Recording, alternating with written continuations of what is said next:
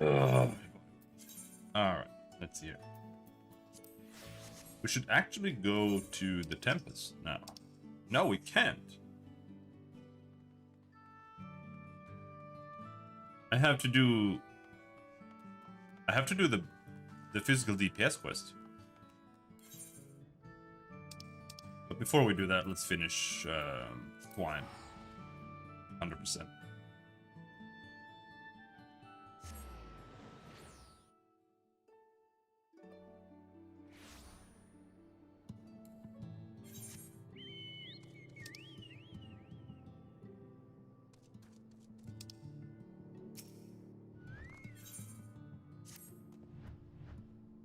Have you spoken to Kisat lately? From what I hear, his work in the Dragging Tail is proceeding apace, but it seems he's run into a problem of sort. While I'd like to think he can handle whatever it is by himself, he might benefit from your advice. Kisat! Where are you?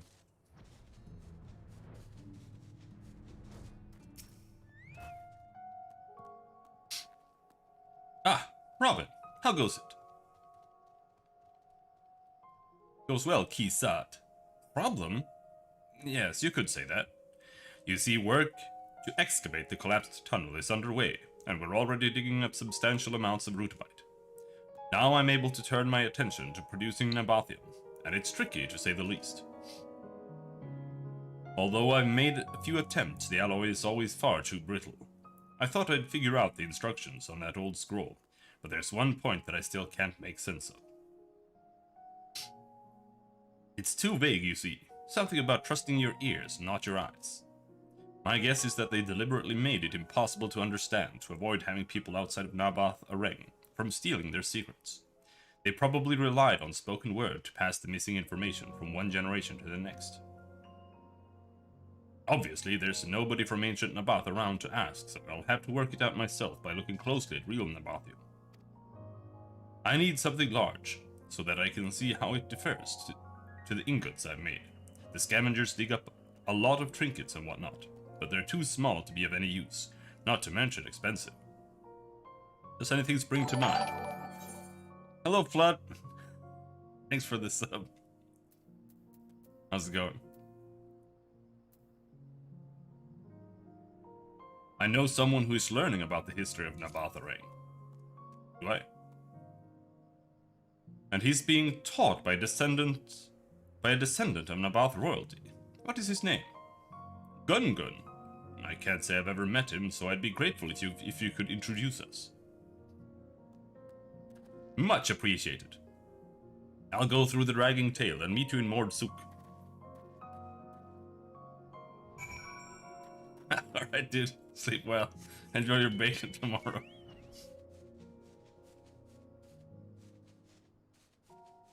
Go over there.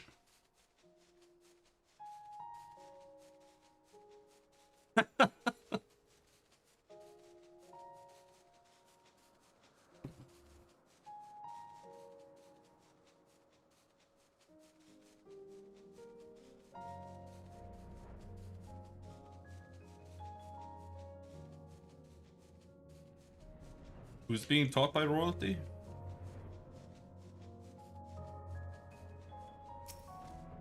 Hello, Kisat.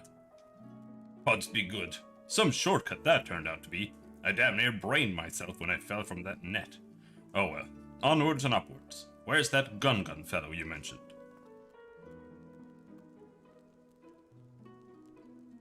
Roves around a lot, eh? In that case, I think we should ask his father where he might be. You said his name is Gengen, yes?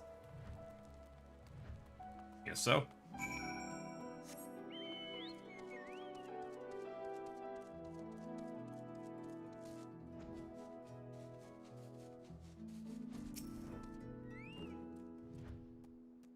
Who is this?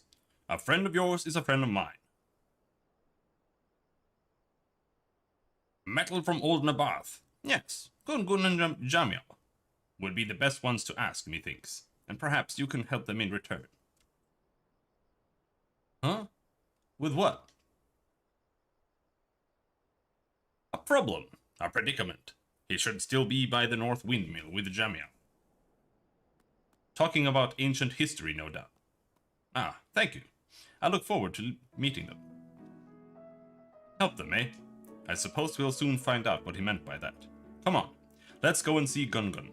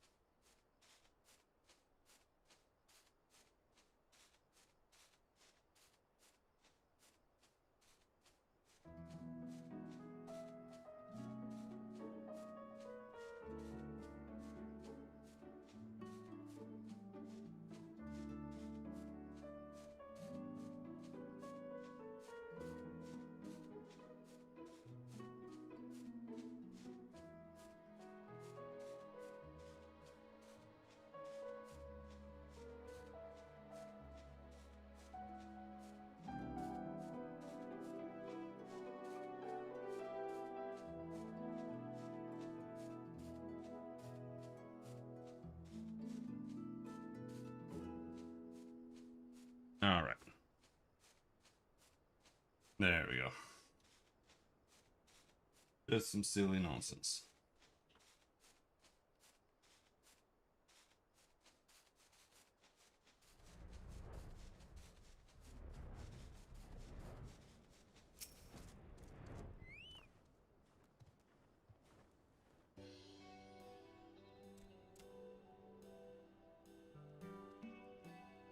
Ah, Robin, what brings you to Mordsuk?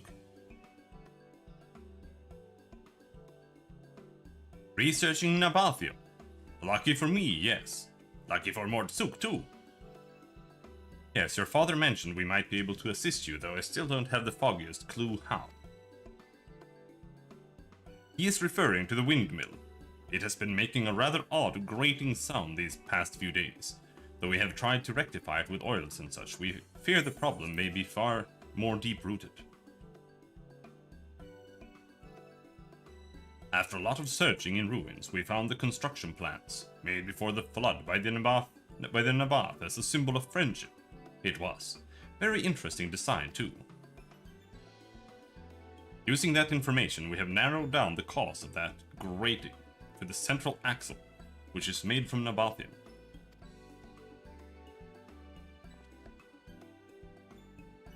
I never realized it could be used in something of this scale. Come to think of it, its resistance to friction makes it an ideal choice for moving parts like this. But even Nabathium has its limits. This windmill has been turning for over 100 years, and as far as we can tell, this is the original axle. Never been changed. So, you want to replace it, but lack the means to produce the alloy. Exactly. Since you're looking for large pieces of Nabathium, perhaps you would like to inspect the windmill. Absolutely. Best to see it from the inside. Follow me. But they won't let me go in, because then they have to make it inside.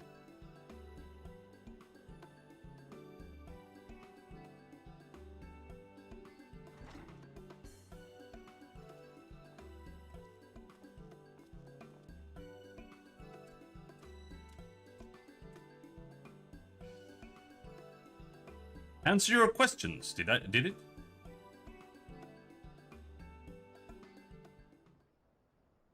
I never noticed it before, but genuine Nabathium has more of a blue tinge than any of the trial ingots I've produced. That probably means the ratios listed on the scroll are false. Trust your ears, not your eyes. In other words, that was a diversion, and the true amounts were communicated verbally. Since there's no one around to tell me, I'll have to experiment with varying amounts. Maybe I should use less rutabite and more tin.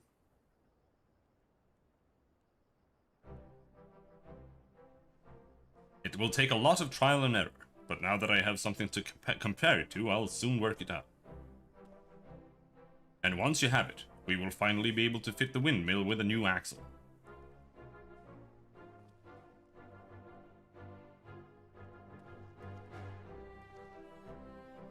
Why stop there? Nabathium has the potential to attract merchants from across Norbrand. After all, selling their alloy is one of the ways Nabatharang became so wealthy, so powerful.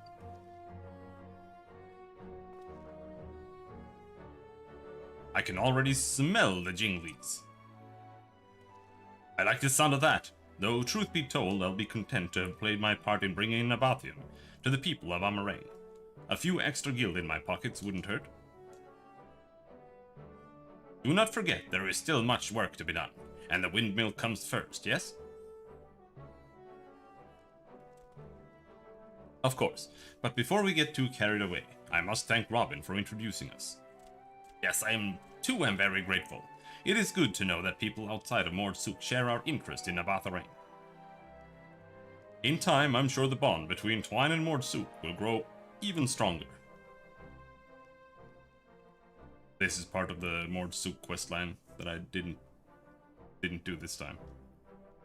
Yes, and making the route between the two less perilous would be another worthwhile project. I'll have my hands full trying to reproduce Nabathium for the time being, though. Oh, if you're passing through Twine, would you mind letting Horther know how things went? Yes. Many thanks, Robin. Until next time.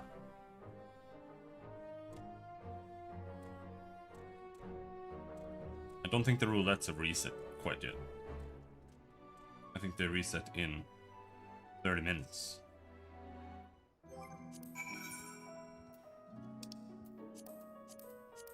Yep.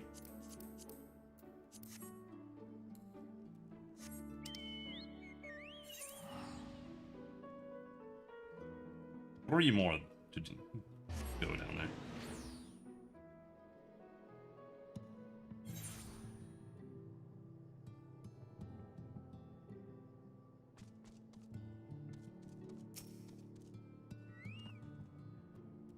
You've been gone a while. How did it go with Kisa? He's making quite the name for himself. If it ever finds its way into the history books, yours will be right there beside it. Though your path may lead you far from Twine, we will always remember you as one who made a difference in this little mining town. Give me the gold!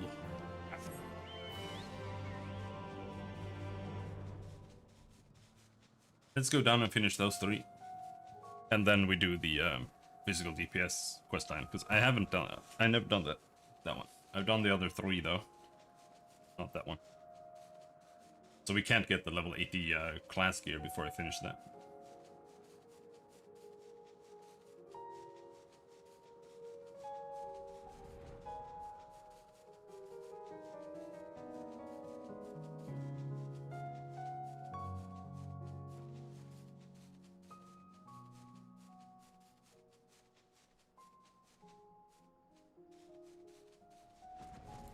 Intrepid miner. I've seen you before. Part of the group that went into Malika's well, right? Thought so. Thanks to you lot getting rid of the Sin Eaters around here, there's a chance we might be able to put these remnants of Navatha rank to good use. The well was originally dug under the orders of some Malika or the other. I forget which. She used cool water from underground to keep off the desert heat. Years later, when the mining industry hit its stride, the need for water in the ore washing process led to its expansion. But as you can tell, it's been in a state of repair for years now. Still, we'd be fools to let the well go to waste, so I'm looking into getting the old machinery working again. Some of it's a bit tricky to get to, though, and I could do with a hand. So, fancy earning a few gil? I need you to inspect the lift for carrying workers and the giant pulley for drawing up water. I'd like to know if they can still be used, or if they're rusted to buggery. Rusted to anal sex. They will not escape me this time. Oh no! Who? Criminals! They ignore Mord law and shame us all. We must never take crystals from the wall, for we believe that they can turn people into sin eaters. Even pieces that fall off are forbidden. But those swindlers collect them, sell them. Of course, they do not tell their customers where the crystals come from, but I know their secret. That is why I am here, to bring them to justice. Breaking our code, selling under false pretenses. Very serious crimes. I have tracked them this far and they will soon be mine, but there are too many to catch by myself and I dare not risk failure. Stranger, will you lend me your aid? I will circle around from the west of the palace, while you approach from the east, like the jaws of a Zonyer snapping shut. Take them alive if possible, but if they resist, show no mercy, for you will get none from them. When it's over, meet me back here.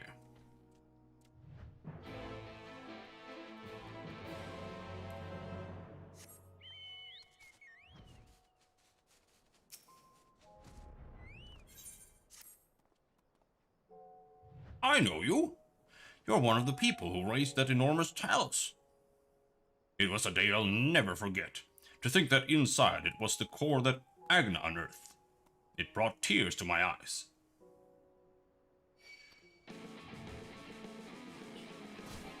Apparently there's a little angry rat here as well.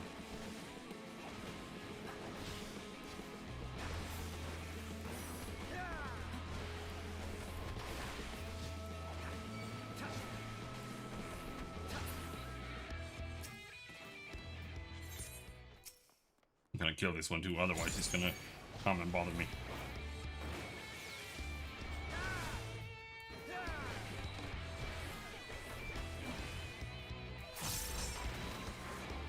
Boom!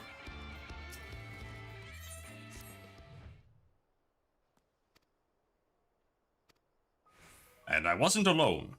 We were all reminded that she gave her life trying to bring Talus back to Amarane.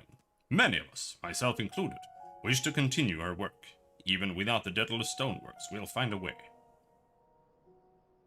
Of course, there's a lot more to Talus than their cores. The parts that house them are equally important. We're collecting them for use in our tests, with the aim of eventually building our own from scratch. Perhaps you could lend us a hand if you're not too busy. With these old stonework tools, you should be able to open one up and take one of the housing components inside. We'd be grateful for anything you can bring us.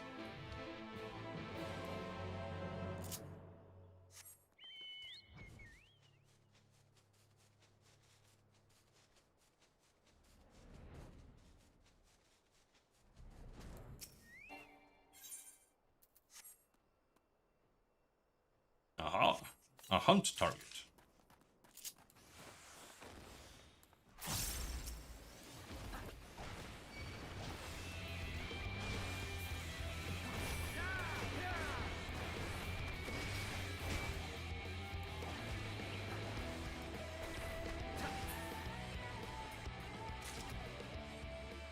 Was all we needed?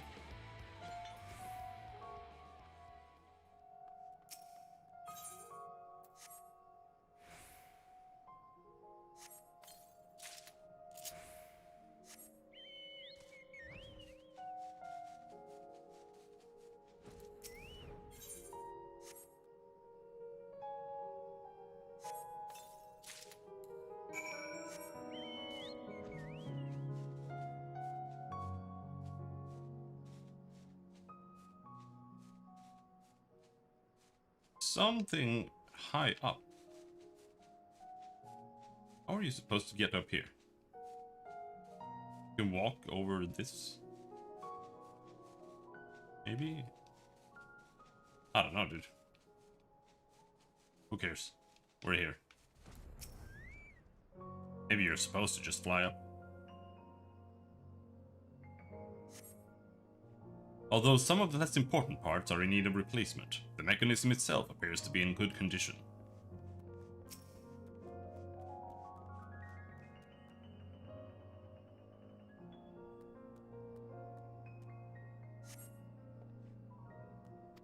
Same there.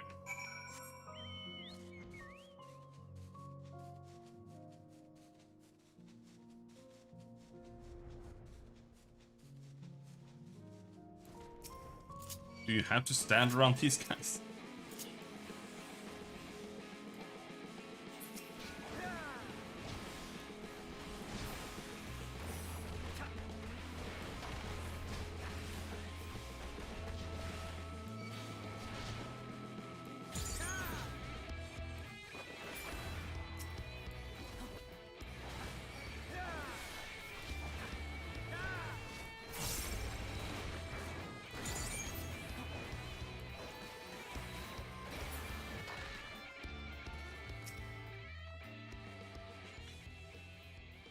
Find anything?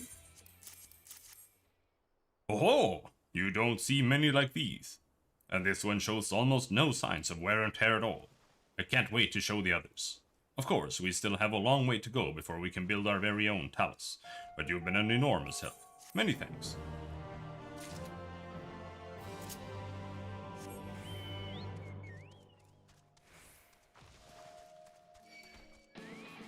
God damn it.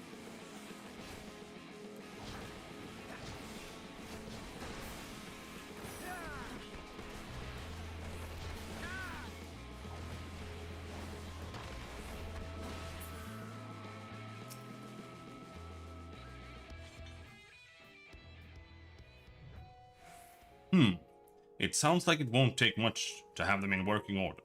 When I share the good news with the folk in Twine, I'm sure they'll send a few laborers to help with the repairs.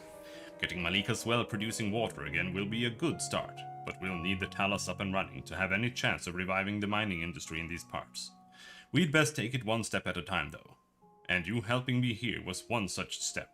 You reward us as promised, or your reward as promised.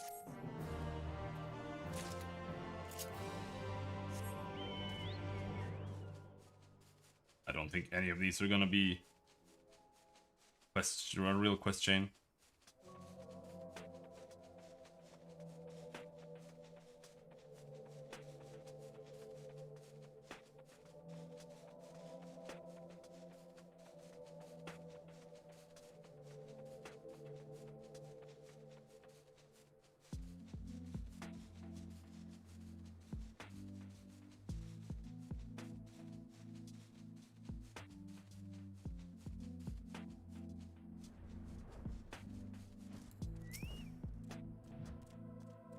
He's seen too much! Get him! Whoa.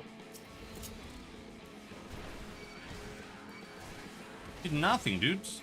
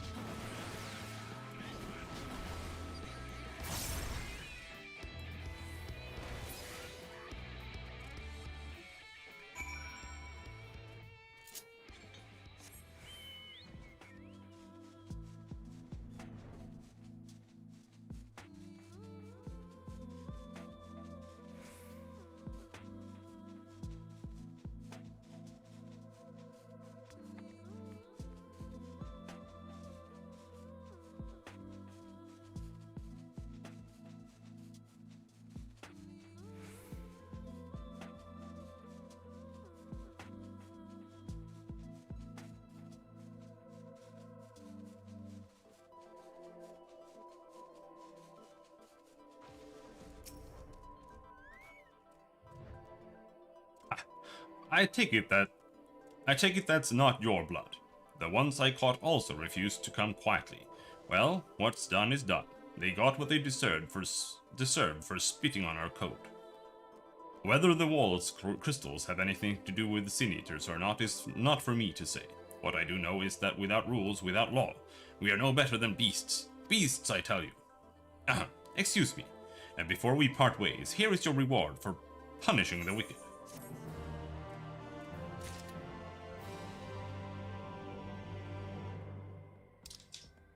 Alright, that's it. In that case, let's go to the Crystarium and start the quest line.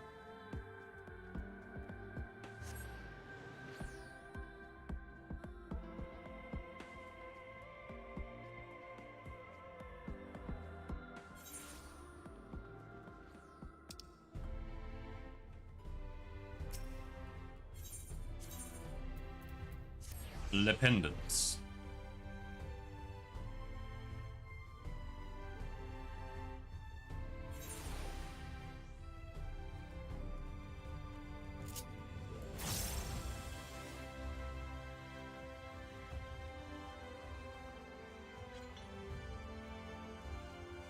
Lurig. He is Lurig. Why does it sound like a Romanian speaking Swedish? Like that's what their names sound like.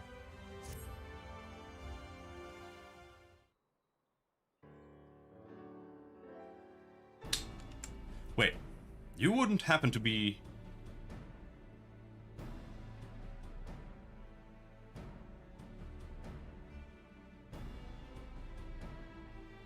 Yes, of course you are. 'Tis plain from the way you carry yourself. You're just the sort of man I've been looking for. You're perfect. My name is Lurik, and I am a bounty hunter. But not just any bounty hunter, I will have you know. Nay, I'm not wont to settle for run-of-the-mill prey. I hunt Sin Eaters. Not only that, I have recently set my sights on a particularly notable fiend, one of the 4 cardinal virtues. Those infamous instigators of the Flood itself. Naturally, it will take considerable strength and skill to defeat such a formidable eater, and I am not afraid to admit I cannot do it alone. However, with the aid of your equally formidable allies, I am confident it can be done. And you, my friend, are exactly the sort of ally I have a mind to recruit.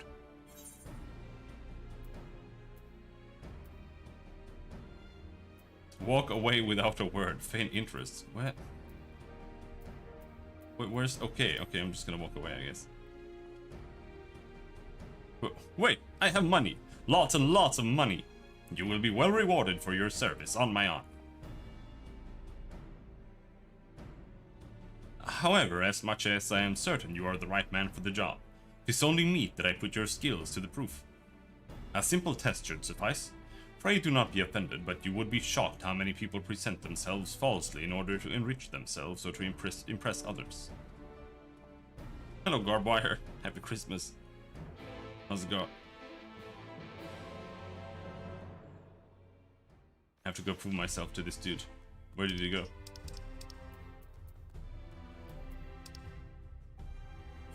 Outside.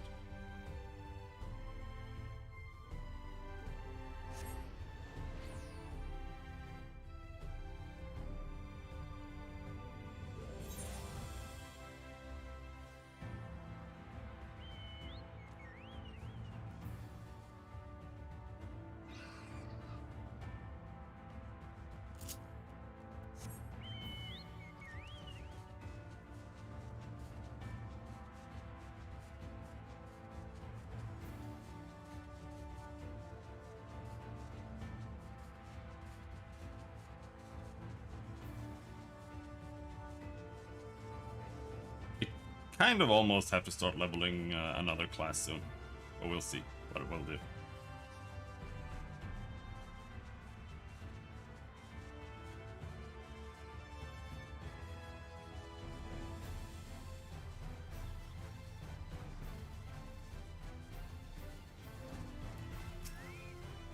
We also have the Nia raid.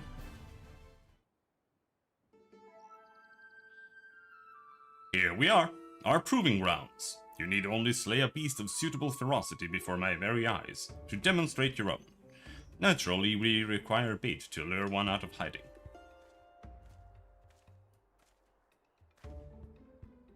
Oi, my lord, got your package here. Well done, my good man, and here is your payment.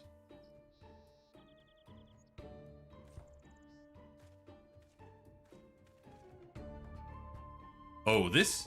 The bait in question. Easier to have it delivered than to take a detour and pick it up myself. Rather more efficient as well. Time is money. Now then, you need only place it in the open and slay whatever comes to claim it. I cannot imagine it will take long for something to come hither.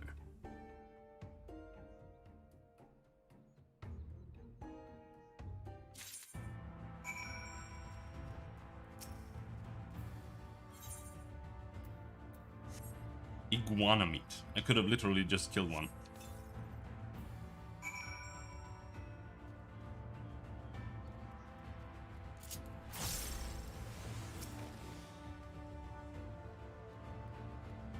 What's gonna arrive?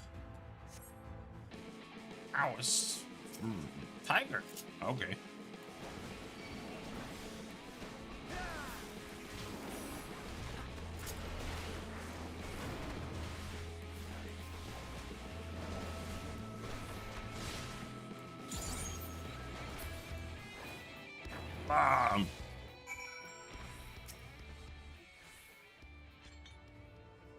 Fantastic. I knew I was not wrong about you. Come, let us return to the Crystarium at once.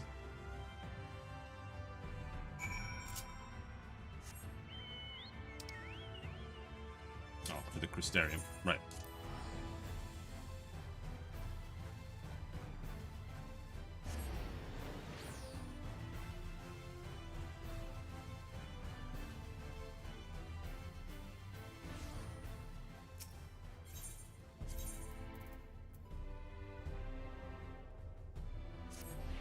Yeah, I think the pendant is the closest one. What is this? Manic Pixie Dream Realm. I think that's a dungeon. I'm not sure.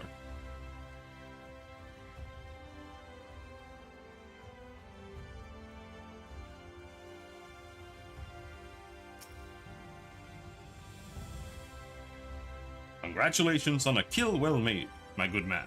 I dare say this is the beginning of a beautiful partnership. Let us commemorate the occasion with a feast. Eat, drink, and be merry.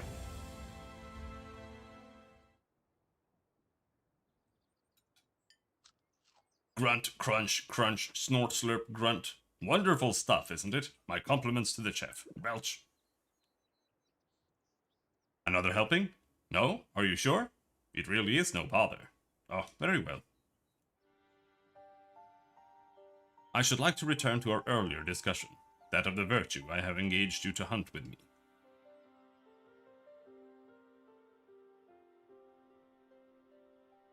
Andrea is her name, and she roams Norrant in the guise of Randa Ray, fallen warrior of light and renowned hunter of El. She is the most elusive eater who has been sighted in every corner of the realm. Though her movements are unpredictable, she has often been witnessed pursuing and slaying extraordinarily dangerous beasts. I can well imagine the question forming in your head. Why not leave her be? If anything, she is not aiding local communities after a fashion. Alas, no, for the beasts she slays rise anew as eaters, which pose even greater threats to the small folk. So you see, this one wretched sin-eater is in truth sowing untold chaos by carrying on as she does, unleashing more of her kind on unsuspecting towns and villages all across Norvrand. Only you and I can stop her.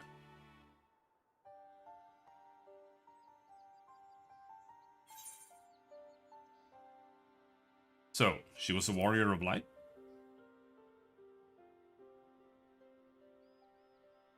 Huh, what an odd thing to ask, but never mind all that. Whether or not they were heroes or villains or whatever 100 years ago doesn't matter to me. The simple truth is, Randa Ray was the greatest hunter who ever lived, and beating her at her own game would be an amazing feat, don't you think? And regardless of what the warriors of light were before they became sin-eaters, that's what they are now, so we'd be doing folks a favor by killing one.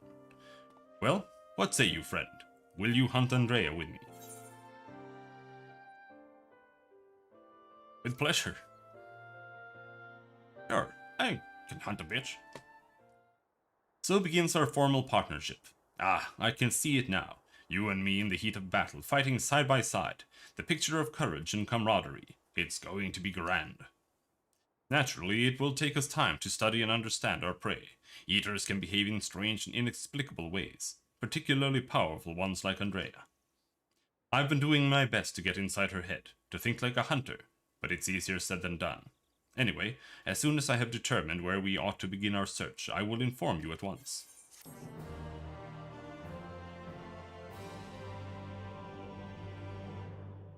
Oh, is the reward lacking? My apologies. Next time I will see that you receive rather more substantial compensation. No, it's gonna be the exact same. 1,200 gil. Oh, 1,400 gil. Okay. Now we're talking.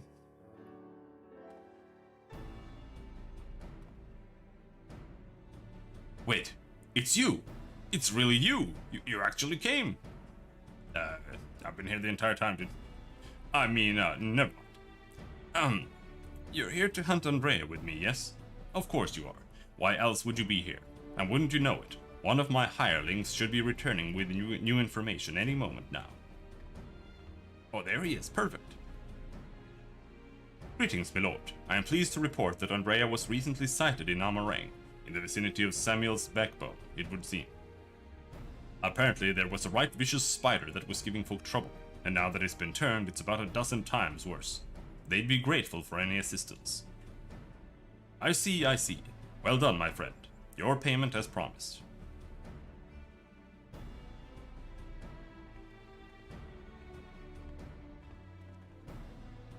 Why bother going out and about pestering the small folk for news when you can employ others to do it for you? The better to devote our precious time to rather more important matters, I say. And owing to my winning strategy, we may now depart for Amarang in the delightfully named Samuel's backbone. For in pursuing the spider, we may yet find its maker.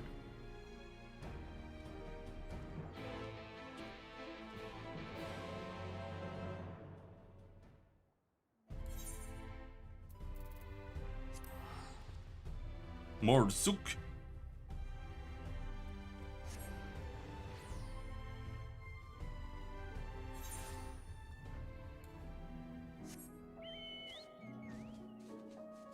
I have a quest here too, but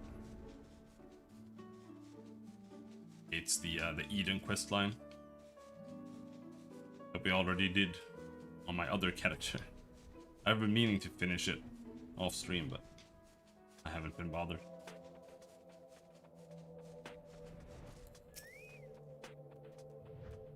This is certainly the place. I gather those bones once belonged to dear Samuel, but I see no troublesome arachnid. I guess so. It being a rather large desert, I had considered hiring a few trackers to hasten our search, but I have yet to spy a place where such individuals might congregate. Pity. Bah, nothing for it but to roll up our proverbial sleeves and do the dirty work. Ourselves. We shall split up and search to the sands for this sin-eater spider. Whoever finds it first may have the honor of slaying it themselves. And should we not find it, well, after we both have searched for a suitable length of time, I say we meet back here. Let the hunt begin. Alright. Luckily, I have my trusty map that shows me exactly where everything is. Let's go check out the spider right here.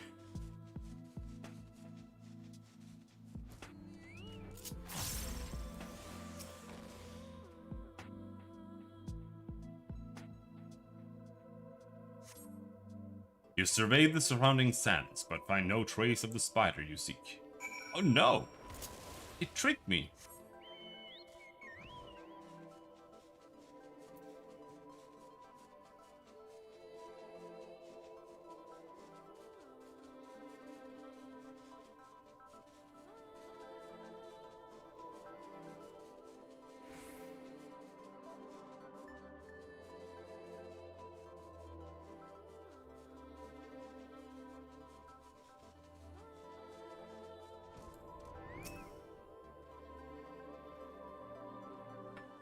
That guy doing over there?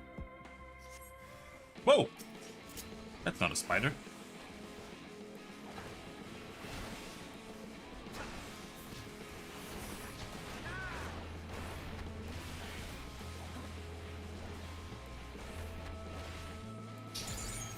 I want to use this one instead. Bow, bow, bow, bow.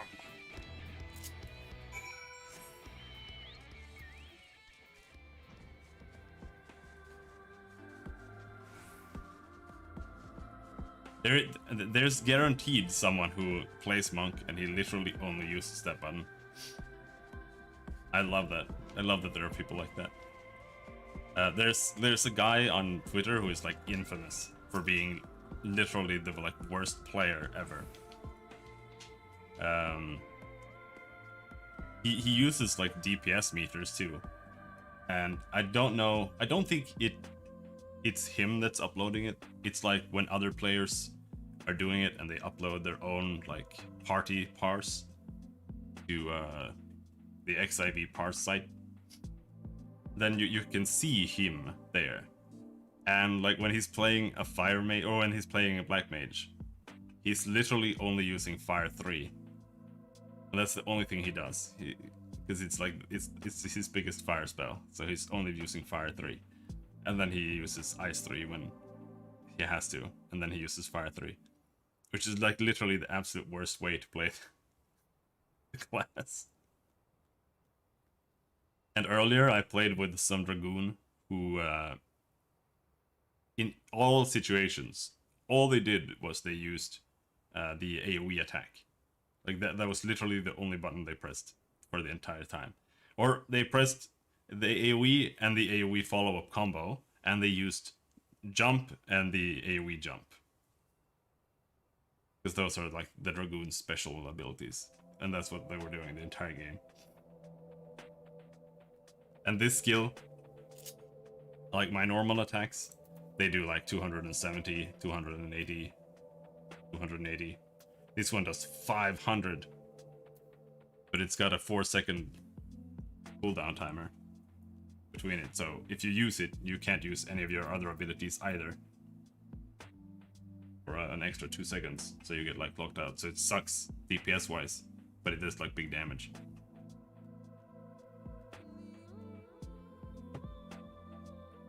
So someone out there is going to be the monk that only presses that button because it has the biggest number. I love that. I didn't kill a spider. That was a scorpion.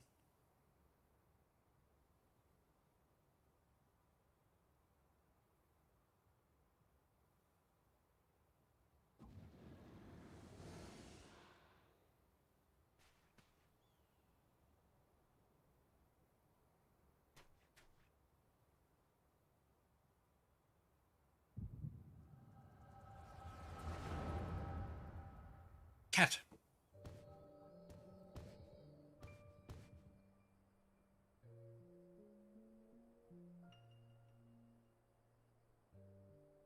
There she is, the scourge of Norbrand, the devourer of souls. Walam quits. We bring this mark down. They'll be singing ballads about us till the end of time. Never mind the king's bounty, else we could buy ourselves a couple of castles apiece. Flanking maneuver, as we discussed. Wait for my signal, then we'll strike as one.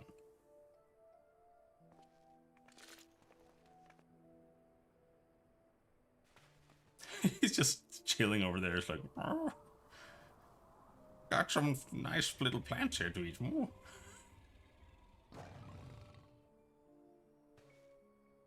Damn it, she's onto us. Don't panic. We planned for this. We'll act as decoys, while Renda Ray brings her down. Go, go! Wait, not yet. There's no need to rush this. Yeah! I'm an archer! Sod it, always so headstrong.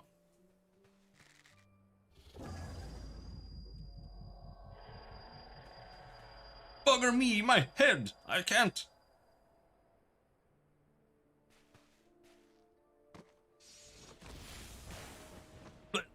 He died in one hit. Should have had tanked it.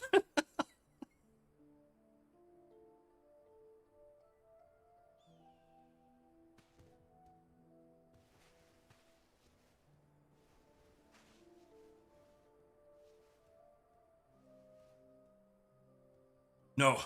No, come back here. Finish it, you bloody bastard. Finish me.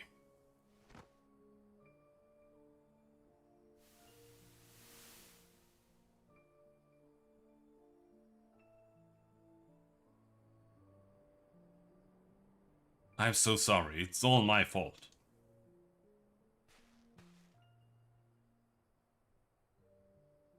I'll not let it end like this, I promise. I'll kill that goddamn beast if it's the last thing I do.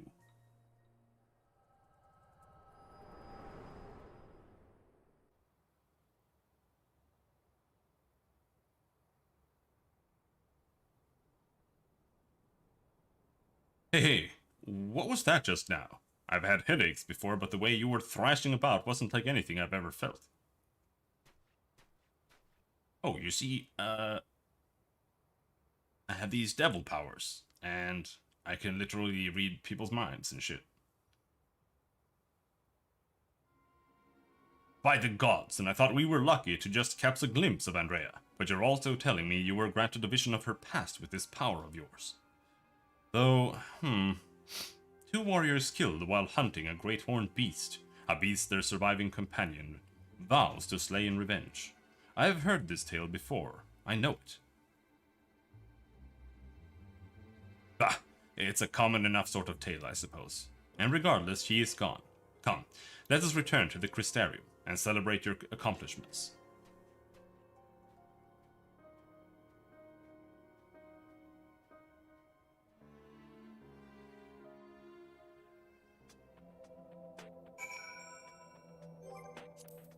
I kind of want to do... let's see. In fact, I don't really know which one I want to do.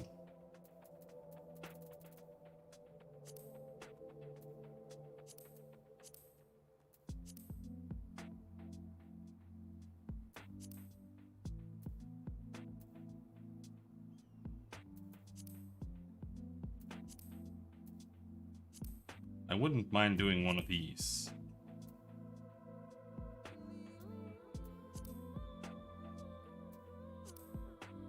I'm just thinking what might have gear. Nah, whatever. Fuck it. Let's just go back to the Crystarium. Finish this questline. Then we'll get some new ugly monk gear that we'll probably not use. I have no idea what it looks like in Shadowbringers.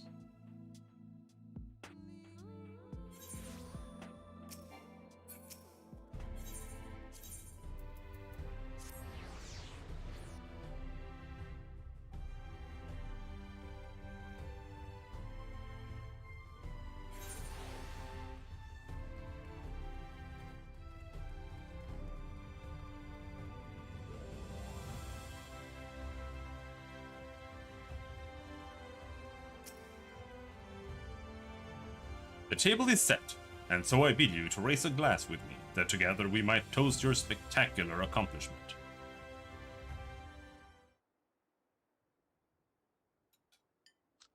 Grunt, crunch, crunch, snort, slurp, grunt. There's really nothing like a hearty meal after a job well done. Drink up, my friend. Drink up. Belch.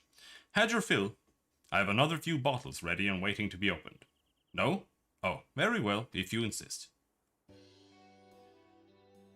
It occurs to me, my good man, that I have yet to ask you your name. So quickly did we forge our friendship that I hardly noticed until now. Robin Pia.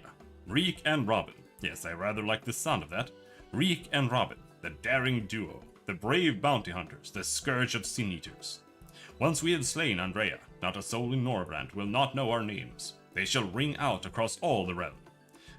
But I should dwell overmuch on the victory. Before the struggle. A wise hunter is prepared and patient. It would be prudent to send double, nay triple the agents afield to seek out promising new leads. If I didn't know any better, I'd say you're a gillionaire.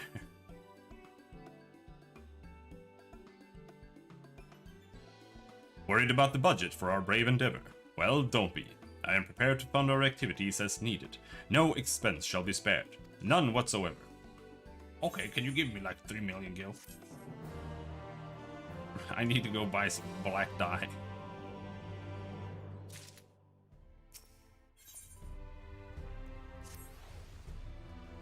There he is.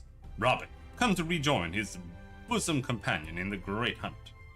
It is well that you have, for I have obtained new information concerning a sighting of Andrea on Colusia. The fiend has transformed yet another deadly mark, a great bear in this instance, into an even deadlier eater. And so it falls to Reek and Robin to slay the newborn eater, and continue their pursuit of Norrand's most notorious virtue. To Colusia, and to glory.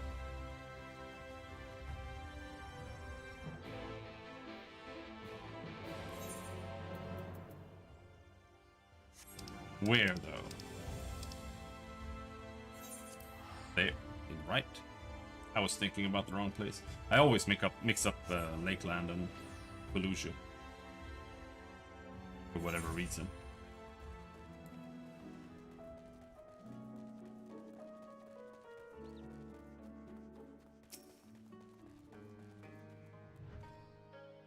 Let us brook no further delay and commence our search, separately as before in Amareng. If you catch the eater first, I'll grant you leave to kill it without me. I trust you will not be disappointed in the reverse if the reverse were to occur. Surely not, surely not. I myself will be most put out if I happen to lose to you a second time. And so, on that note, may the best hunter win. Why do we split up? Shouldn't we be going together? Sounds really dangerous.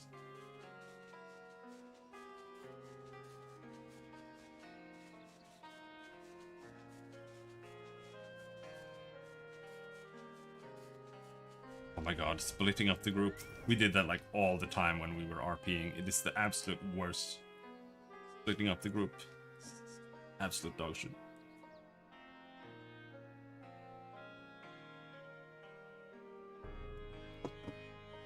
One group just goes out and literally sits there for like 5 hours while the other one is doing things.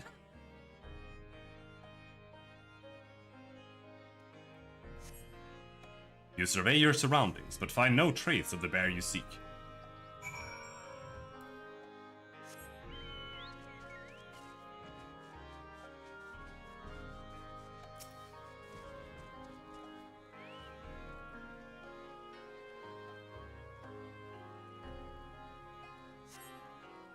Despite looking far and wide, you fail to find any trace of the bear you seek.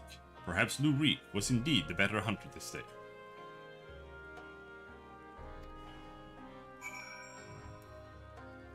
Perhaps. Perhaps this quest involves doing literally nothing.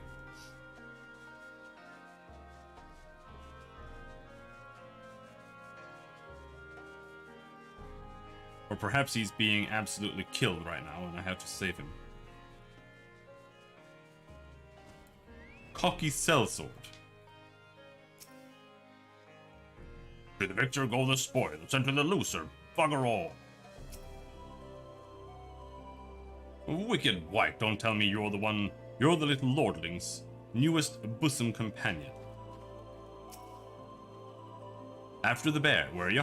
Sorry, sinner, but you've come too late. We claimed the bounty not a few bells ago. That's not what I was expecting at all. Hate to say it, Robin, but seems we're late to the party. Lambert and his mates slew the bear before we could. So it's true then. You've cast your lot in with the boy. You poor daft sod.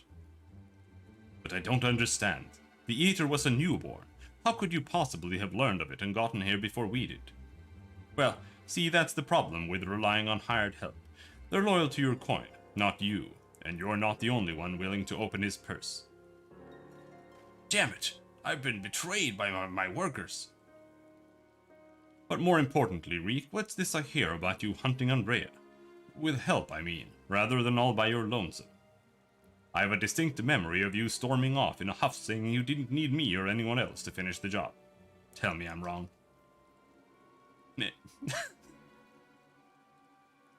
Do as you like, help or no. You have no chance of beating me to the prize, cause unlike you, I'm not all talk, and neither are my mates. Speaking of mates, how much did it cost you to buy his friendship? Do tell. He only paid me like 1,000 so far, dude. Piss off, Lambert. Why are you still here? You got your mark, didn't you? You should choose your friends more carefully, sinner. When it all goes wrong, don't say I didn't warn you.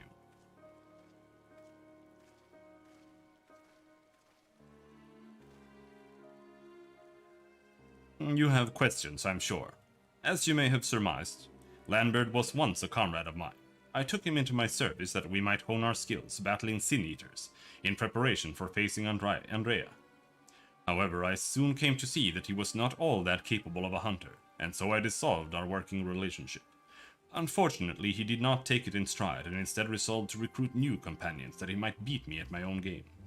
It would seem that his fortunes have improved greatly of late, so much so that I fear we can no longer afford to dedicate time to tracking lesser eaters, and must devote our undivided attention to the pursuit of Andrea. As such, we should be getting back to the Crystarium, but before we depart, I have one other matter to attend to in Yulmore. If I might trouble you to accompany me. But of course you will. Let us be off.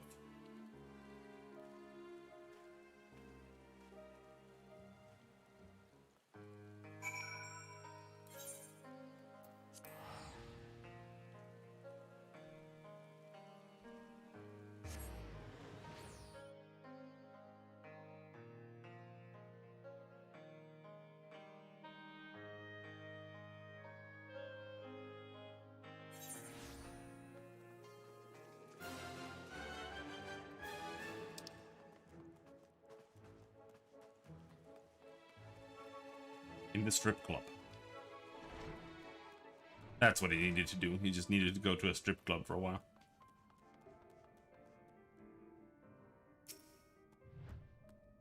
Speak to my manservant and leave me to my entertainment.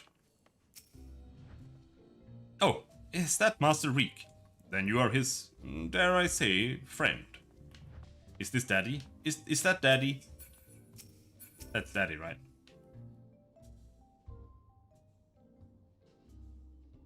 Robin, allow me to introduce you to my father and my mother. Father, this is my traveling companion and dear friend, Robin. He and I have resolved to hunt a particularly deadly sin-eater. Indeed, I cannot overstate how terribly dangerous this eater is, that to pursue it is to court death itself. However, when we at last triumph over the fiend, all of Norbrand shall sing our praises. Won't that be wonderful, Father? So long as you do not sully our good name, you are free to hunt whatever quarry you desire. I can do without all the petty details. Hello, Reguline. Merry Christmas, dude. My dad doesn't care. Now, how much do you require this time? Out with it. Oh, never mind. Just give the boy my coin purse, would you? I'm sure it will suffice for his trivial pursuits. That is why you are here, is it not? Another handout. Don't play coy, you've never been any good at it. You want me to kill him? You know, I honestly don't know why I came here. Keep your coin, father. We're leaving Robin right now.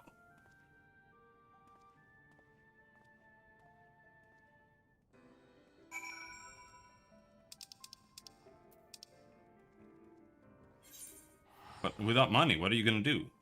Are you gonna... You're gonna starve. You won't be able to eat anything. Imagine a world where you literally can just go out into the woods and just, like, kill a deer and just take it into town and sell it, like, instantly.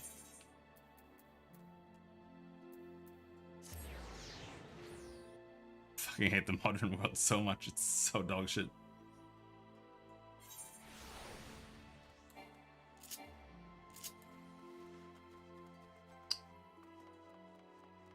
Like, that's what it was like, right? Like, they literally exterminated the moose on, like, the main European continent just because they could. Because it was like, yeah, we can sell it and eat it. Forgive me, Robin, but I would forgo the wine on this occasion. Father's lackluster reception has put me in rather dour spirits. As you may have gathered from our exchange, I am a free citizen of Yulmore. Owing to my parents' considerable wealth, I have enjoyed a relatively privileged upbringing. Privileged and unbearably boring, which is why I quit the city and resolved to become a bounty hunter.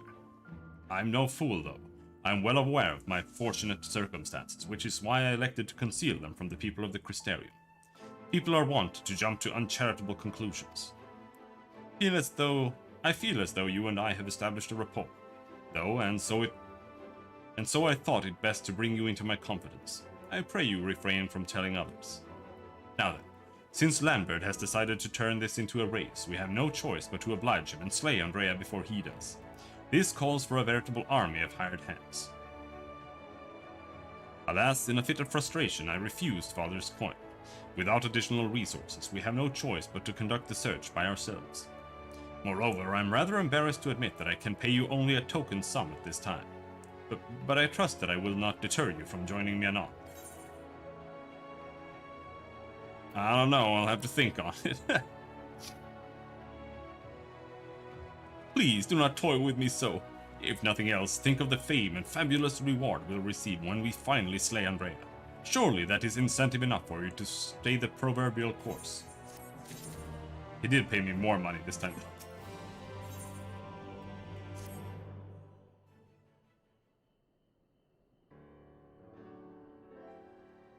Robin, my friend, thank the gods you're here. Ever since we parted ways, I've been exhausting myself running all over the Crystarium, questioning anyone and everyone, hoping someone might have seen Andrea, but alas. So you haven't gone outside even for a bit?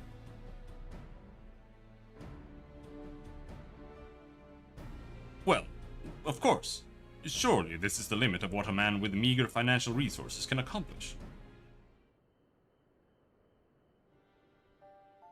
But never mind all that, for it but certainly dawned on me that the vision you beheld of Randall Ray's past could hold the clues for which we have been desperately searching. You can freely hunt hogs in Texas? Yeah, man, I wanna move to Texas. Like, I would literally just be a hog hunter 24/7. Fucking great, dude. Like, that's what working is all about. Like, that is real work.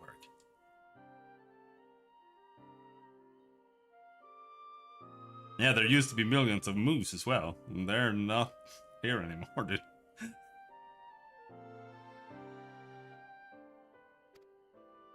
When you first described it to me, it felt as though I had heard it before. And I had. My wet nurse had told me the exact same story when I was still a boy. I doubt it. No, there were, like, I have no idea how many animals there were before. Absolutely insane amounts of animals. We killed, like, all of them.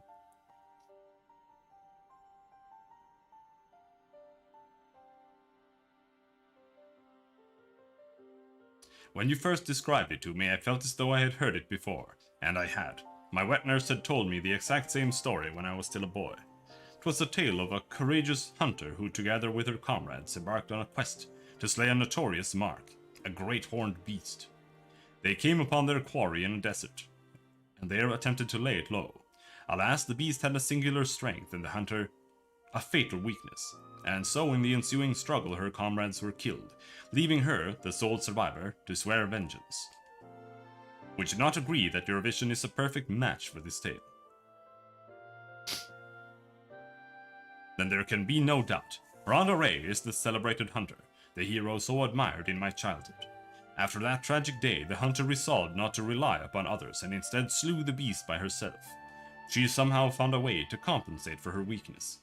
Anyway, my recollection of the tale is slightly riddled with errors. We should ask Miss Olvara to recount it in full. She was a bounty hunter herself before she entered into our service, you know. Also, in light of all this, I should share with you an interesting theory concerning all the virtues I heard from a fellow hunter. Apparently, each appears to be driven by particular memories, moments that forever changed each of these fallen heroes.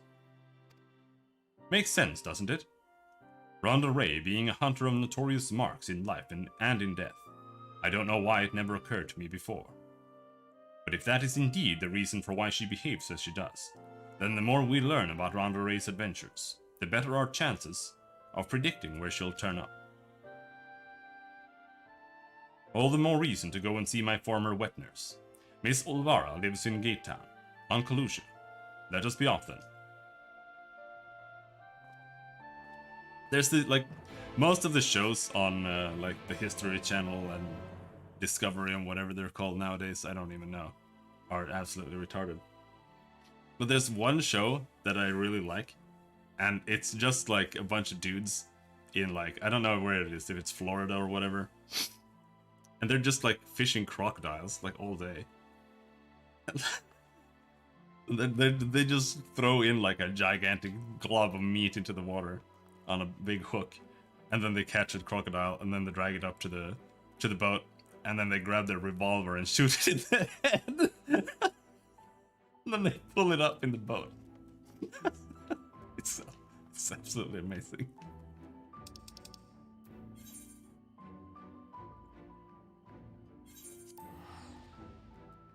Hello, Despis.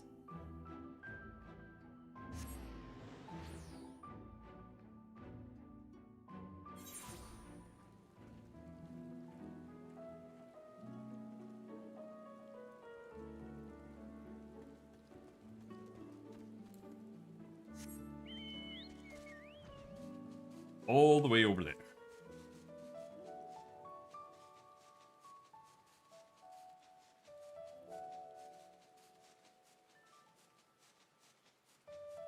I wonder if the transvestite gear is all you can get from the Nia raid, or if there's something worth checking. Oh yeah, there's open season on the students as well in California. It's a good state as well.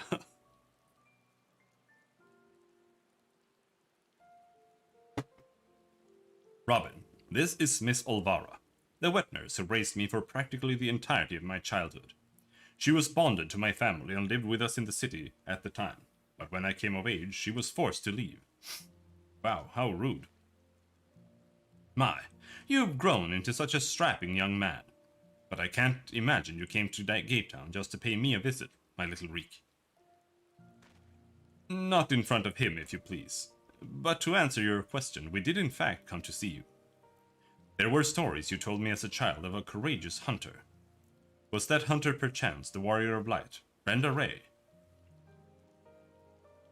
Of all the reasons you could have had...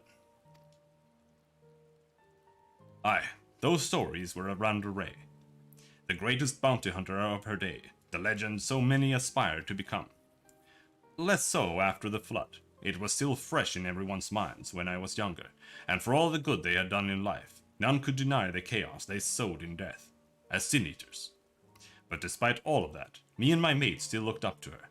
We knew all her feats and swore to preserve them, in secret if need be, that she might inspire future generations as she had ours. So years and years later, when you wanted to hear tales of adventure and heroism, I couldn't help but share with you the ones nearest and dearest to my heart. I only wish I hadn't had to change all the names. Then it's true. The hero who I looked up to as a child, whose tales of daring do drove me to take up the bow as you had, to pester you for training that I might become a bounty hunter. It was her. Miss Olvara, Robin and I are hunting Andrea, and we believe that one of the stories you shared with me may help guide our search, namely the one about the great horned beast that killed her friends. Will you tell it to me again? Wicked White, is that? Oh, my little Reek. Very well. Even as a young hunter, Brenda Ray's incredible hearing was unparalleled. She could track her quarry through a forest by the most minute sounds of their passing, from miles away even by some accounts. Even the most subtle and stealthy beasts never eluded her for long. A misplaced foot, a snapped branch, eventually Randall Ray would know, and her aim was always good and true. As she grew older and honed her skills further, she set her eyes on bigger prizes. She became a hunter of notorious marks, and together with her comrades earned fame and fortune.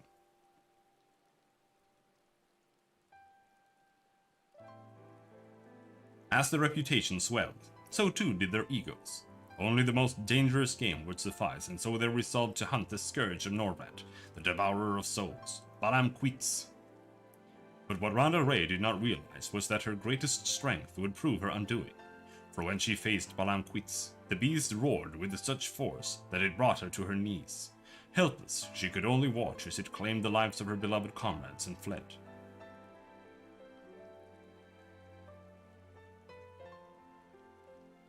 After burying the hunters and vowing that she would one day avenge them, she took to the road once more.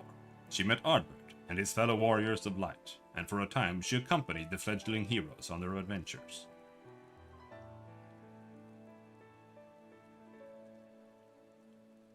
To them, she was a breath of fresh air, a vibrant young woman who savored every moment and found joy in the simple pleasures. They knew not of her fallen friends or how their deaths weighed heavy upon her still. The party wandered the realm, performing many great deeds and growing ever stronger, as did Renda Ray. While in Kalusha, she even devised a means to defend against the powerful roar that had been her downfall that fateful day. Earplugs. I'm still new to FF14 stuff. Why is Lou Reek simping for the player character? Because we're friends, dude. But this is just a short. What I'm doing right now is the... Normally, before this, each job has like a quest chain for the job, which is the job quest. But here in Shadowbringers, they got rid of that, and instead they replaced it with 4 quest lines for roles. So there's like a tank quest line, there's a healer quest line, there's a magic DPS quest line, and there's a physical DPS quest line. And right now I'm just doing the physical DPS quest line. It's not particularly long, but they made them a bit better by consolidating them instead of having like 14 different ones.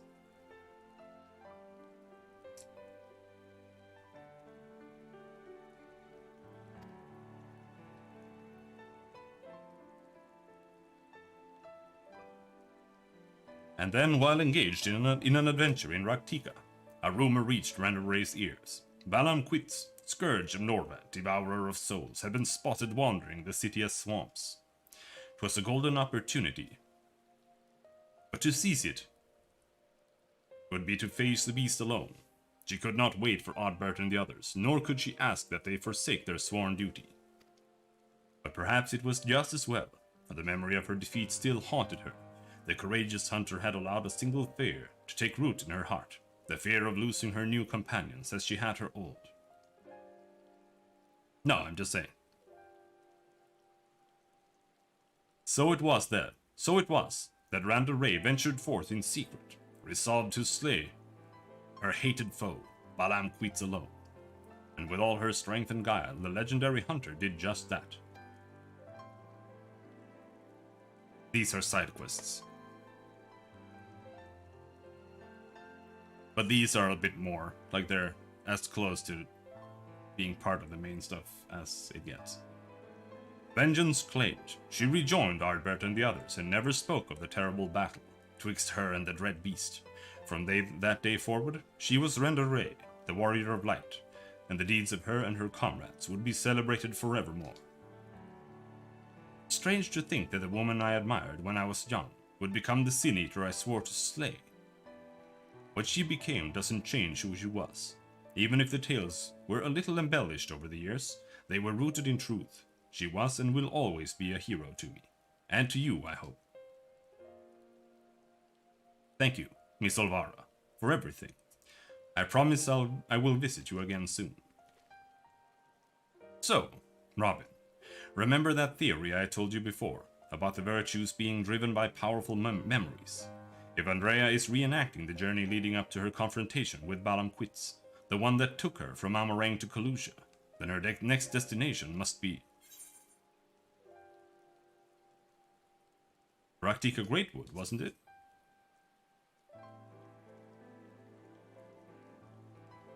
Right, that was where she laid the beast low, at last, in the City of Swamps, to be precise. And so, that is where we shall go. But let us away. Now listen, Reek. There's an awful lot people don't know about Renda Ray, or the world for that matter. So wherever you go and whatever you see, remember not to take it at face value. Don't just accept what others tell you as good and true. Listen to your heart and decide for yourself. And be safe.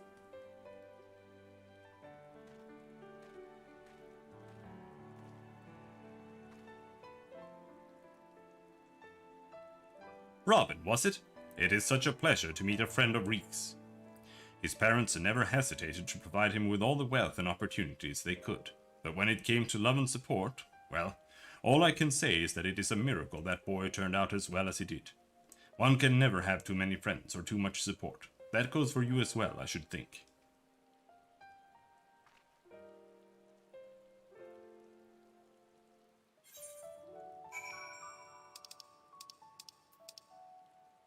Company Reek. Lurik. Lurig.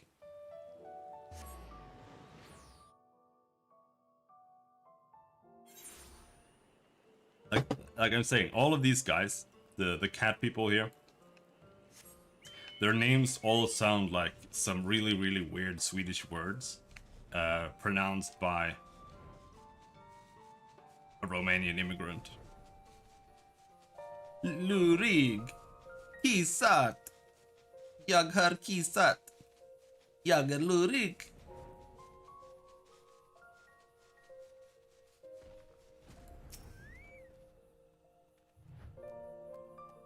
When I was little, Miss Olvara seemed so much bigger and stronger than me. Though, to be perfectly honest, the way she carries herself even now bespeaks a confidence I cannot help but envy. But never mind that, we have a virtue to hunt. Let us commence our search at once and keep your weapons at the ready, my friend.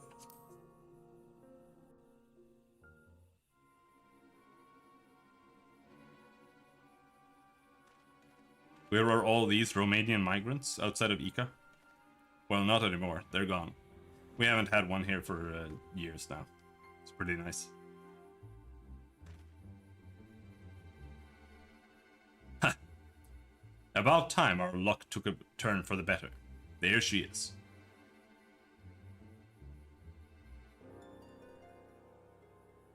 Hey babe, you wanna go on a date? What? Now? Oh, you gotta be kidding me.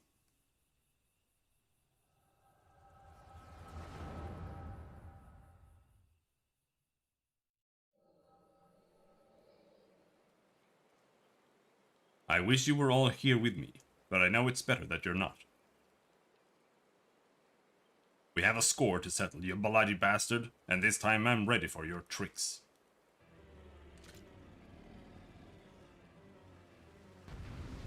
Are you ready for him to literally just shoot you with lightning bolts in the head? No, don't tell me I have to play her. Oh, you're kidding me.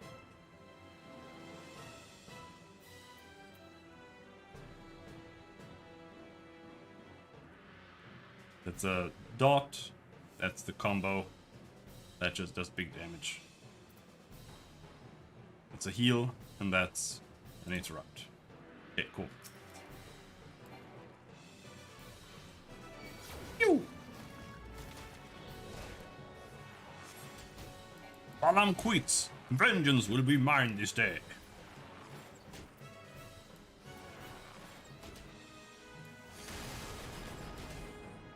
You don't even have combo, you're just using straight shot over and over. Oh no. Preternatural roar. Oh. Interrupt. Pew. It worked. I've got you now, you bastard. Mortal Blast? Don't Mortal Blast me.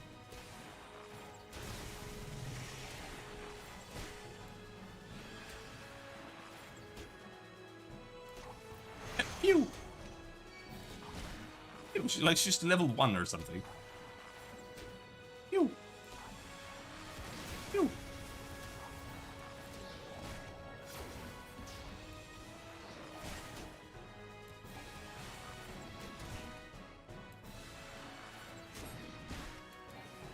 Just wait until I hit you with one of those dulling arrows.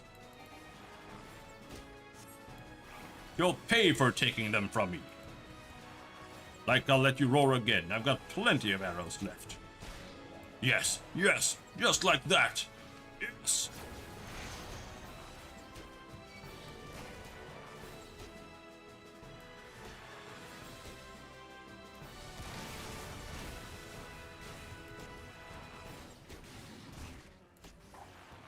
Without your roar, you're nothing.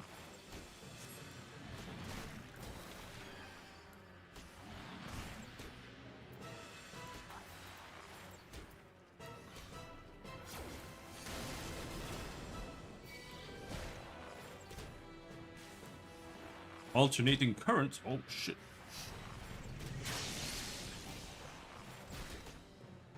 It was my fault. My failure. That's why I have to do it alone.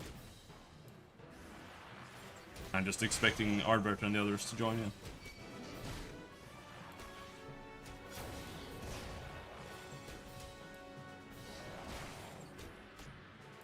If only I'd been this strong back then, they'd still be alive. Holy shit, you're like mega weak. How ass were you then? You're like, I'm so strong, I'm like level 10, I'm only going to hunt the strongest monsters in the entire world.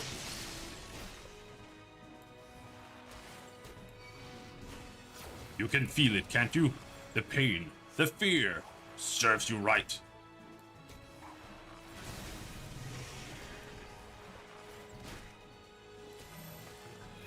What the? Where is this coming from? Rumbling thunder? Oh no. Ooh. Oh, he one-shotted me. Ah, I won't let it end like this. We won't, gods damn it, Renda. Hi, Caterwall. I made it in the nick, I see. See, cover.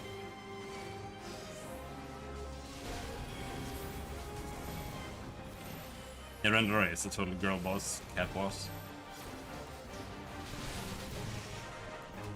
Are you hurt?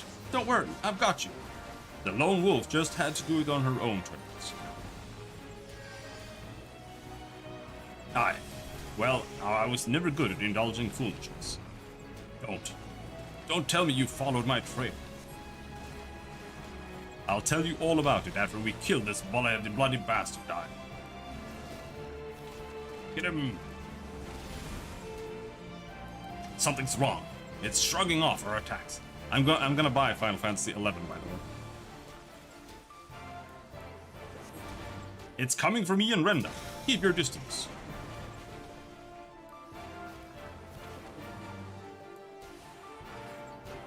I read about it a little bit, and apparently they've introduced like NPC companions and stuff that you can use, which lets you solo the entire game.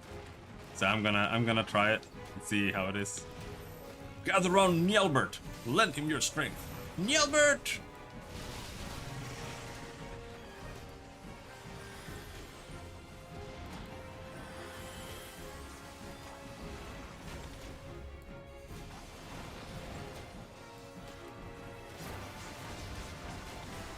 Ardbert, you're not supposed to tank the beam.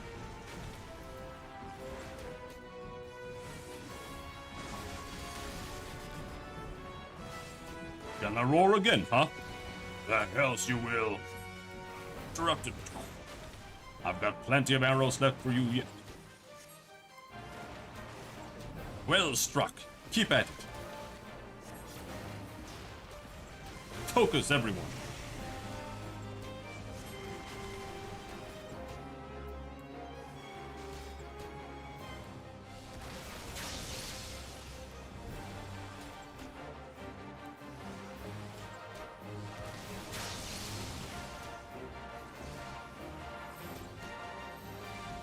Brenda, Nielbert, assist Lamet, quickly.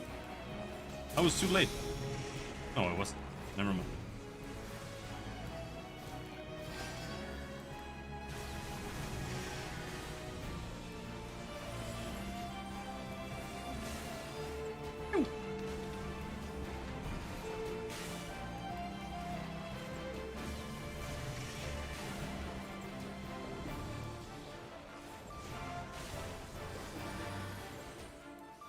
Couldn't you have given me like one more attack? Holy shit, this is so boring. It's summoning all of its strength for something big. Finish it! Everyone, to me, I'll lend you my power. Together we will avenge my fallen friends. Pew, pew, pew. No limit break though. Got him. Yeah!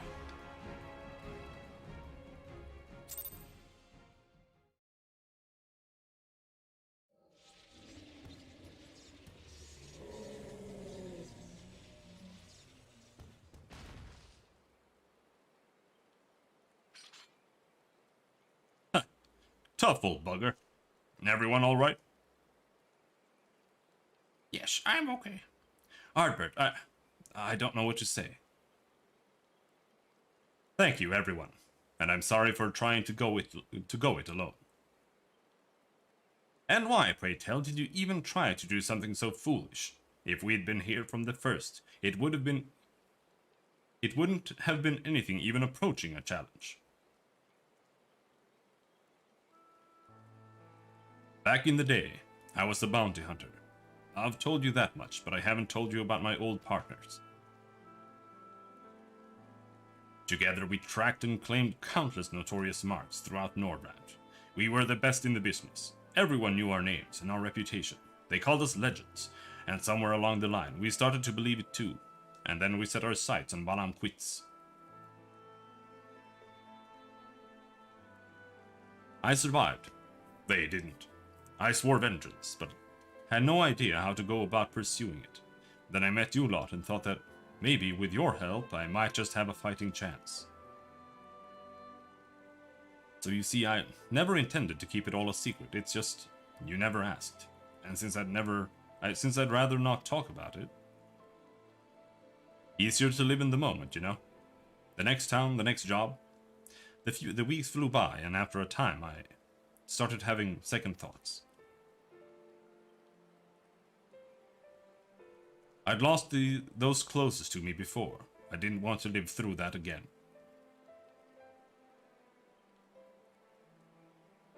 Are we, or are we not, comrades? Through thick and thin?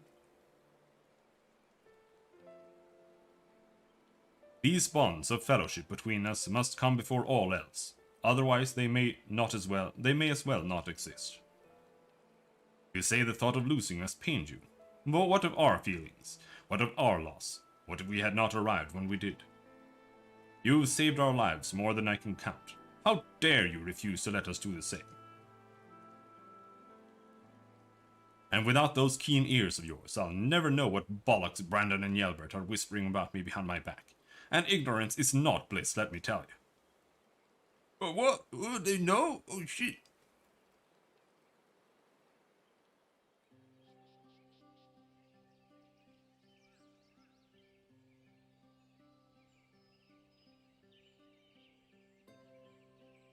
This one's worth a fortune, eh? And fame besides, I'll wager we won't have to pay for our drinks when we get back into town. Oh gods, not another night to remember. Don't you worry your pretty head over our fearless leader's questionable constitution. Take pride in the victory, for the small folk will sleep easy once they hear of Balanquist's demise, until Ardbert's drunken snoring wakes them from their slumber.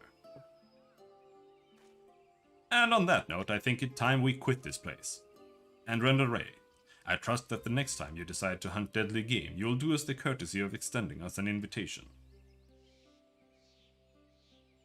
And there I thought I was doing you a favor by keeping you out of my personal affairs, selfish as it was.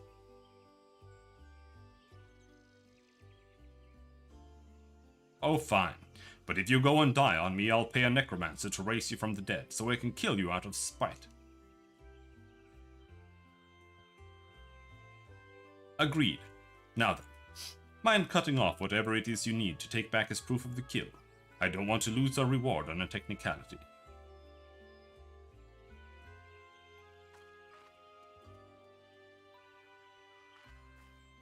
What's this? A random green crystal. That's so cool, dude. Such a fine crystal. Why not hold on to it as a memento of this occasion? They're all just lugging around like absolutely gigantic crystals. Hey. Wake up, damn you. Hello? What's wrong with you, huh? That's the second time your so-called gift has cost us a chance at slaying Andrea. You know what? I've had enough. Enough, I say. Yes, I don't need your help. I am perfectly capable of hunting the Sin Eater on my own.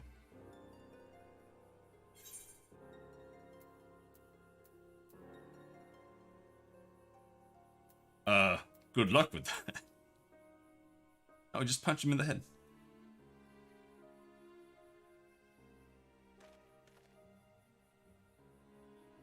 Upon our return to Gate Town, you will be given your final payment, and we will be free to go our separate ways.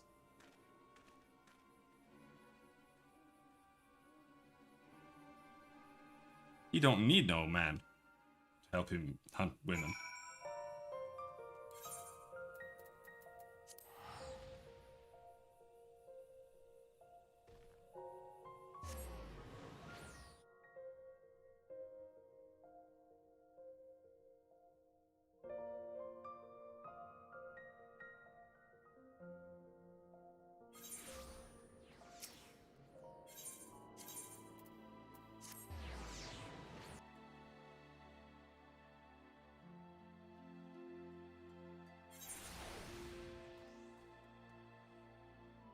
Oh no, we went to Gate Town.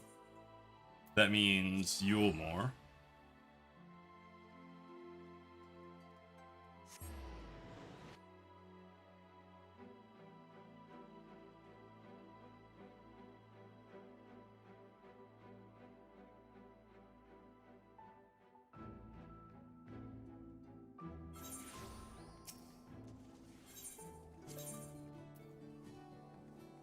And there.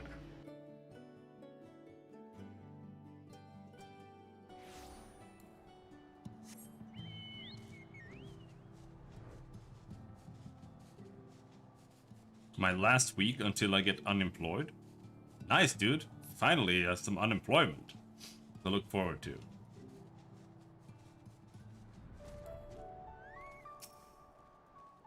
Then what? Honestly, I don't know why I ever placed my faith in you. You're such a disappointment. Consider this the formal dissolution of our partnership. Let none ever again speak the names of Reek and Robin in the same breath. Yes, never again. And with that I bid you good day. When he was little, Reek's parents punished him for a time by withholding his allowance. Without money to lavish on his friends, he soon found that many were only drawn to him by his wealth. I dare say he feared you would abandon him as they did, and decided to push you away first. I'm not trying to make excuses for what he said. I only hope that you can find it in your heart to forgive him. Take some time to think it over, then come and see me. Oh, and take this for your troubles. You don't have 3,000 gil, you're living in a shack, dude.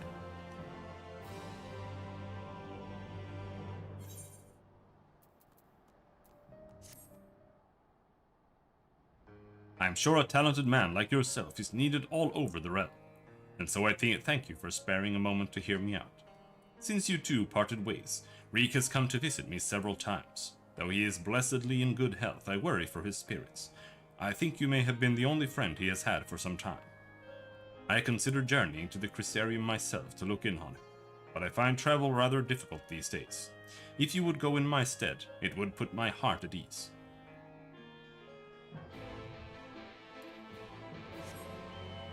And now we go to the Crystarium. What level is this? 78. Okay, we're very close to the end.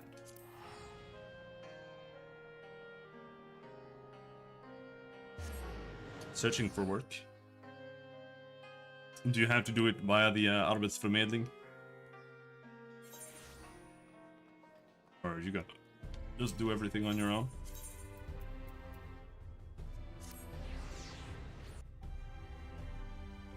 Because you only get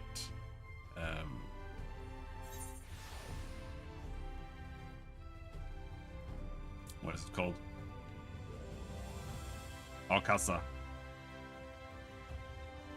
If you go that route.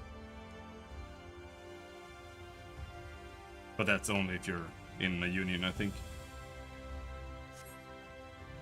Lou Reek's customary seat is empty, and there's nothing to suggest he has occupied it recently. Perhaps someone will have noted his passing.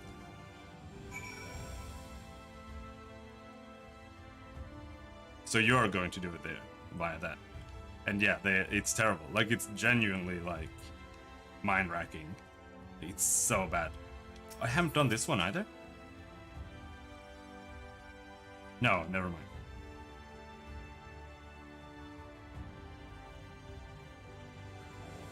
Because they need you to look for, I don't know how many jobs. It's like 20 to 30 jobs. Like every week or some shit. Like, it's insane. And you have to write like reports to them as well about it. Like, it's so stressful. Like, I would rather just not be in a union.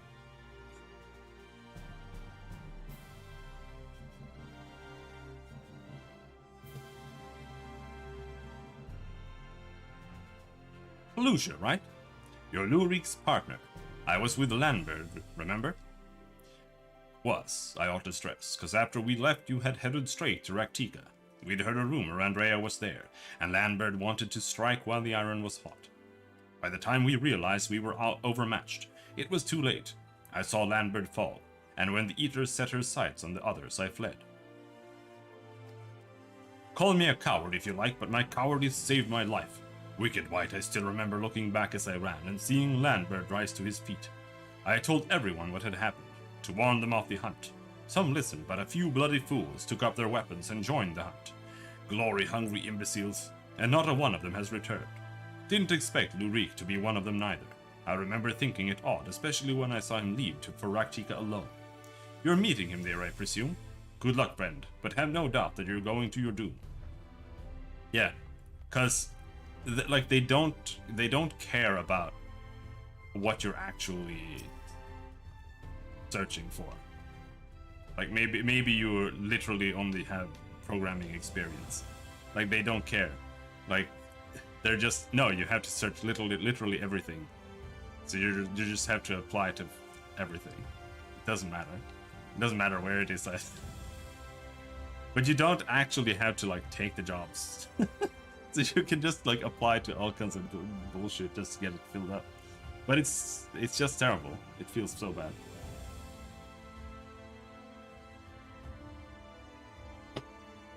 Lurik?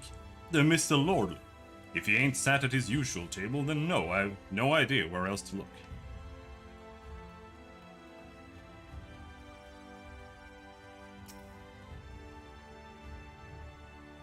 Looking for Master Reek, are we? I dare say you're the only one. Word is, Mummy and Daddy cut him off, so there's no point in pretending to like the little shite anymore.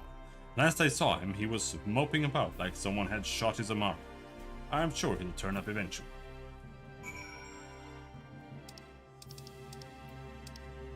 Search for Lurig in Raktika.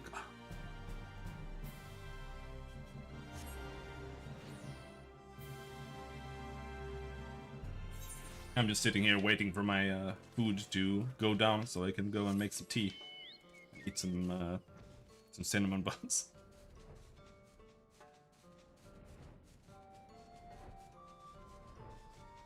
You know, after you're done having Christmas all over the place with like your parents and shit, you just gotta go home and then have your own goddamn Christmas.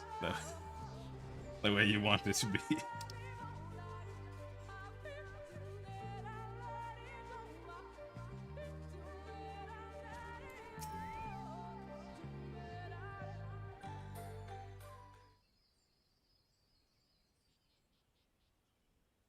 He's just sitting there down in the forest among the deadly beasts. Sad. Hey bro, you okay? Robin? Why are you here? Don't tell me you came for me. It's terrible. It's horrible. Andrea, she's... Oh, not this shit again.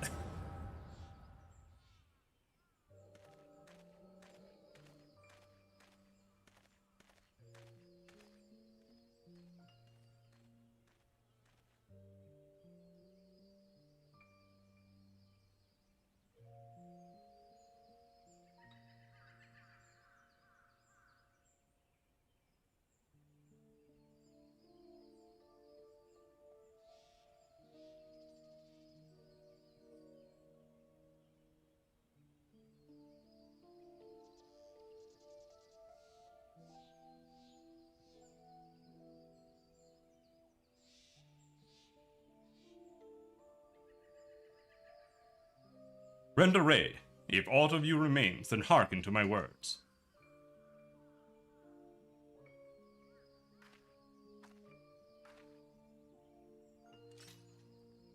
I've come to lay your soul to rest, alone, as you yourself faced Balam Queets a century ago on this very ground.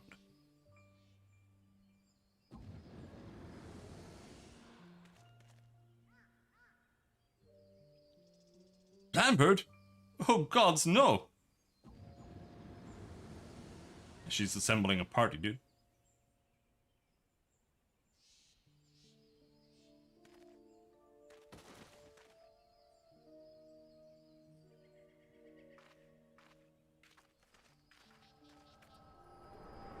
She even made them look like them.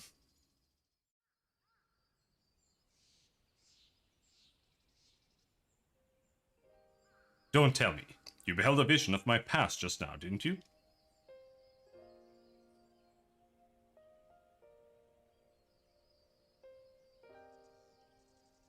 Aye, I thought as much. Wasn't but a moment ago that I confronted them. Awfully useful, that trick of yours, though I can't understand why you kept using it every time we ran into Andrea. I can't control when it happens. Huh? So it wasn't something you did deliberately. Good to know. Anyway, unintentional or not, at least I won't have to convince you of what I saw. She's turned Lambert and those other hunters into sin-eaters like herself. A Hume axeman, a Galgant swordsman, a dwarven healer, an elven mage. Looked awfully familiar, didn't it? She's rebuilding her fellowship. She's remaking the Warriors of Light. But for the life of me, I can't understand why. I mean, I understand why she came here in the first place. She's reliving the hunt for Balam Queets. But Randa Ray slew the beast by herself. The stories were clear about that. The stories were wrong, you stupid retard. What? They were there too? Then the stories were wrong. God strike me down, I've been such a fool. Why did I ever think I could do this alone? I hope you can find it in your heart to forgive me for all the things I said, Robin. I've regretted my behavior ever since the day we parted ways. It was stupid and nonsensical and utterly pointless. I'm not sure I could ever even tell you why I did what I did. ...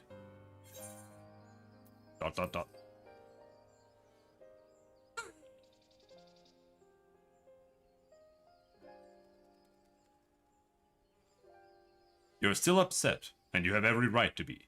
but I will make it up to you. I will.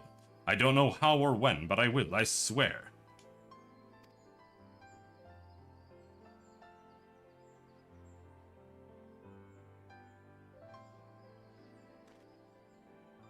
Right then. Andrea should be around here somewhere.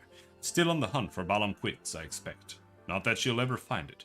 No doubt Lambert and the others are with her too. He and I may have had our differences, but I'd not wish that fate on my worst enemy. He deserves to be laid to rest. They all do. Renda Ray most of all. She is my hero, and if I have to kill her to save her soul, then so be it. But this is too much for even the best hunter to handle alone, and I am far from the best. The only way to see this through is together. You and me, my friend, what say you?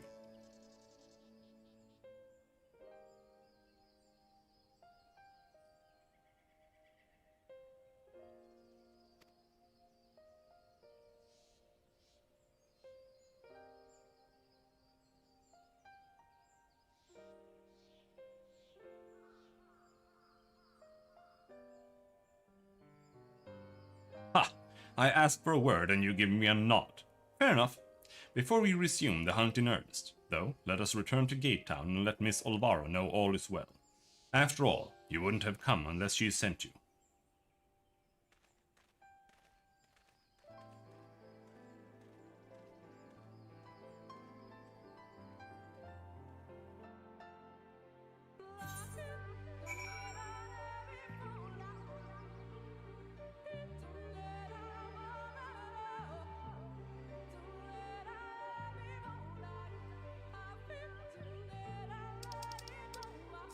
And that means Yulmore.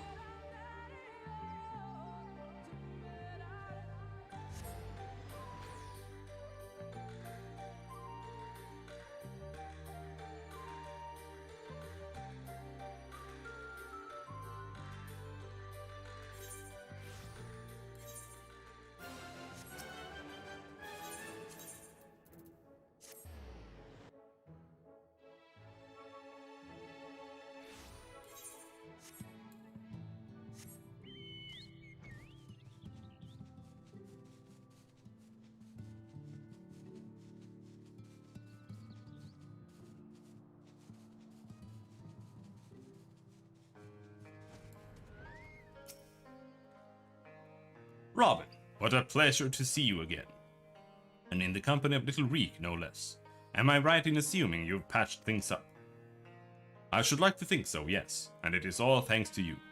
Had you not implored him to give me another chance, I might well still be sitting alone in the swamps, dwelling on my myriad failings.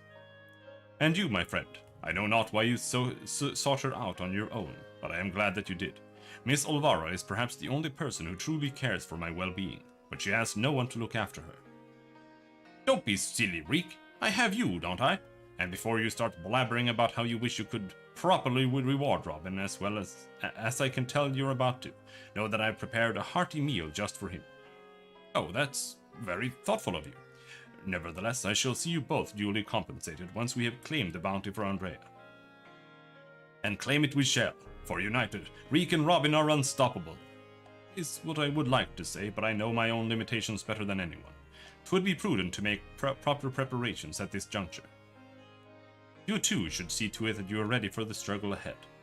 It will be a mighty one indeed, but one well worth the effort, my friend. Oh, risotto al nero. Did you make me black risotto? Why? Roasted. I'm gonna eat the black risotto.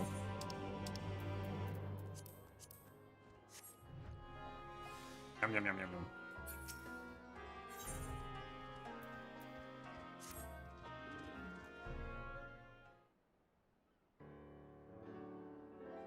Robin, my friend, my partner, I trust you are ready. Good, good. That is very good indeed, for before we depart to face Andrea for what I pray is the final time, I have a confession to make. I may have been somewhat misleading when I intimated the tremendousness of my martial prowess. In truth, it rather pales in comparison to yours. Well,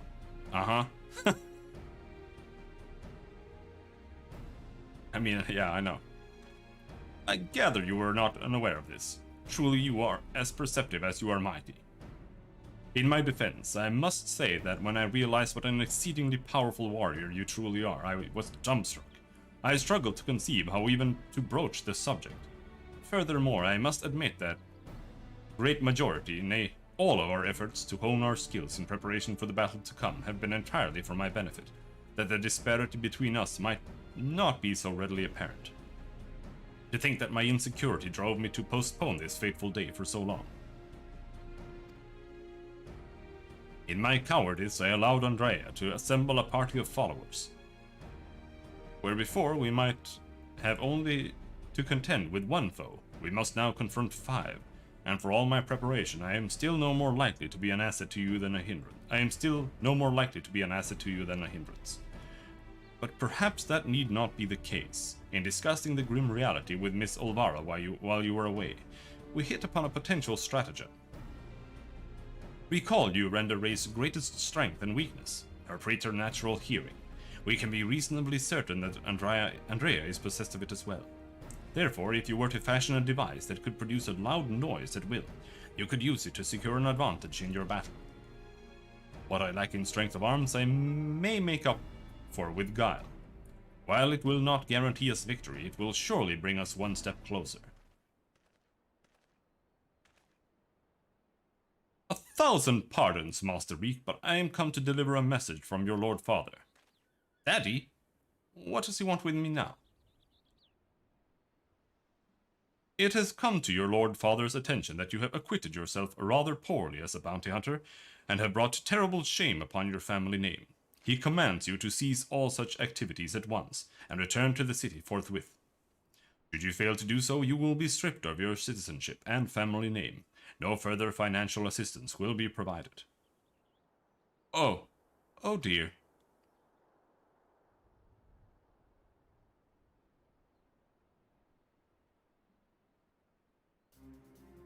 You may tell my father and my mother the following, that I am Lurik, proud bounty hunter, slayer of sin eaters, that I have no intention of renouncing this cause, and they are free to do as they deem fit.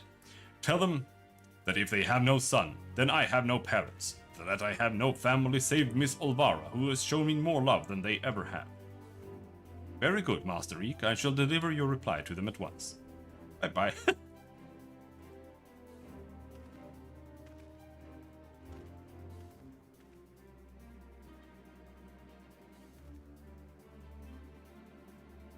Right.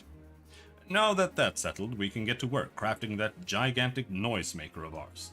Let us consult with the craftsman of the crystalline mean at once. I dare say you lit a fire in him, Robin. I never thought I'd see the day when he'd mustered the courage to say anything like that to his parents.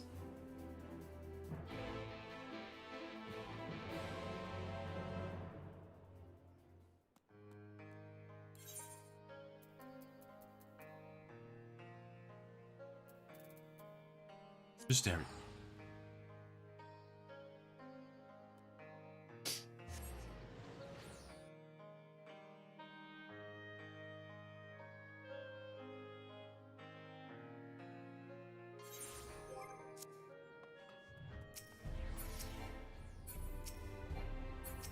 Oh, target the fucking ether.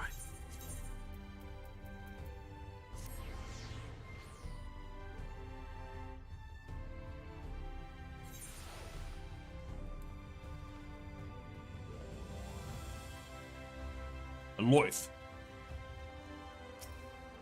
Hello, Lurik. For all my time in the Crystarium, I cannot recall ever visiting the crystalline mean. Nevertheless, I'm sure there is someone here who can assist us.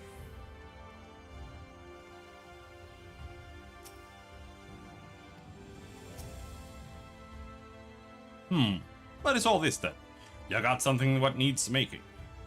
Indeed I do, good sir. I wish to commission the production of a device that can generate a tremendously loud noise. It must be small and light enough to be carried by a single individual as well. Ain't that one of the stranger requests I've had? Well, if it's just noise you want, then I'd wager you could make do with a special blend of fire sand.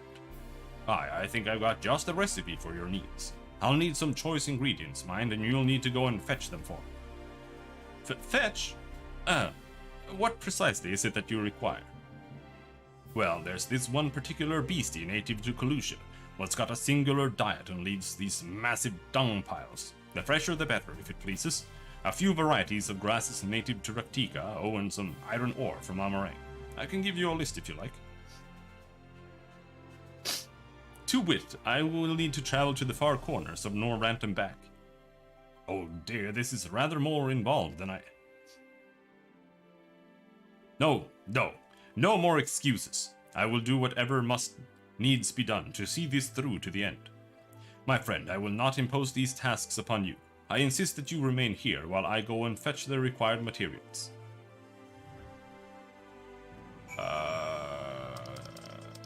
Okay.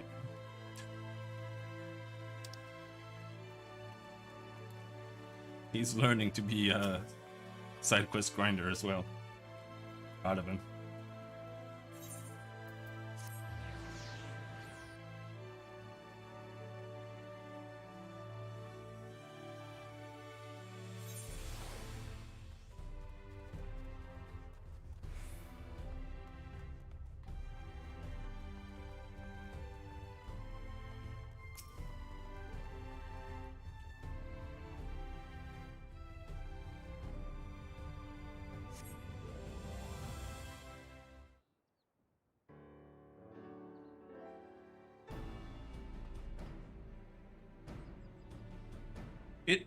It was a series of unsurprisingly harrowing experiences, but in the end I managed to obtain the materials necessary for the construction of my secret weapon. That gentleman was rather accommodating, despite being somewhat put out that I had not any guilt to pay him for his labor. He was nevertheless willing to teach me how to craft the arrows myself. He said he found my industriousness endearing. I must confess, despite being utterly exhausted by all this busy work, it has been somewhat refreshing. And now that my noisemaker arrows are ready, I cannot wait to put them to the proof. If all goes to plan, the explosions should be loud enough to incapacitate Andrea for a time. Let us put an end to her tale, my friend, and in so doing write the opening of ours, that of Reek and Robin, bounty hunters extraordinaire. Come, Raktika and glory await.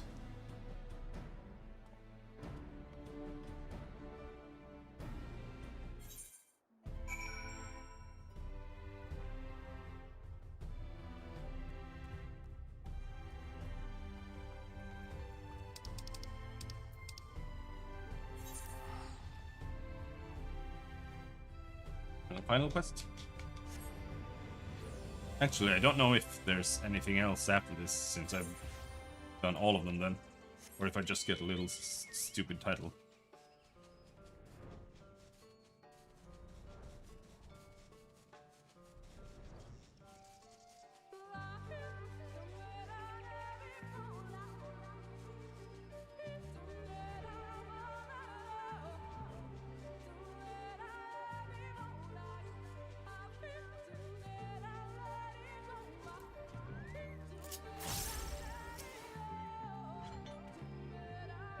If I may make one small request before we begin. Please, for the love of gods, please try not to succumb to any visions of people's pasts. This really could not be a worse time. We'll see. We'll see. I can't promise anything.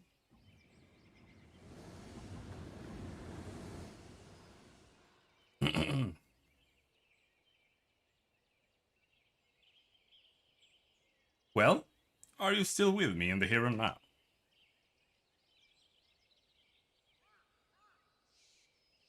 Excellent. Then we can attend to the task at hand without worry. Let us lay to rest our fellow hunters and grant Randaray the peace a hero deserves.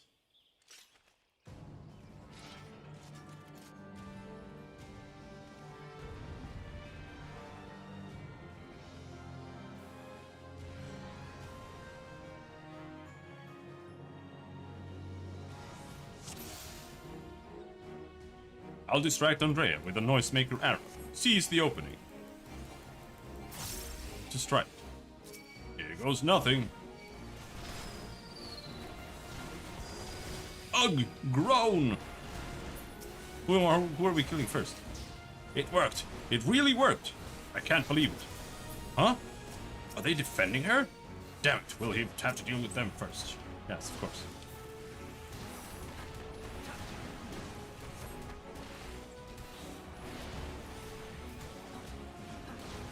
Kill the healer first.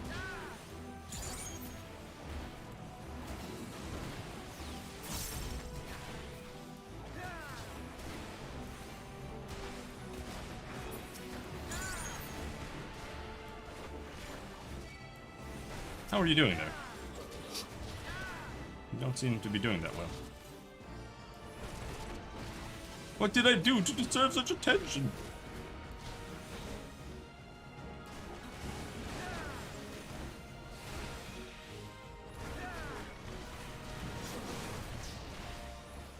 Leave me alone, Lambert!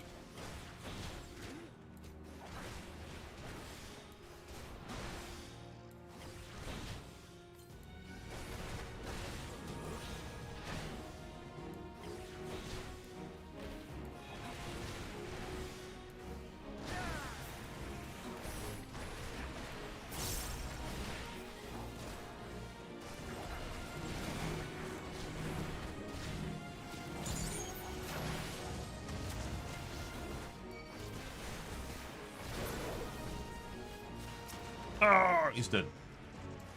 Did you just get knocked up into the air? Dude, you're dying.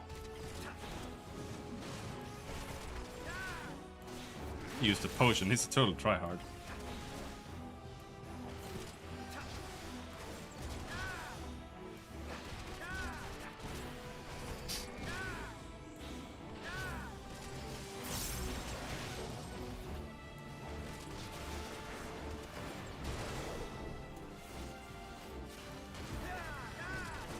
Stop getting hit by it, dude.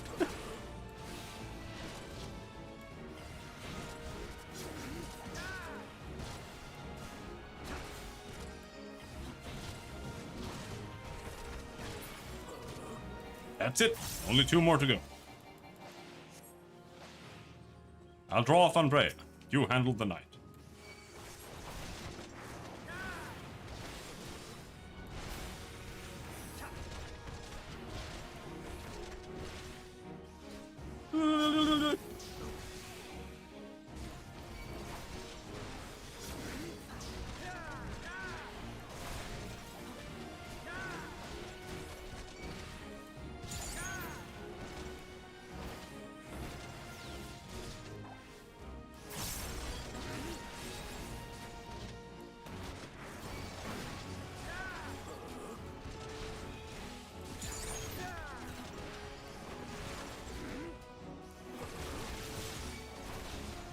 Yeah, the bloody knight is in the way.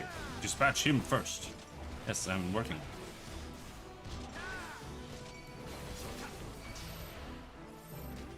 Now, Robin. Now's our chance.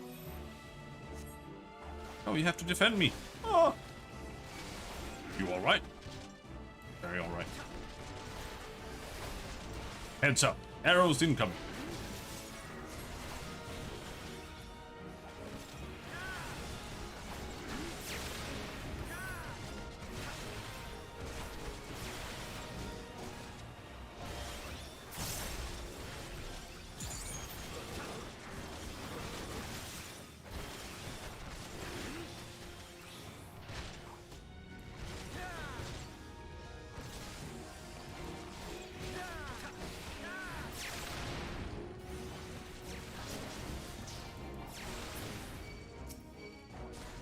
It's just us and Andrea now. It's time for Reek and Robin to write a new legend for the tales. Yeah, Reek.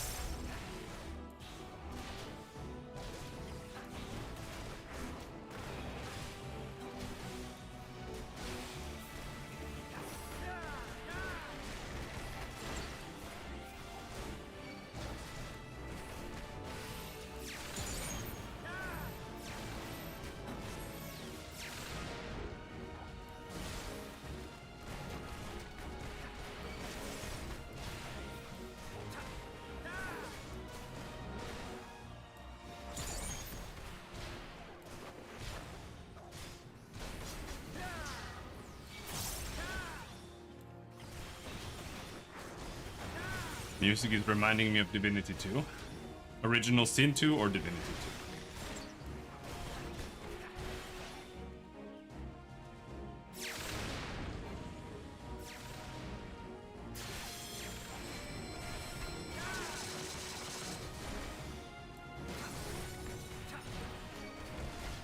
Bam! Rest in peace, Randa Ray.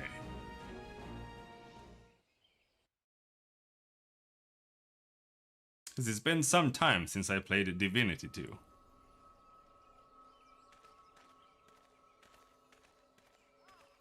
Original Sin. We won! Even seeing it and saying it, it hardly feels real. Yeah.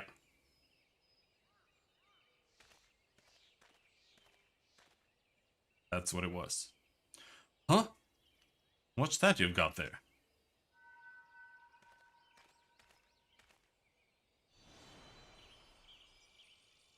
Wicked White, you're...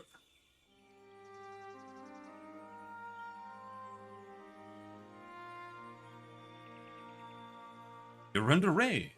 The real Randa Ray.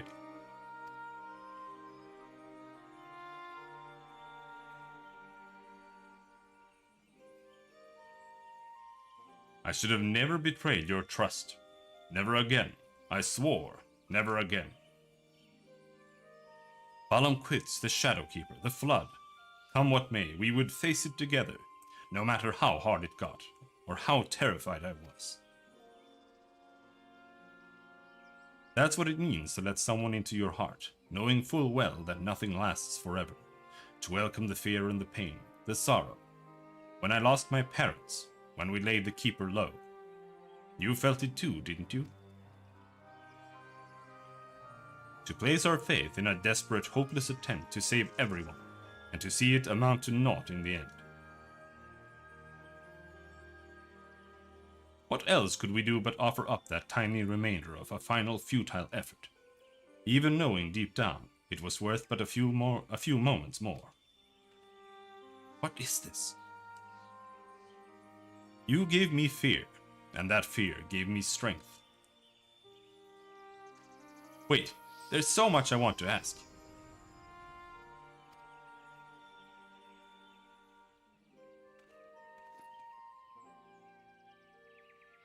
I don't understand. What was she talking about? Her friends, dumb idiot. It's not right. It's not fair. Heroes sacrificing themselves for nothing. Becoming villains, being forgotten.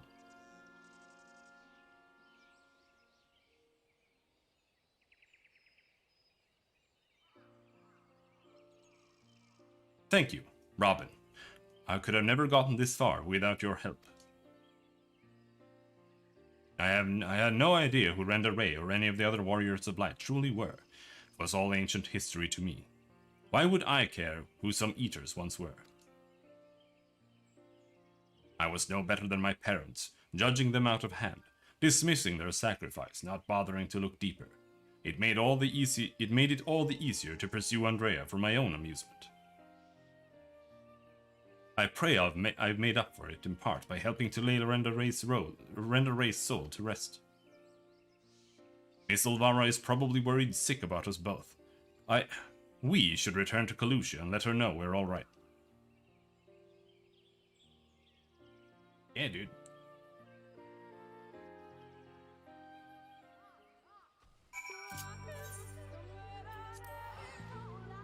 Back to Yulmore.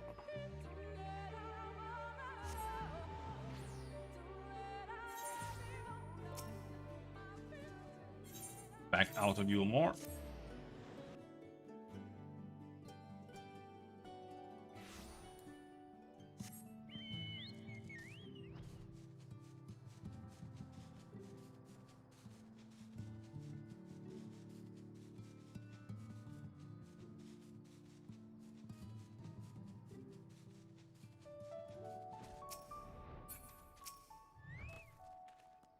I can't wait to tell Miss Olvara everything, and I should definitely use some of the bounty to treat her.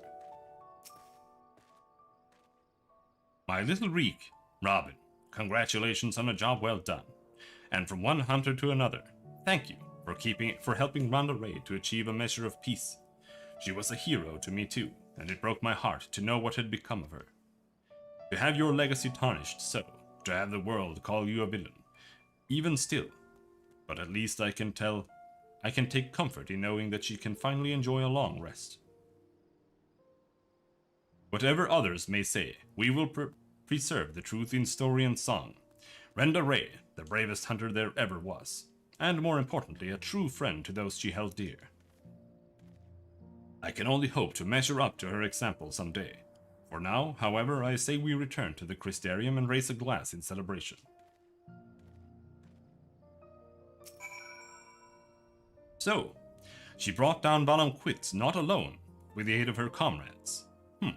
It may not be the story I was taught, but somehow it rings truer to my ear.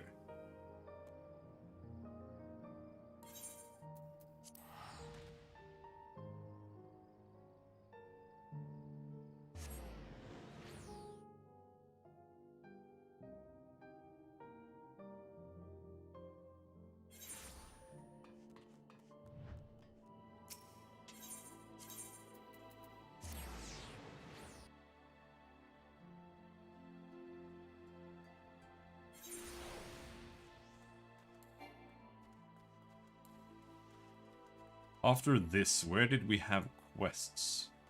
Did I have more side quests here? I'm not sure. Andrea's bounty has been paid to us in full, my friend.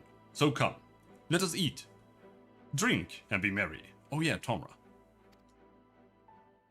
The dwarves. Gonna do some lolly-hoeing. I've been meaning to ask, Robin, but I have the impression you are rather more acquainted with these warriors of light than you've been letting on. What exactly do you know about them?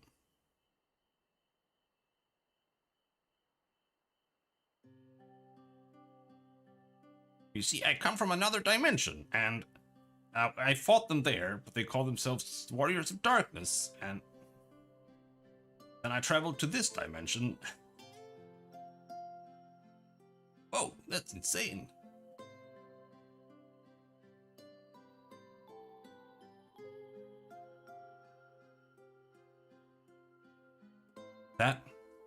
That is so preposterous a tale that I have no choice but to assume it is true, offering up their lives, to first cross the rift, then to halt the flood. Wicked White. It must have taken her so much courage to see it through in those final moments.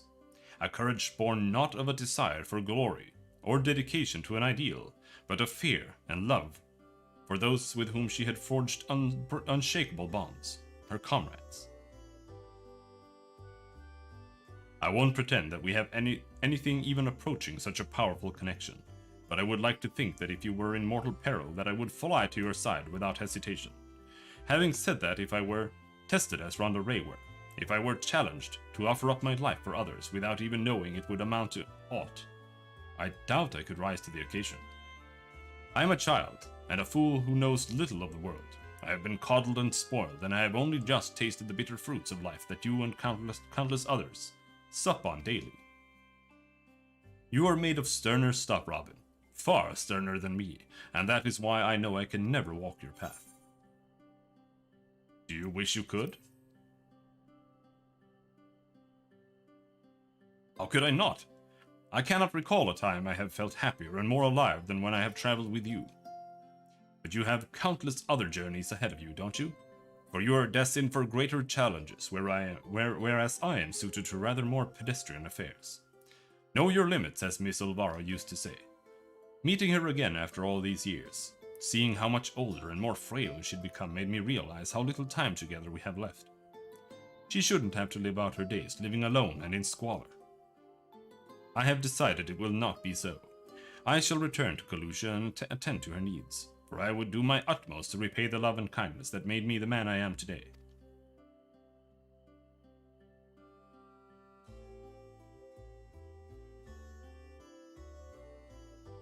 Therefore, though it pains me to say it, I fear this celebration must also mark the end, or at least a tentative suspension, of the glorious partnership that was Reek and Robin, bounty hunters extraordinaire. Should you ever find yourself in Kalusha, however, do come pay us a visit. Give me 3 materia? Oh, I gotta throw away 3 materia, god damn it.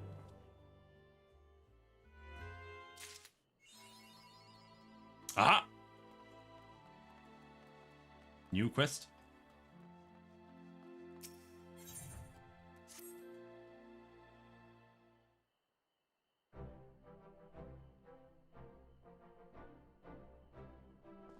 Well, if it isn't the great hunter himself. As if you don't know, all 4 of the cardinal virtues laid low, all with your help. You're the talk of the stairs, Robin. With the night return to Lakeland, we knew in our hearts that change was on the horizon, but never did I dare hope that you might help rid us of those terrible fiends. You have surpassed my wildest expectations. No.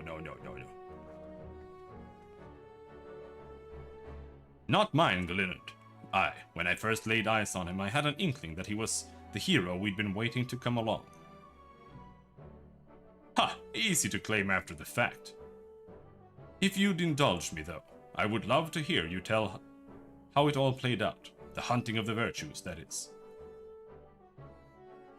Blah blah blah blah blah blah blah blah blah blah blah blah.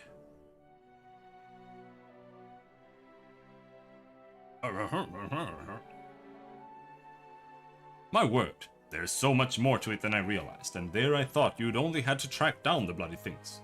Gods, though, the things you learned about the Warriors of Light, so many secrets and details lost over time. And for all their hard work and sacrifice, they somehow brought about the flood. Can't say I understand it all, but it's a bloody tragedy it is. We should gather the others and toast their memories, heroes of Eld, brave and true, to be remembered forevermore.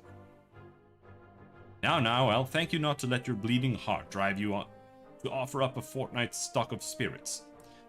Tend to your other customers and let me speak with the hero of here and now. Fine, whatever. Whatever would I do without your good sense and wisdom? Very well, I'll leave you to entertain him, but don't think we won't be having that drink someday.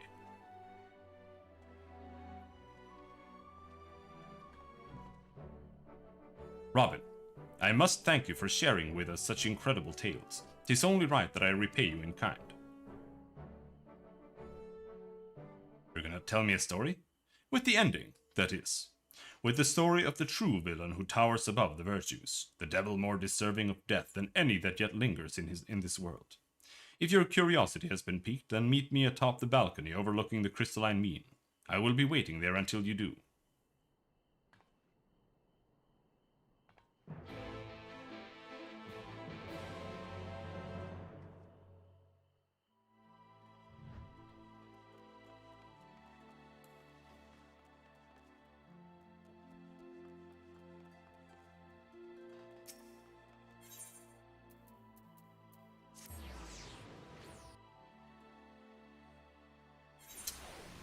So is it crystalline or crystalline?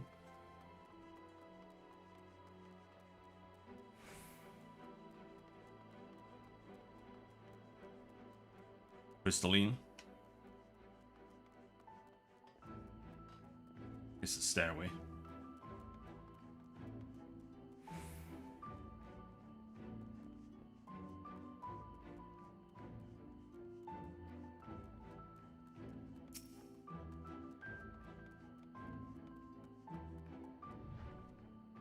You came as I knew you would. Never met a mystery you could leave well enough alone, or a demon that you could let live, am I right? And this demon is undeniably deserving of death. Make no mistake, to cut them down would be just and proper, the act of a goodly person, and that is just what you are, I can see that. No need to grow impatient or be offended, my friend, but before you pass judgment on this villain, you need first understand their part in everything, who they were to the fallen Warriors of Light, for instance. Of course, right about now you must be wondering how I know what I know, what a tavern wench of all people has got to do with any of this. Let me tell you then. I am the one who brought together the Virtue Hunters. I am the one who marked you as a potential ally to them and bade you join them in their quests. I alone knew what had to be done, and what sort of sinner would be needed to see this tale of tragedy and betrayal brought to an end. But come, we have many months ahead of us still. To Kalusha and the Codger's Crook, I will go on ahead and wait for you there. Oh, it's the elf girl. Like this is the elf girl that was with them randomly. Because in some memory clips, they had like some random person with them that you never really got to know.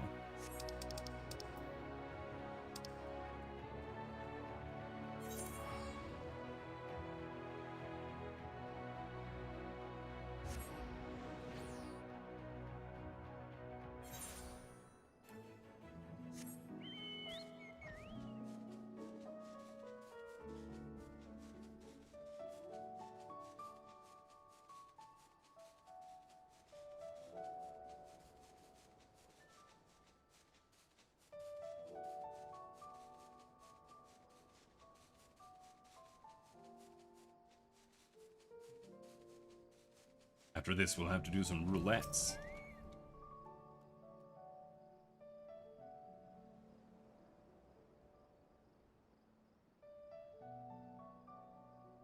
You're accustomed to life on the road, I see. As am I. Do you recognize this place? I thought you might. Here is where it began, where Ardbert first met Lambert.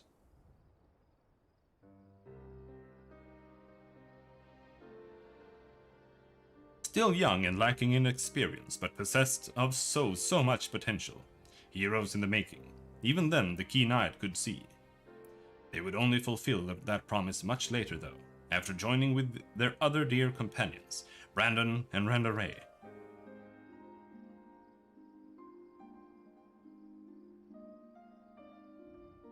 And one other, an elven woman, not half bad with a sword. Ah, but perhaps you're already asking the question. Who? There were 5 warriors of light in all, but she would make 6. Indeed, after adding in Yelbert, there does seem to be one too many, but believe me when I say there was indeed a 6th adventurer who lost to history, and her name was Silva.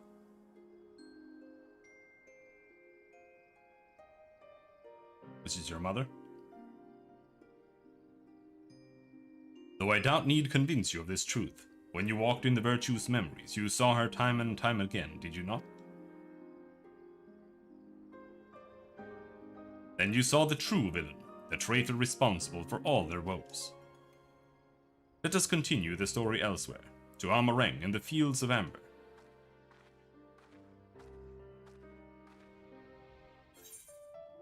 A lot of traveling, dude.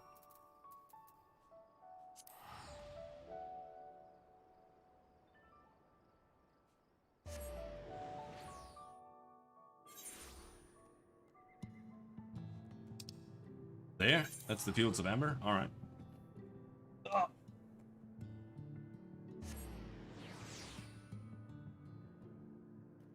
Almost time to make some tea, I think.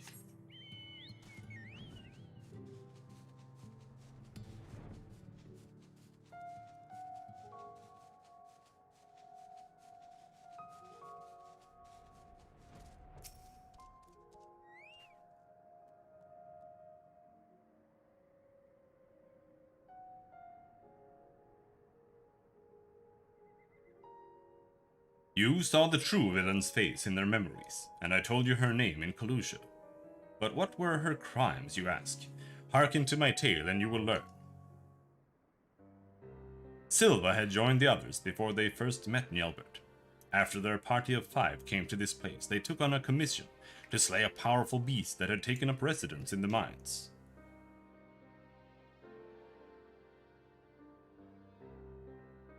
Said beast was believed to be the instigator of ever more terrible tremors, and so time was of the essence. But during their hurried search, they crossed paths with their future companion, then a competitor aiming to usurp their prize. After another tremor triggered by the beast trapped them all underground, they had no choice but to work together to lay it low. But to their dismay, even after its death, the earth continued to shudder violently. As the adventurers looked upon each other in confusion, Njalbert strode towards the beast's body and grabbed hold of a curious stone, a stone brimming with untold ether that he had sought out that he might harness its potential to rescue a loved one lost to the rift.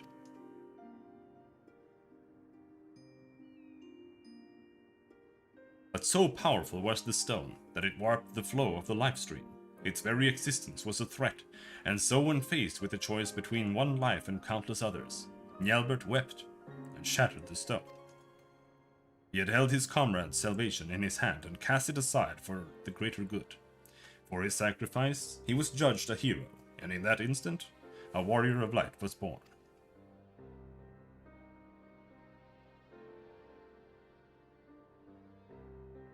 In life, Njalbert was a pragmatic figure, whose wisdom and sagacity were admired by all.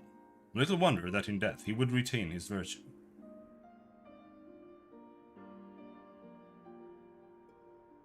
But as Njalbert mourned the friend he forever lost, the betrayer Silva looked on in silent contentment, for they had taken the first step on their path towards becoming heroes brave and true. His sacrifice had sparked the transformation. 'Twas fuel for the ritual to come. What ritual, you may wonder? Fear not, all will become clear in time. Come with me to Raktika, to the Citia's swamps. We must retrace the steps as they were taken to understand the depth of her treachery.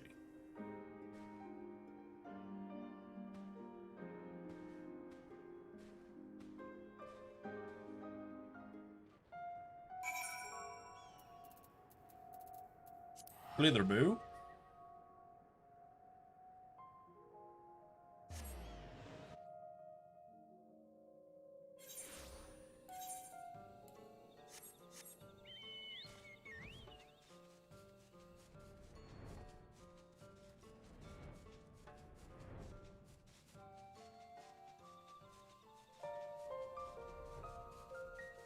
There's a big monkey there. I want to fight him every time I see him, but he's just gonna kill me.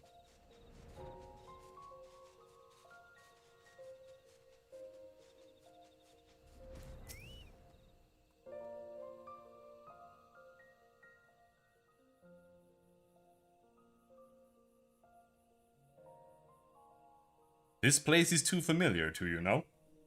This place too is familiar to you, no? From days recent and long since past. After the events in Amareng, Ardbert and his comrades grew in fame, spurring others to entreat their aid. The adventurers sought out greater and greater challenges, and in pursuit of another they came to Raktika.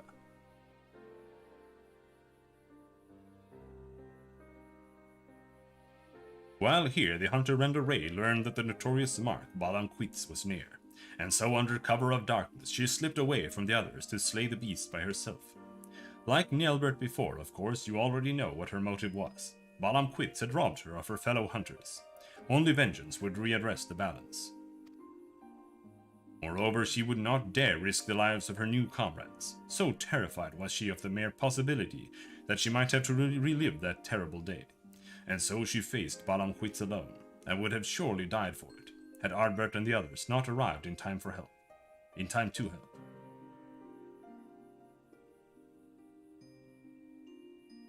Like Njalbert before, of course, you already know what happened next. For her love, her conviction, and her resolve, she was chosen by Hydaelyn.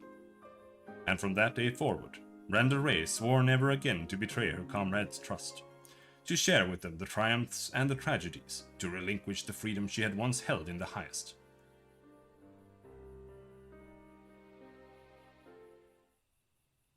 The bravest, most courageous hunter that ever was, that moment would define what she became in life and in death.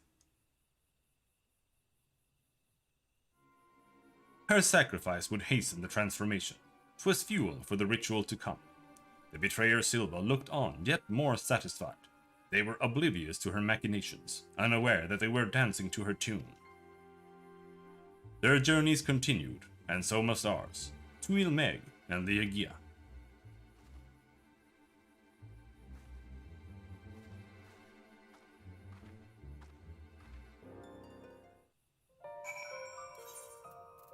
Ilmeg. Okay, where in Ilmeg? Wallachdorf.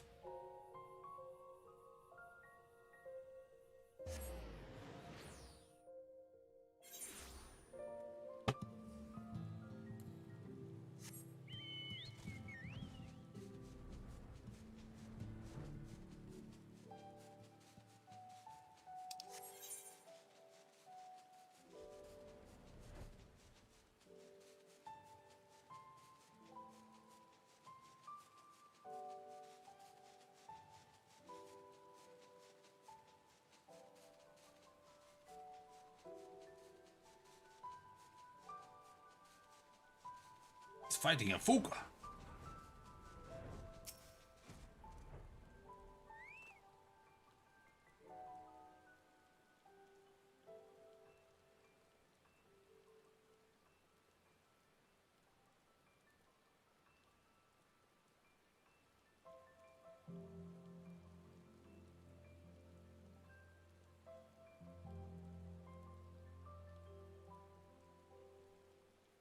As beautiful now as it was then. You saw it too, would you not agree? With the death of Balamquist, the legend of Artbert and his comrades had grown larger than ever. Thus emboldened, they came to the kingdom of Verbert. Welcome back. Are you fired now? The Verbert had long been troubled by what some had dubbed a magical plague, innocents found transformed into misshapen fiends that the kingdom's knights had no choice but to put down, ere the contagion spread.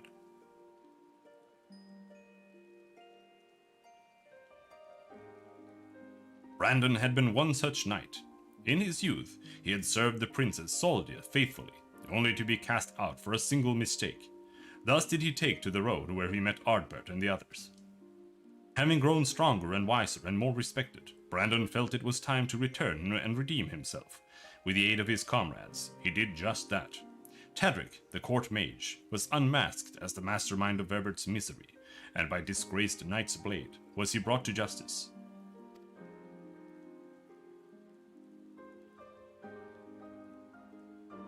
But with his dying breath, Tadric cursed the Princess Soldia, sentencing her to a fate worse than death.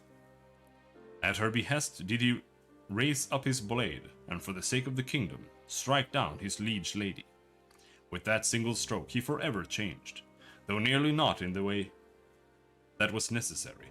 He stood at the precipice and almost forsook his compassion for unflinching judgment, but mercifully turned aside at the last.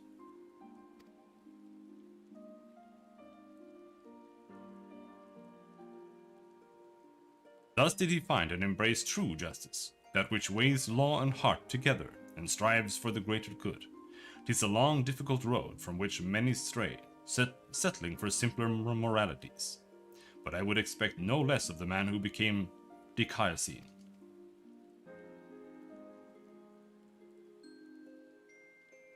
His sacrifice would strengthen the transformation.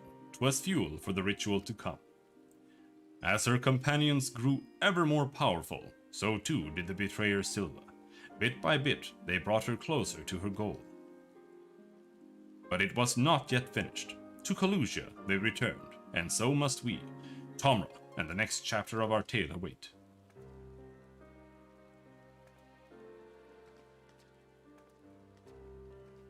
Okay. Haven't we gone through all of them now? Tomra!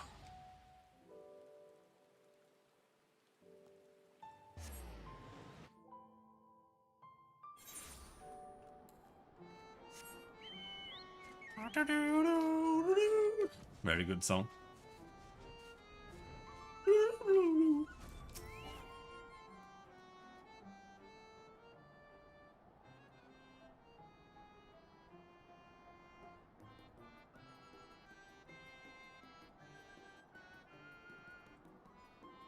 Slowly but surely, the adventurers were fulfilling their potential.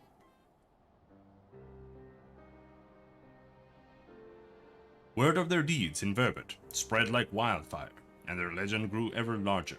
But for all their success, the fledgling heroes would be forced to endure more hardship and welcome more sacrifice.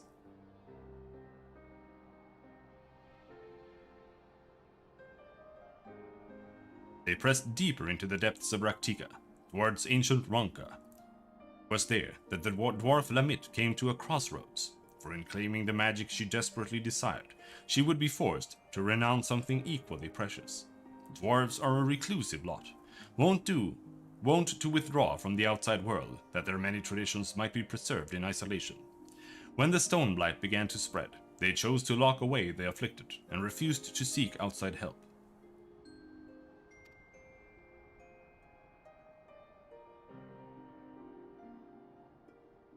But Lamit would not abide this. She vowed to save her ailing kin, her sister among them, even if it meant violating dwarven law. With her newfound power, she returned and cured the sick, and for this, she was banished by the Council of Elders.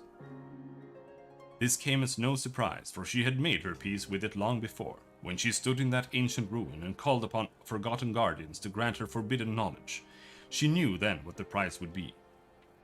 She had weighed her traditions and identity against the lives of those she loved and made her choice, though it pained her terribly, and in other ways only a dwarf could understand. And Heidelin, it would seem.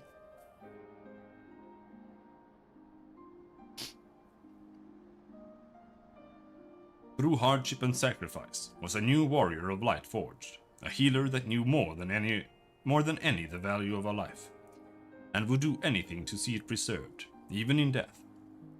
Yeah, that's what she was doing. She was going around like resurrecting people that were dead.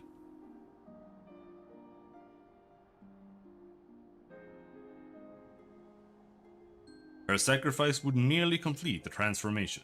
It was fuel for the ritual to come. Very soon then, very soon. For Ardbert and his comrades had stumbled upon evidence of the larger design, threads linking together the disparate troubles of the realm. A name spoken only in whispers, the Shadow Keeper, a singular force, sowing chaos and discord throughout Norvrand to an unknown end. If the Warriors of Light truly wished to save their world, then they would need to confront this villain amongst villains. And at the end of their exhausted search, at the end of their struggle, who do you think they found waiting to welcome them with open arms? The answer to that awaits us in Lakeland, our final destination. The villain yet walks among us, Robin, unknown and unpunished. Go on ahead and wait for me at Laxon Loft. There are preparations to which I must first attend.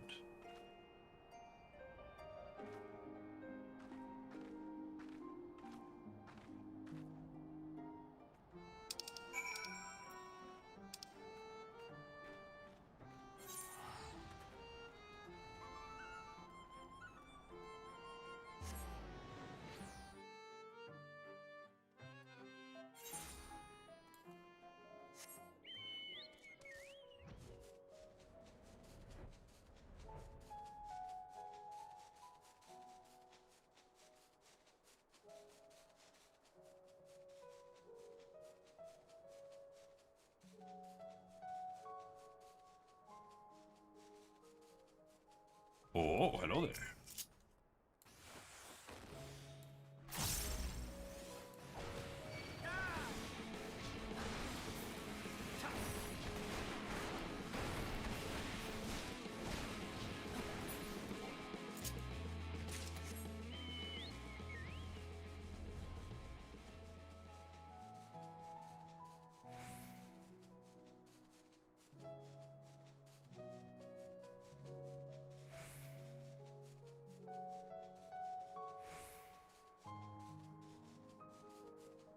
Where are we going? There.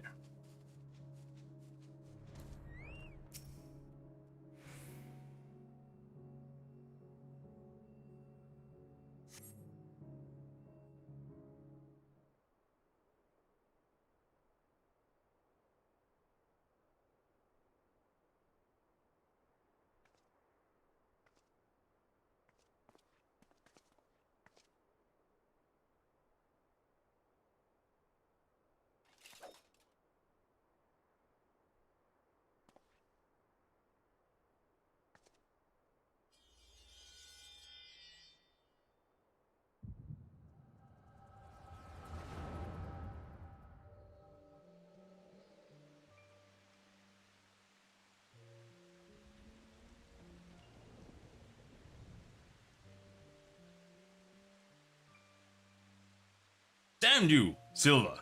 We were comrades in arms, friends. That we were, and that we are. Everything I said, everything I felt, it was all true. You mean the world to me.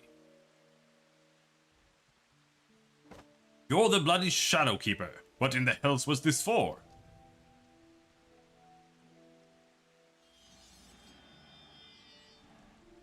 For you, for every one of you, to forge you into heroes worthy of her blessing, that she might choose you as her champions. A ruthless mage consumed by the pursuit of power to save his friend no matter the cost. By his sacrifice, a warrior born.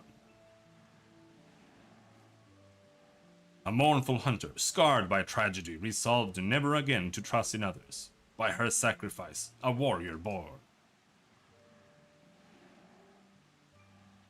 A disgraced knight who yearned to steal his heart in justice's name. By his sacrifice, a warrior born. A troubled healer torn between tradition and love. By her sacrifice, a warrior born. And their leader, an adventurer, with a heart overflowing with love for his dearest comrades, who must now bring his axe to bear against his own. By his sacrifice, a warrior born. I am the villain you seek, the keeper of shadows, from a world shrouded in dark. By our struggle will this world be shattered and its souls saved.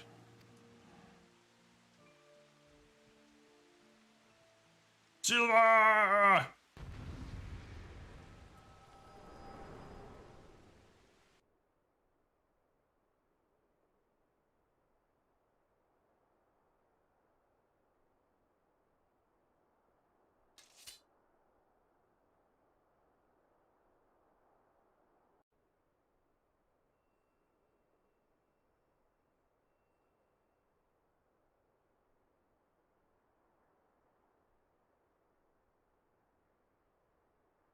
Saw it all, did you? I thought you might. Mother's gift has a knack for showing us exactly what we need to see, if not what we want to or when.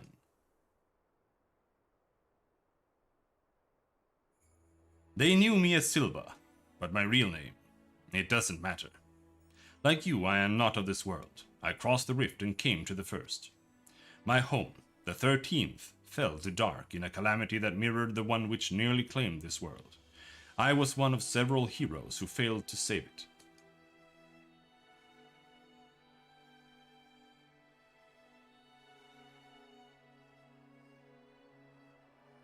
The boy, Unukalhai. I have glimpsed him in your memories. He was a friend. Like him, I heeded the words of the Asians, and that I might redress the balance. I chose to come here and hasten a rejoining of worlds. A shard subsumed by dark demands a mirror of blinding light. Primordial forces will strive to achieve equilibrium. But there was a solution. A single solution, I believed. Were a flood of light to consume this shard in its entirety, it would be of no use. The Asians made it clear it must be brought to the brink, but no further. The task was difficult, but the plan simple.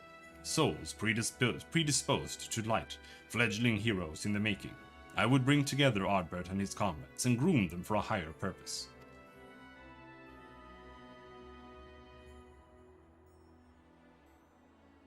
I would play the part of comrade and guide their course, all the while laboring in secret to pit stronger and stronger enemies against them, until finally, once they were warriors of light, brave and true, I would reveal myself as a warrior of darkness and extinguish their radiance forever.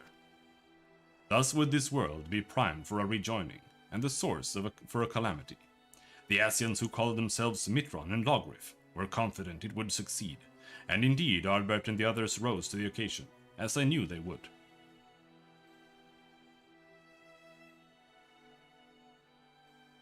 It was not to be. I had misjudged our Ardbert.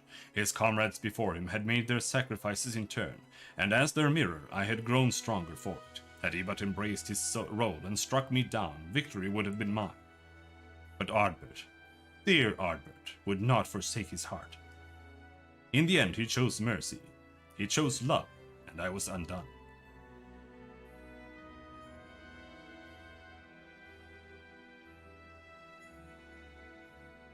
The rest you know. He sought out Mitron and Logrif and granted them what he refused me. They accomplished everything they set out to achieve, and then the flood came and washed it away. In the wake of my betrayal, I would look on from the shadows and reflect on my many sins as all fell to ruin, denied death, and then and now, and perhaps ever after as a fragment of my essence and yours. But then, one day years ago, my fallen comrades rose again as the cardinal virtues. It coincided with the arrival of the first scions, I later realized. A defense against the forces being marshaled to undo my failure. I can but assume the Asians planted the idea in Balthry's head. They were his creations after all, and with their grades in Yulmoran territory, it was doubtless a simple matter to have their bodies exhumed and prepared. Who am I to speak, you may think, when I say this? But when I saw these abominations he had wrought in their image, I was filled with such despair, such anger. I cannot unwrite the past. My soul is stained with blackest sin, and I will not pretend that it can ever be otherwise. But this act, this I could not ignore. If the Asians were going to such lengths, then surely others would cross the rift in due time. And so I hatched a plan. I would assume the guise of Ciela, and as her take up residence in the Crystarium, where I would take measures to bring together the most ambitious of hunters, individuals driven by more than mere coin, virtue hunters. That way, when the enemy, the Asians feared more than any, came to the first, the stage would be set. They would join in the hunters' quests, and together unmake Balthry's simulacra, and lay their souls to rest once more. And so you did, Robin. The virtues are no more, but the one ultimately responsible for their creation, the devil who set them on their doomed path, still lingers. Lingers still. You know all there is to know of the heroes who saved this world. The truth I kept hidden in the shadows is yours. And there are no more secrets to share. And so, I ask you now to grant me that which Ardbert could not. Death. ...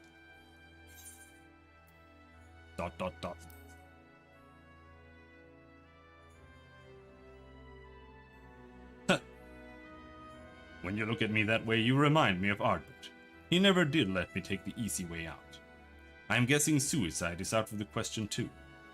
How can you stand there and say I deserve to live, knowing everything I did, the lives I destroyed, the chaos I wrought? The Wardens pale in comparison. Surely there is no greater villain than the Shadowkeeper.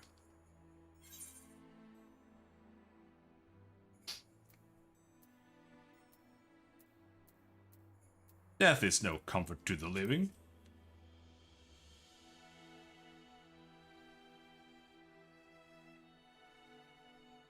Would be for my own benefit, that I cannot deny. And if I am to indulge in one final act of selfishness, you will make me do it myself, won't you? Make me confront the cowardice of it, the ugly truth that I'd rather run away than to try to seek atonement.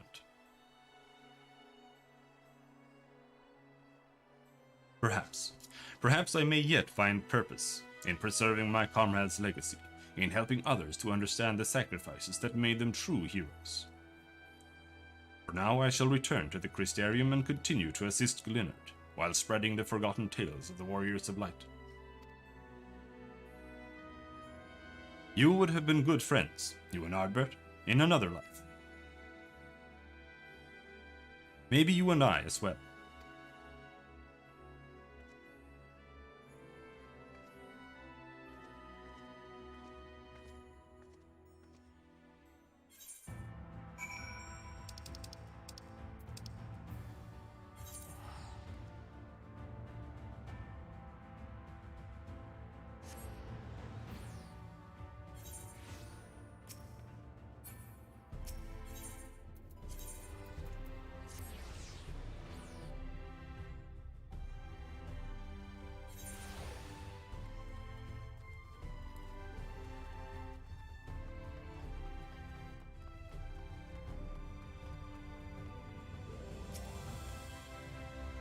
I tell you, I'm not at all accustomed to wearing armor any longer. Simply moving about in it is enough to tax my strength. And fighting? Ugh. Any one of Captain Lena's recruits could probably put me flat on my back. Fortunately, I needn't rely on my sword to spread the truth of my fallen comrades' deeds. Only words in the passage of time will see their legacy redeemed in the eyes of the people. Thank you for accompanying me on my journey to remembrance, Robin. May your deeds ever be remembered and celebrated, as all heroes deserve.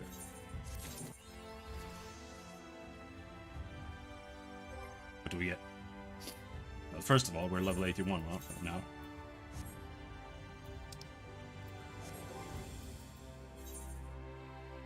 Last 5 achievements. Living Memory. Very lame. Archimage. Achieve level 50 as Conjurer, Thaumaturge, and Arcanist.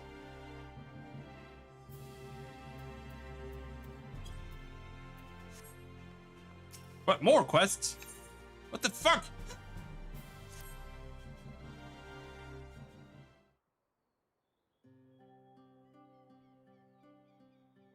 If it isn't Robin, loitering about the stairs just like any old day. And here I was wondering that you'd gone back to your world for good, and I was too late. It's just that I've been thinking about the crystals belonging to the Warriors of Light. I hear they ended up with you, and you lot defeated the Virtues. I assume you have Artberts as well.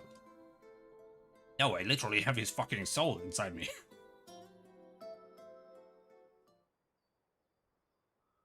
Indeed, that does seem appropriate. His bond with Seto is deep and enduring.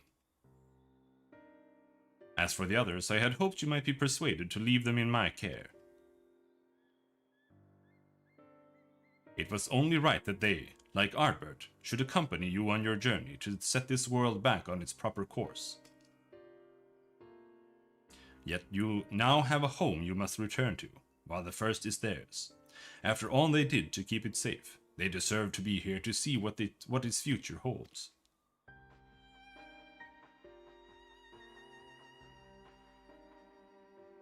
Oh, don't make that face. I know it's a big decision, but it needn't fall entirely on you. There are others here who care for the Warriors of Light, as much as you do, aren't there?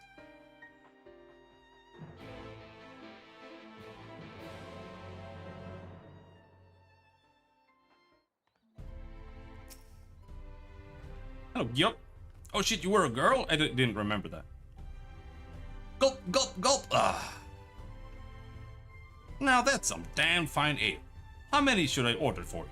I know you ain't much of a drinker, so 6, 7?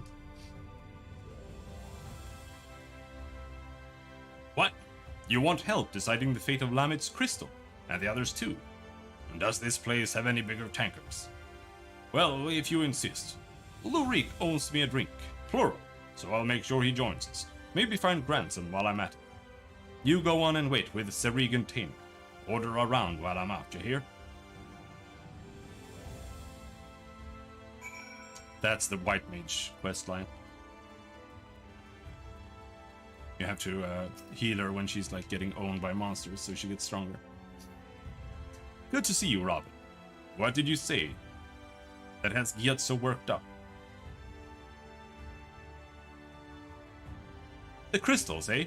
That does sound like a conversation worth getting everyone together for. Did Lurik really promise to pay for Gyat's drinks? That's a disaster in the making. Not just hers, rounds for the lot of us. Might be that the lad just yet has a few things to learn about coin and the scarcity thereof. Still, I will not turn down his generosity. Go and tell the barkeep we'll be needing food and ale for the table. Fine, but please, try to exercise some restraint. I'll not carry you back to the room again.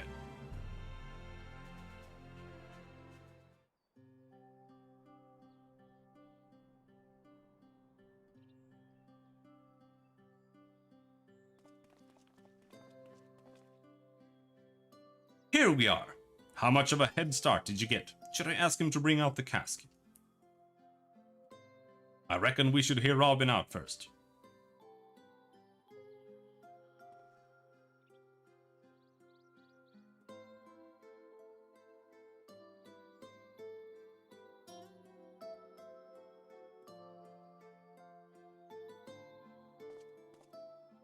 So you're telling me that the barmaid was one of Njalbert's companions? Not to mention the Shadow Keeper, and from a different world. That's laying it on a bit thick. Certainly raises questions. Quite, such as how she retains her youthful visage.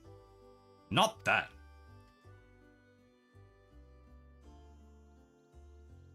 I had my suspicions about her. The other night I was at the counter, quaffing my ale, having a grand time, and next I realize I'm outside without a guild to my name, and it ain't the first time. It could only be the power of the Shadow Keeper. and not that you drink enough to fell a small army. If Robin says it's true, I'm inclined to believe it, which leaves us with the matter of entrusting the crystals to her. She's right that this was Brandon's home, the others too, and it's home to their most important memories. Not all of them good, maybe, but everyone they loved is laid to rest here. I agree, Njalbert belongs here. Ardbert's crystal is with Seto in this world. Lambert would want to be near. Randa Ray as well, I think. She'd want to be with her friends in the place that she loved. What, we just entrusted all to Seto? I mean, he's pretty based. It seems we all agree. A toast then, to the Warriors of Light. Oh shit. To the Warriors of Light. Drink up. I am paying, and as bounty hunters I expect you all to take proper advantage of that. I hate to disappoint, but I'm not much for alcohol. This juice looks nice though.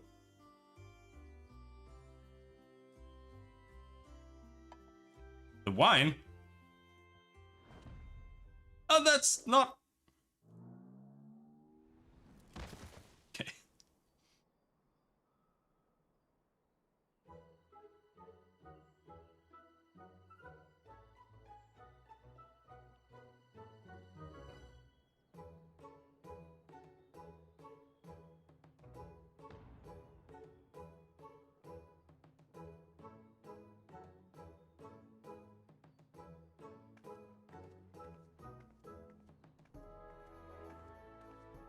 How did you manage this? Twice the mass in half the time as normal patrons, I swear.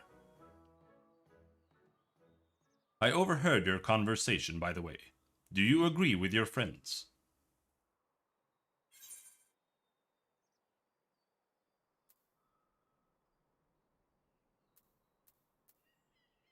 These crystals are yours, Storykeeper.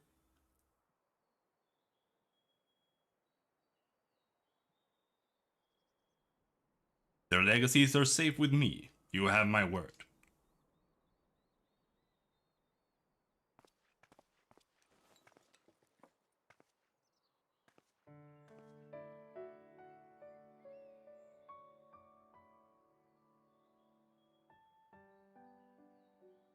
Thank you.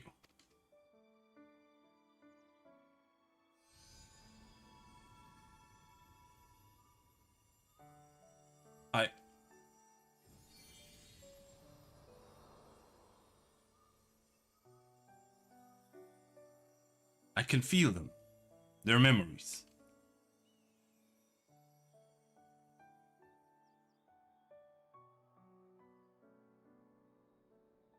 Why? Why, damn it?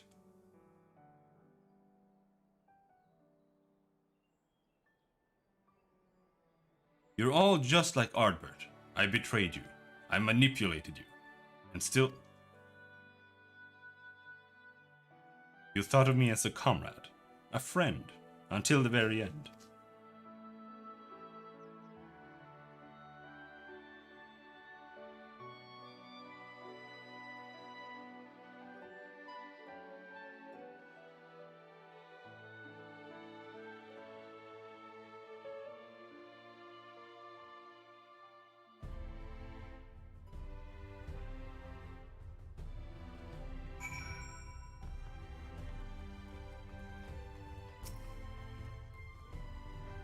We have finally managed to clean up after you lot, for the most part. Perhaps next time we should set down a tarpaulin. Nevertheless, I am grateful to you for entrusting these to me. As long as I live, I will never stop sharing the true tale of the Warriors of Light, of my friends.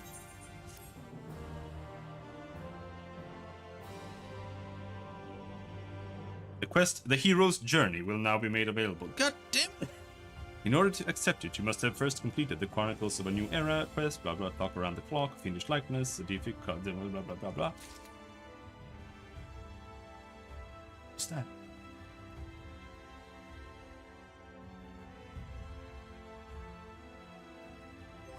The hero's journey. Okay, but where do you get that?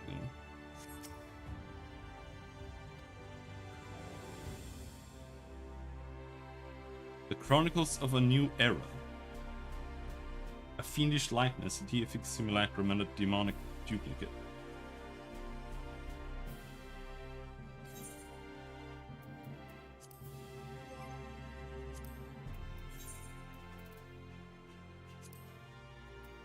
Okay, you need to do all of the extremes to do a hero's journey.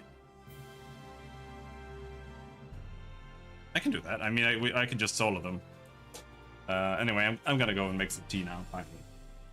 So I'll be back in a little bit.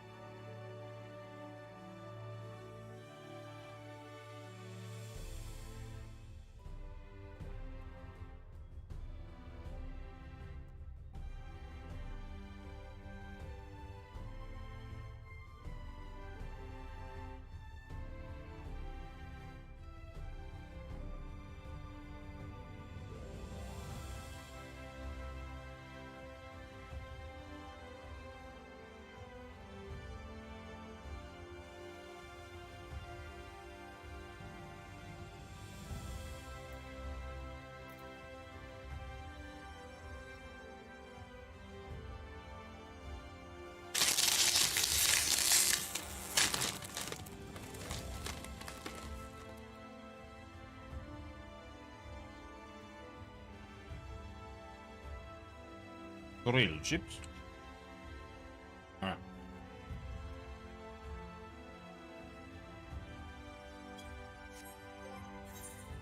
Now, I don't know if I can actually do all of these on my own. Depends entirely on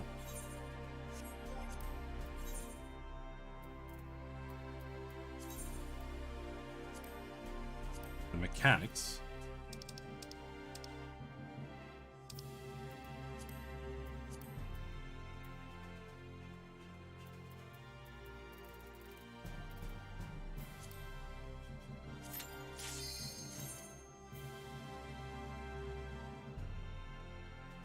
But we can give it a go.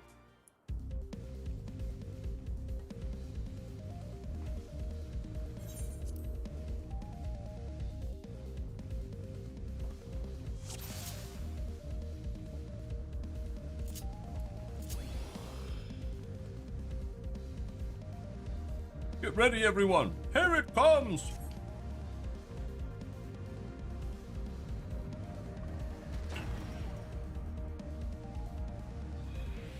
I'm just hoping that I can, like, one-shot it the second I get close to it.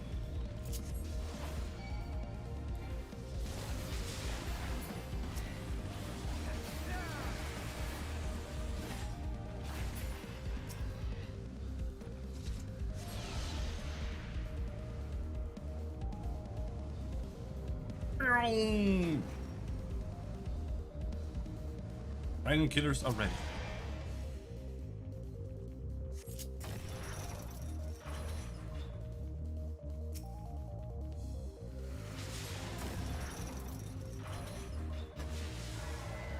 We managed.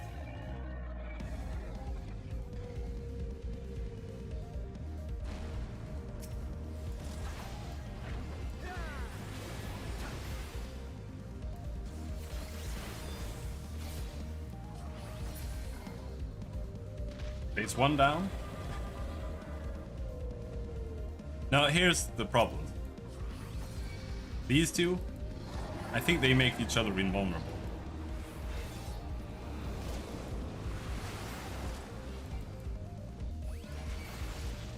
So if the other guy comes here, I'm not sure I can beat him.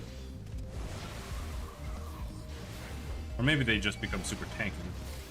In that case, then it works.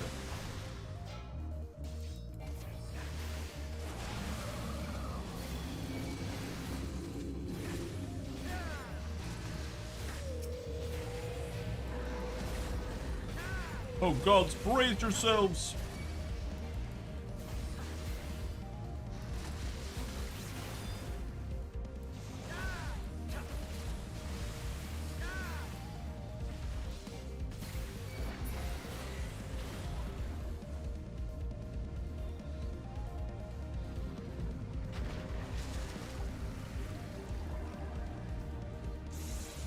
Oh, buddy.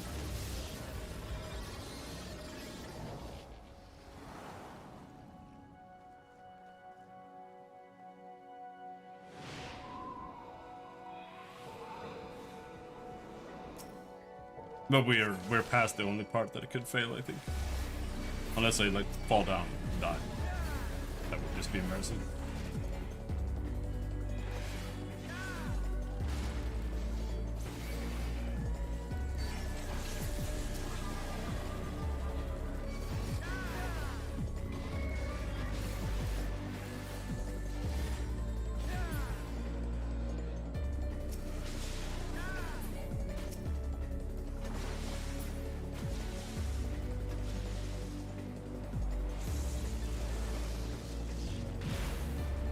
Oh!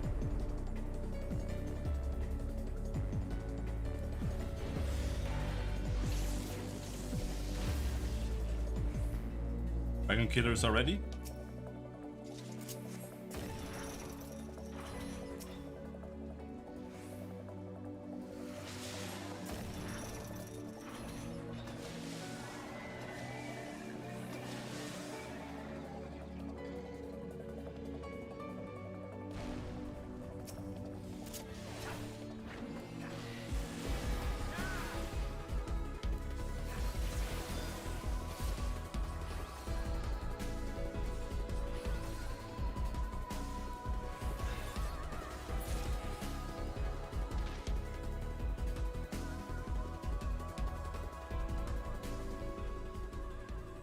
That was easy.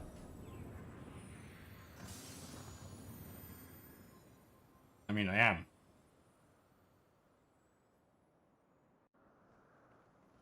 $20 levels too high?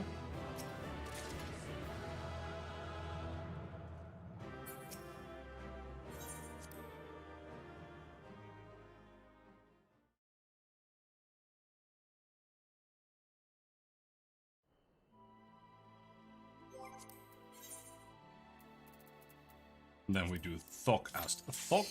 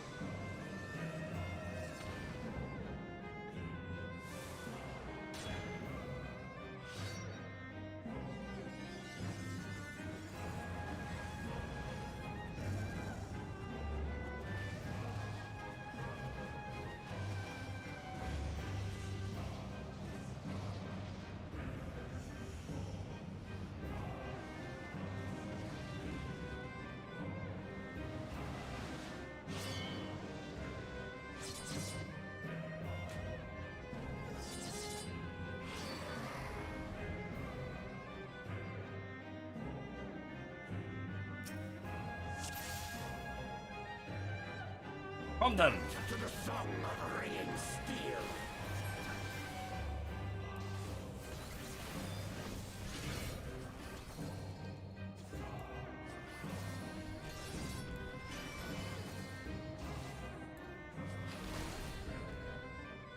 Furious as a blaze.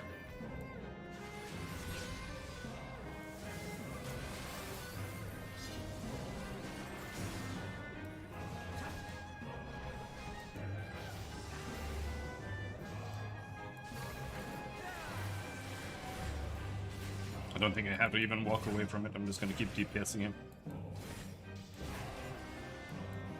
Perish.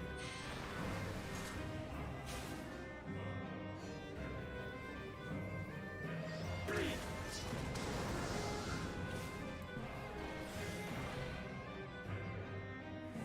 Wilt thou yield?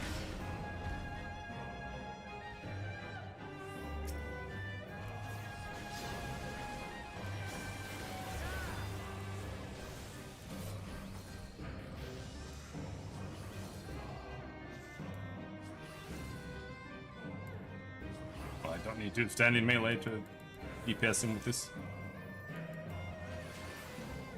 I am invincible. Wilt thou yield?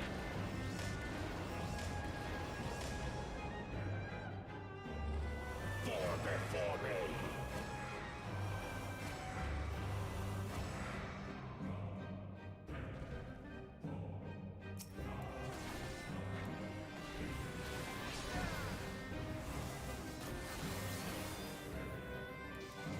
Can you even die before you do your super? Apparently.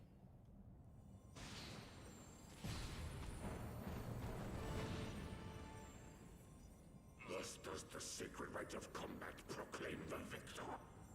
I lay my blades at thy feet, child of man.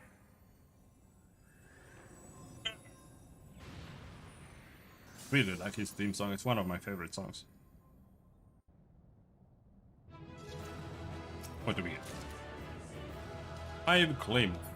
And a weapon coffer, which means we get whatever weapon we want. But I don't really want any. So, whatever.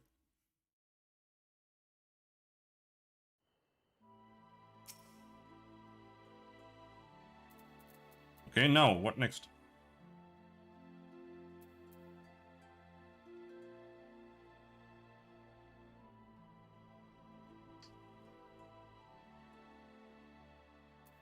Fiendish likeness, a deific simulacrum.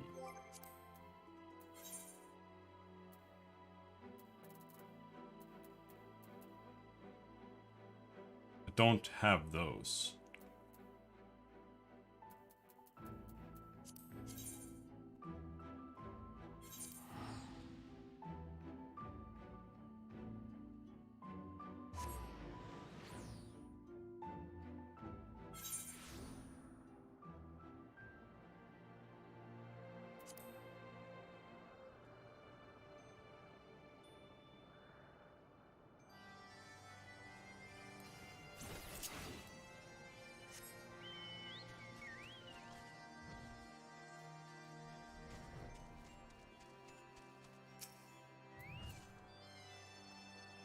The Tramontane returns, and with it, the white.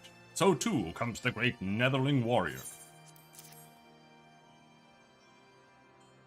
Like double rainbows in the mists, Sonu knows not what to make of this. An eye in the hands of a Netherling. Storm clouds of the Vundu are no match for the ice might. Smash it against the Aetheryte in the whale's crown, and he will be vulnerable once more. Bind him with chains of steel and drive him from cloud sea. Return zephyr winds and sunlight to our lands.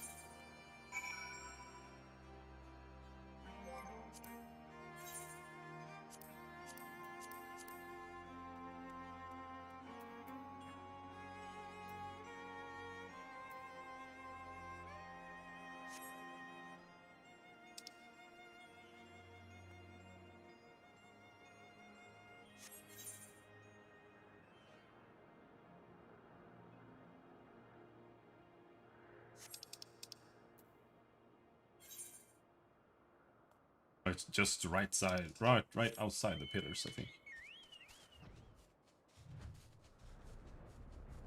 I guess.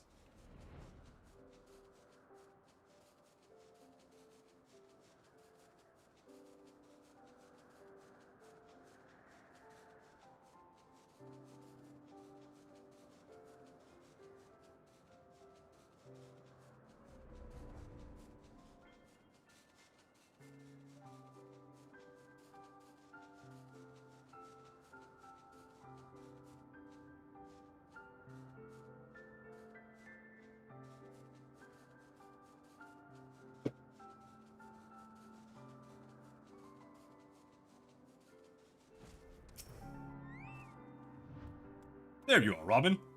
The Enterprise Excelsior is ready to depart whenever you are. Will you be streaming Witcher after this? No, we're gonna stream Final Fantasy 1 to 15. Say again.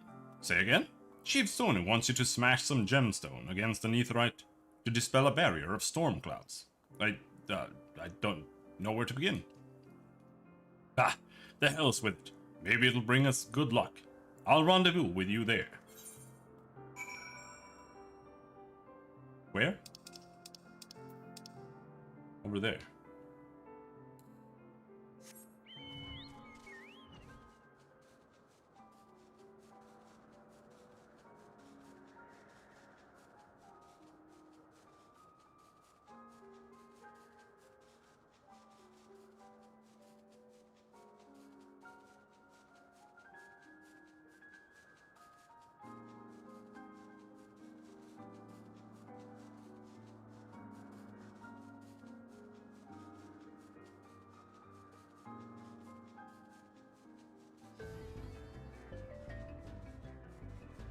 There's the crystal.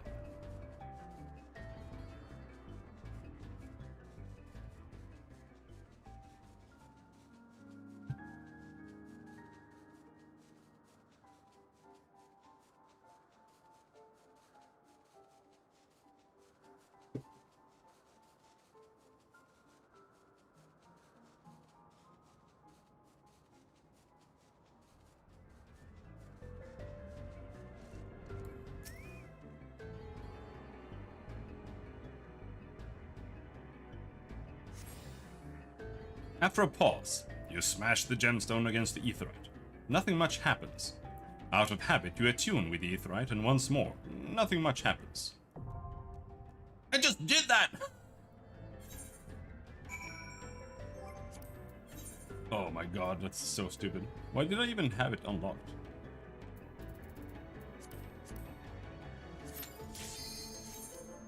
Fine, it's not like it was hard.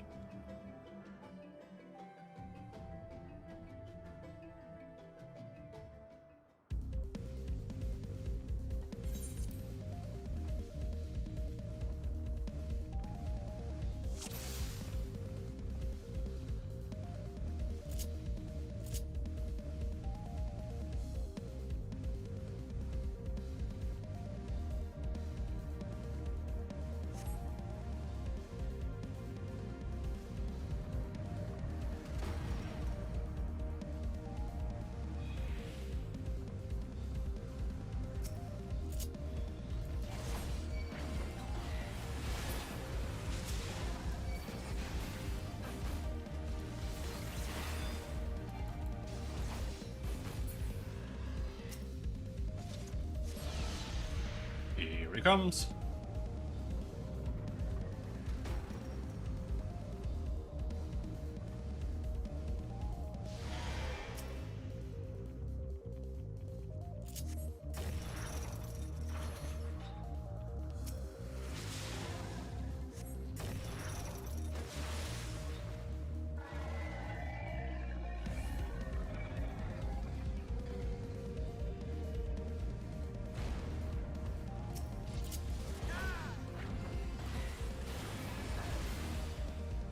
I don't need to pop any cooldowns, it's better to have it on the big lizard.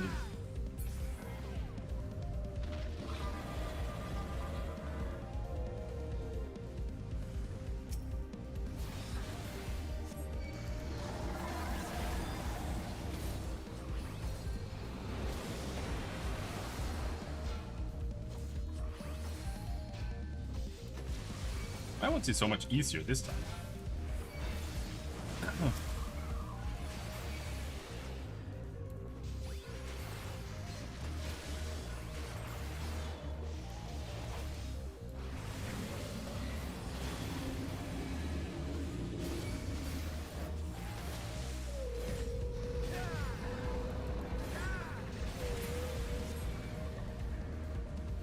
Raise yourselves!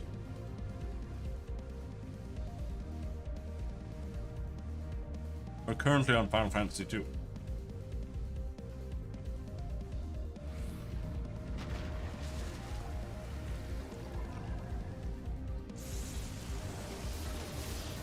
Yeah.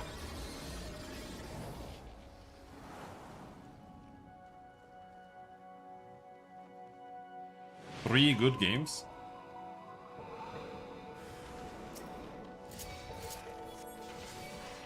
Maybe we can stretch it to that.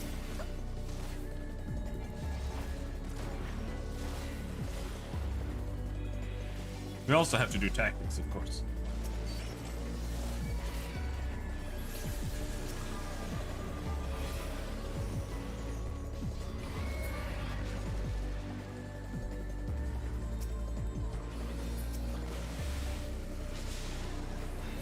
Tactics any good? I have never finished it. It's really slow. You have to like it to like it. Oh, no, no, no! Where did that come from?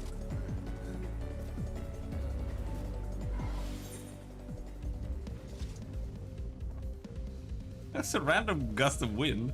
Okay, so when we're done there, we can't run around like a fucking idiot. But Tactics has a very different writing style than the other games. Honestly, than other games. And I think that's really why people like it. Like, the tactics part is kind of lacking. Like, you only have 4 units. And in a tactics game, it's just like, it's just not enough. It feels weird. But I mean, it's just a Final Fantasy party. Except here it's in a, like, tactics system.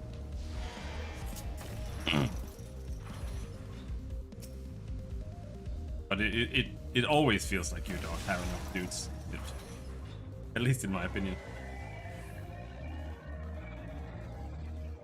But it's very difficult.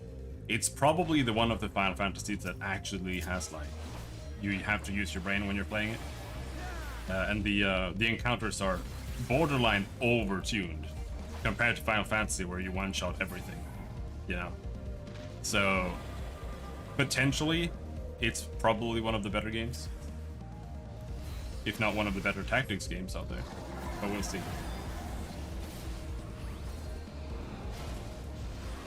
Like I said, I haven't finished it. I got stuck at some place because the game was stupid and retarded. And then I never finished it.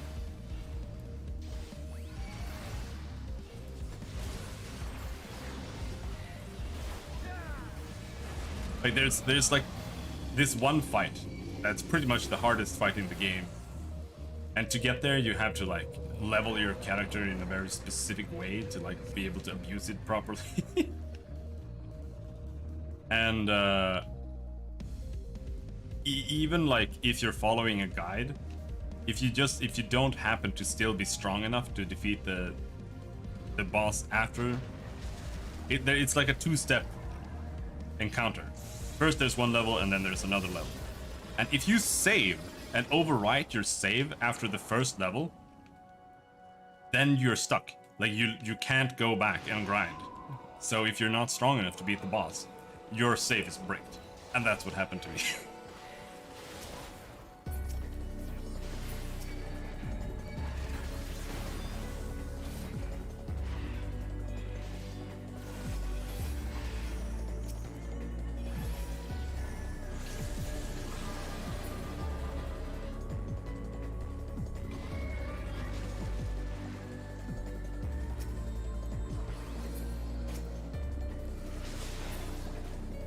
You're gonna gust me back.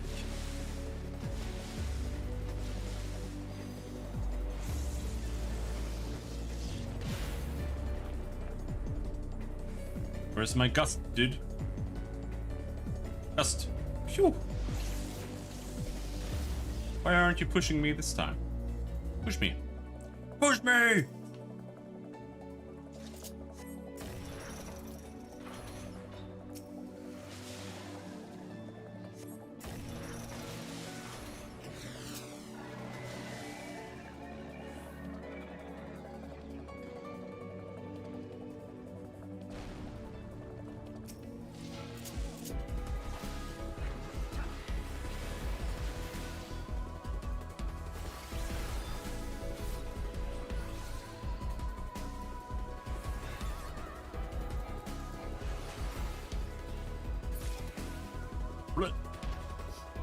Now we have another weapon. An expands totem. I wonder what you can hand in for that. Now we're done.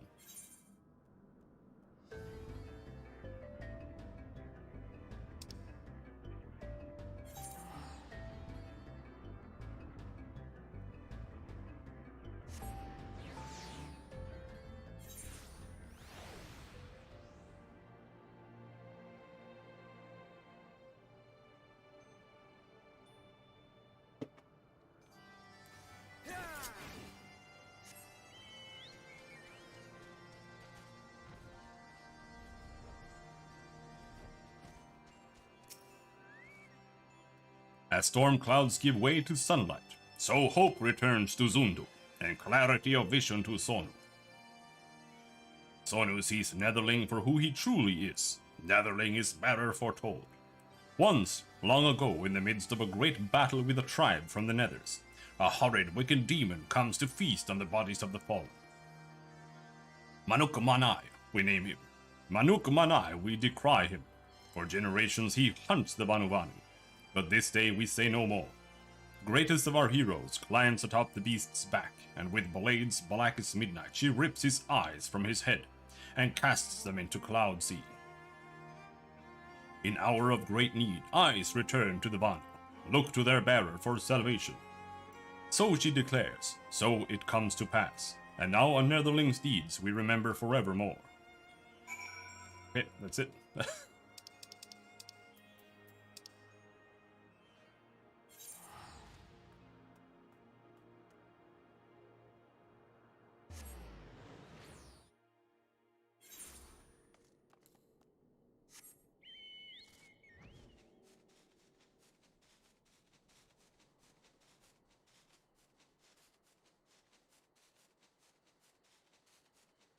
I did not realize we were gonna go on this massive-ass quest line after we finished all of them. Even more reason to finish all of them in Endwalker as well. Which we will. Click, click! Once more have you slain our ravening god. Your tribe must think you a great hunter indeed. Even the One Mind must begin to appreciate the folly of their wasteful summonings.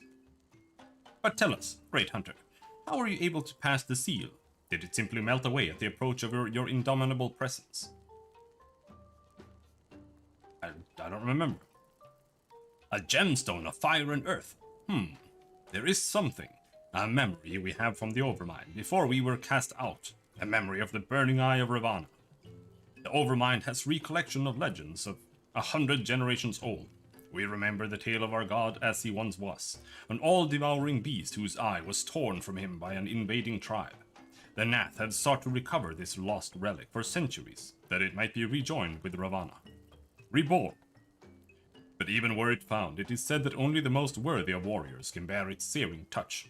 I now understand why the seal granted you passage, but tell us, great hunter, how came you by the eye? It works? Congratulations.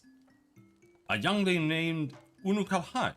Your deed has returned many memories to the surface of our mind, but that name is not among them. To gift you with such a prize, he too must have thought you worthy. We thank you, great hunter. Too soon do our memories from the Overmind fade, but you have given us a new story to tell. Okay, we're done with those. Luckily, we didn't have to do Ravana again.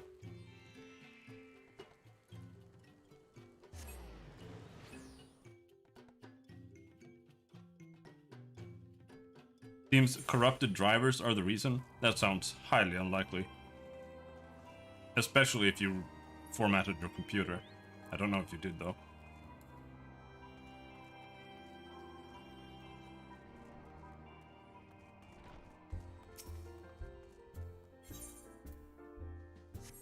What's that?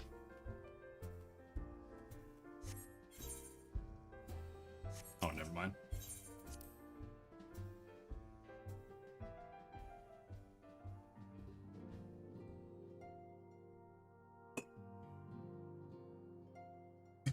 No, it's definitely not corrupted drivers.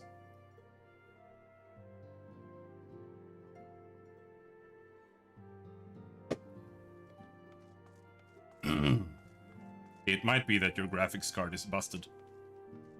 Because it might be using your CPU. And then the second you have GPU drivers doing anything, it just gets fucked because your GPU is busted.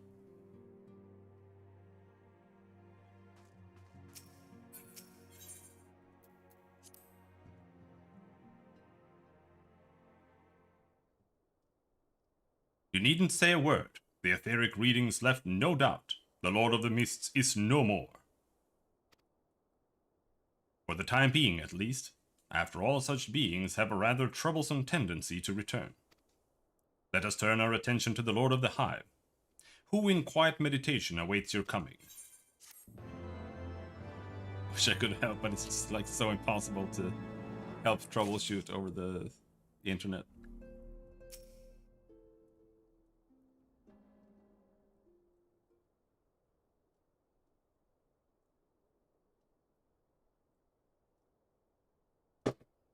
And thus is the Lord of the Hive's essence returned unto the land. And thus has the essence of Ravana joined that of the Lord of the Mists in its return unto the land. You have my gratitude, Warrior of Light. Without your valiant efforts, these primal terrors would have invited devastation on a cataclysmic scale. For unlike others of their ilk, Bismarck and Ravana both harbor the desire and the power to reach Az's law. It's with dreadful certainty that I sense their intent to feed on the strength of the warring triad, and thereby amplify their own power by an order of magnitude. By what wisdom do I claim such certainty? I am gifted with, how shall I put this, an intimate knowledge of the primal mind. You are curious, I'm sure, but you need not understand the nature of a power to use it, do you? It's much the same with the Echo, I imagine. Ah, the realm of Eorzea. Ever has it been a land embraced by gods. For weal or for woe, I should wonder. For the time being, I shall remain here in the Rising Stones and assist Urion J with his research into the icons. If you should require aught further of me, simply ask. This is Heavensward. Here, this guy, he's just like some dude who appears out of nowhere. And he wants you to do all of these quests and kill these dudes. Okay. But that's all you have. Where are the other things? Is it some Shadowbring or some Stormblood thing?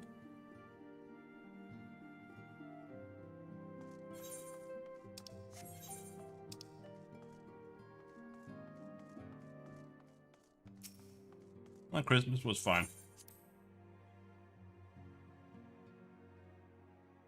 How was yours?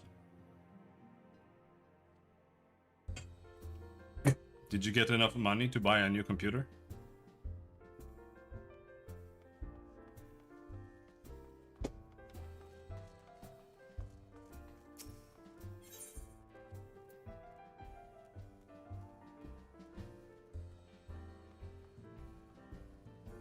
With the Colossus.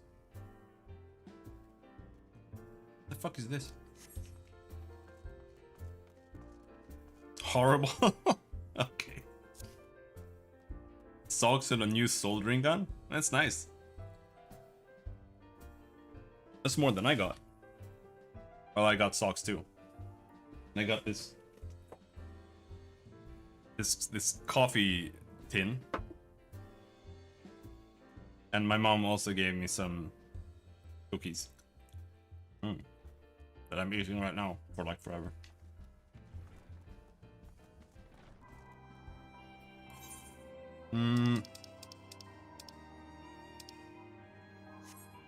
Let's open up our browser again.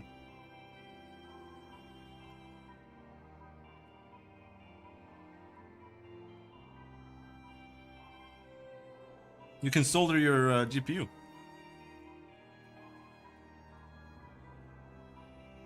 Is it a laptop or is it a stationary?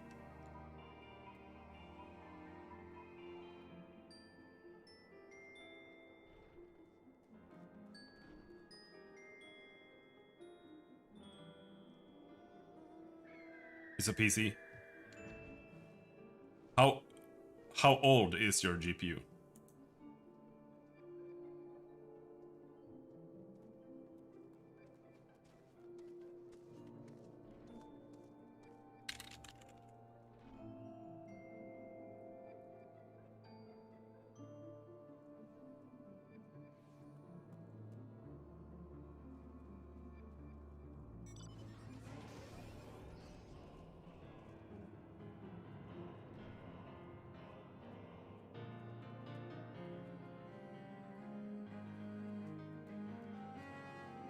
Fuck's sake.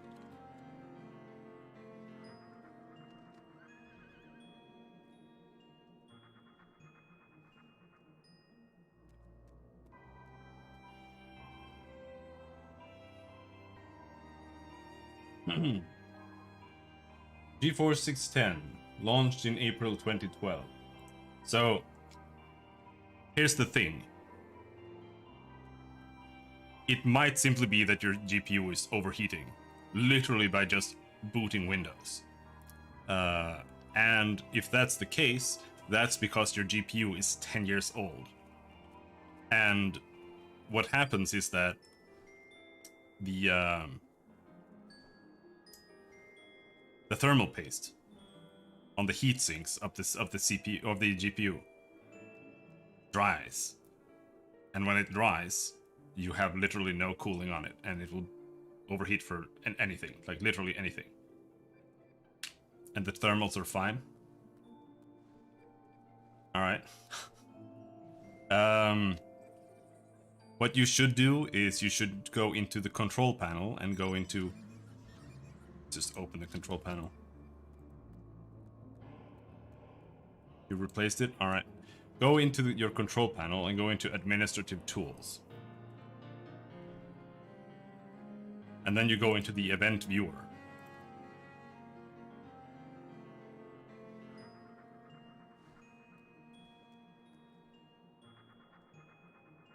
But you replace the thermal paste on your GPU as well, not just your CPU. Anyhow, here in the Windows logs, you can see errors. And it will list what caused the blue screen. Or it should, at least. You can see them by date and time. I'm not sure exactly where they'll show up, if it's under application or system. Probably under system. If you're lucky, there might be some code you can Google. And that might help you figure it out.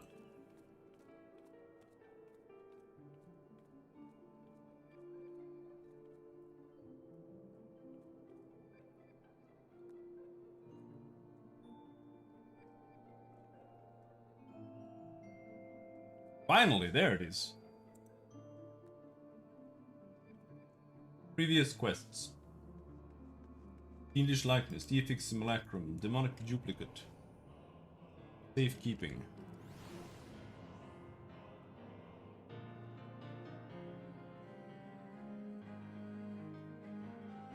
No, it's not under custom view, it's the other one that's not custom.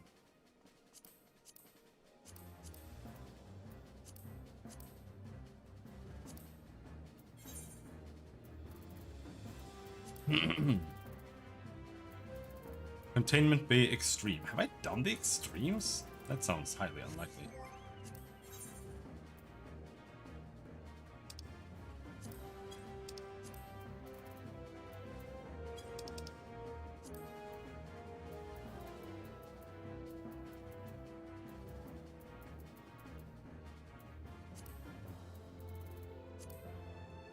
Apparently I have. So maybe we are not missing anything. Let's just go to the Crystarium and check it out.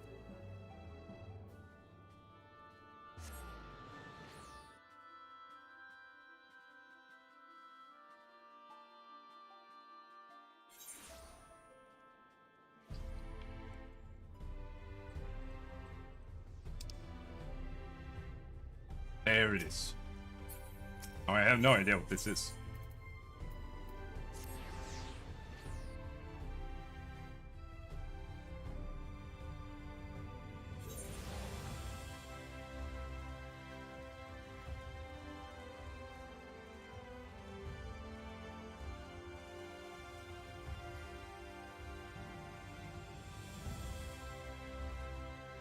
That doesn't mean anything to me.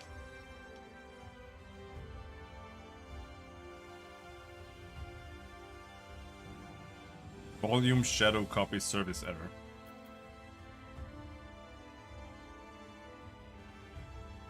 Probably a hard drive issue in that case.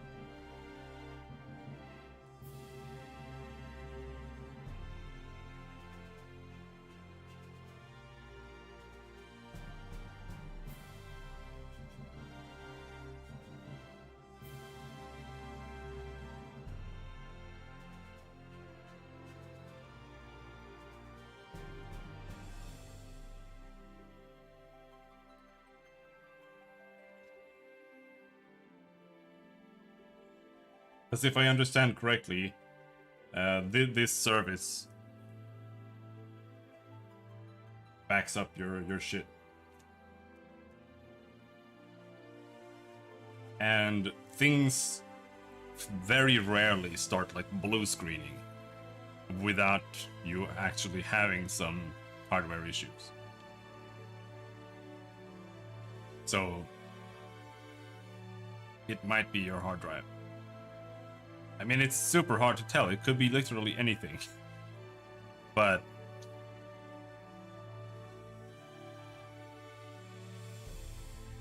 like, it could literally be your RAM as well. Like, who knows? RAM can do anything.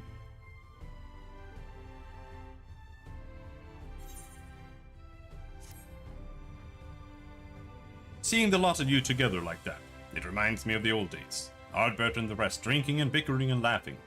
Drove each other half mad at times, but there was never any question of who'd be there when times got tough. Can't help but wonder, can I?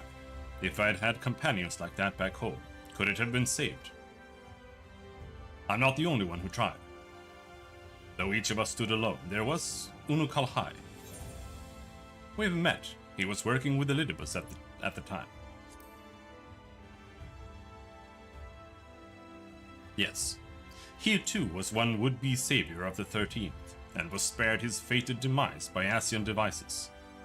We spoke once after the destruction of our world. If the others could be saved, We thought we yet had parts to play. What he's up to now that Elidibus is gone, though, I have no idea. Has he found himself a new role as I have? Or does he feel as adrift as we were back then?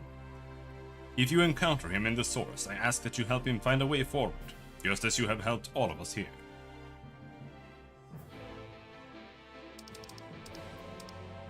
Alright, I'm gonna help him. Give him a smack.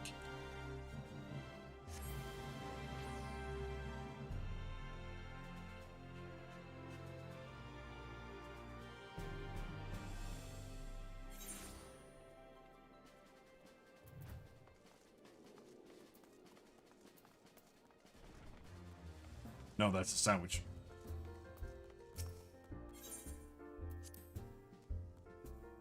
But yes. It's wort bread with raisins.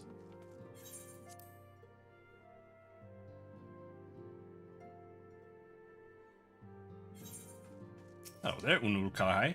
Unu Kalahai.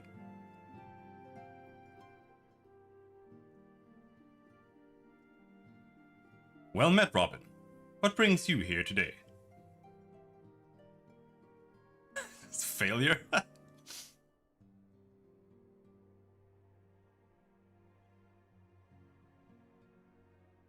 Rion J did appraise me of your travels in the first, and of what became of Elidibus at long last. But I was not aware that you were working with Silva. I considered her a comrade of sorts, though our time together was short. Looking upon the twisted remains of the world you try to save creates a bond that few can understand. At that time we spoke of what we could hope to achieve with our newfound immortality, and of our regrets. Though I then believed that what had happened to be the natural result of my age and inexperience, I now think this was merely the least painful explanation I could offer myself. Silva was right. We ought to have sought each other out before it was too late.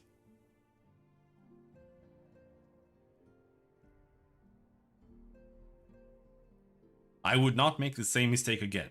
With the Warring Triad gone, I am indeed in need of new purpose. But to seek it alone is folly. I should like to speak with Silva, assuming such a thing is possible. As I mentioned, she understands how I feel more than any other. Of course, all I require is your soul. Been 3 hours cleaning the counters? Nice. Yeah. It's not easy to get rid of the icing, I can imagine. Don't know why you have icing all over the counters, however, but... You speak of the spirit vessel, correct? The means by which the scions return to the source. If I understand the principle at work correctly, then it was a near miracle that you succeeded in bringing them back without killing them. If Elidibus is to be believed, however, my current state makes me something of an exception in matters of life and death, in which case there is naught to be lost from making the attempt. Please, say you'll help. Sure, just give me your soul, bro. We need an expert in spirit vessels.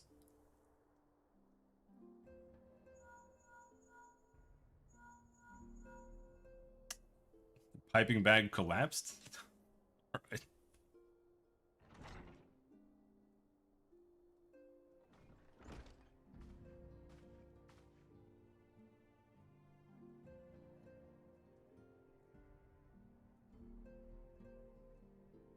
Pray, forgive my delay.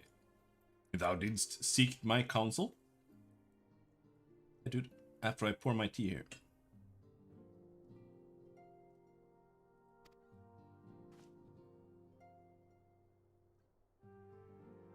Aye, the gifts granted young Unukalhai by Heidelin and the Asians may prove a boon in easing the transition. However, I know not to what extent, nor what may befall the spirit should it be lost betwixt worlds. Nevertheless, I know that this is my path forward. Please, Orion J. Very well. If thou believest that thou shalt find new purpose in the first, I will do all in my power to see thee safely there. Download that Windows OS that removes most of the bloatware. Alright. I have no idea what that is. We shall be but a few moments. Mayhap a worthy tome might keep thee occupied whilst I perform the necessary magics.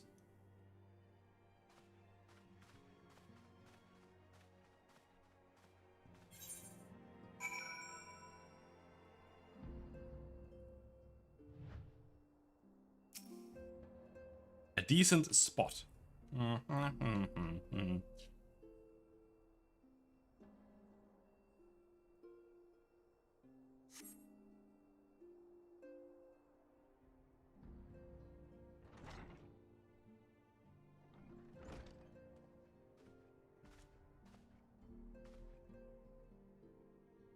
Tis done.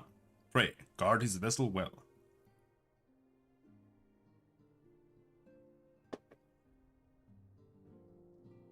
Unukal High is as I and the other scions were on the first, a soul with form, yet no true body.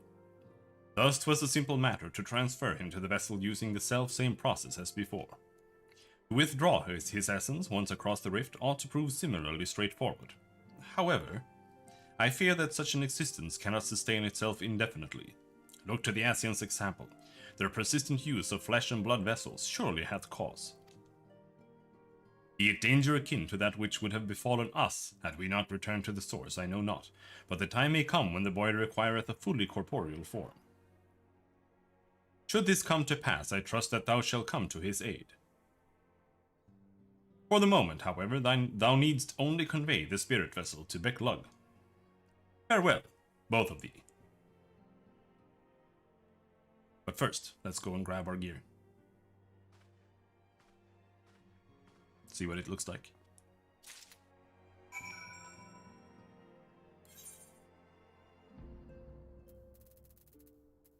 The Ondo Cups.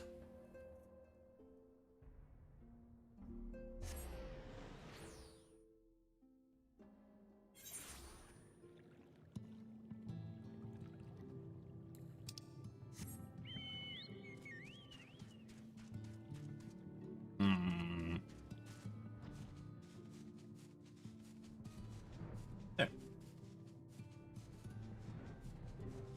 We won't get to do the pregnancy questline here, unfortunately.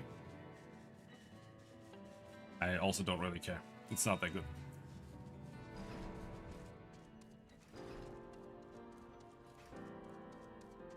Hello, Grenold.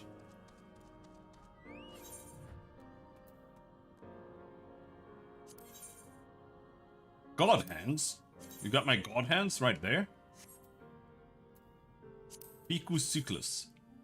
Oh, maybe they do look kind of cool.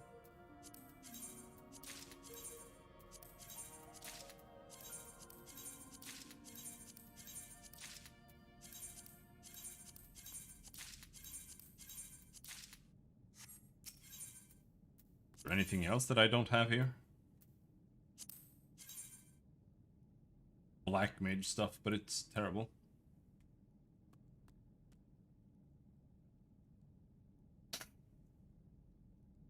Now it has no display, but the system still runs. Check at the back of your computer. Your GPU is down there somewhere, but check up here on the I/O board and see if you have an HDMI slot there or whatever else. Like, I don't know how your display is connected to your GPU, but see if you can plug it in up there instead.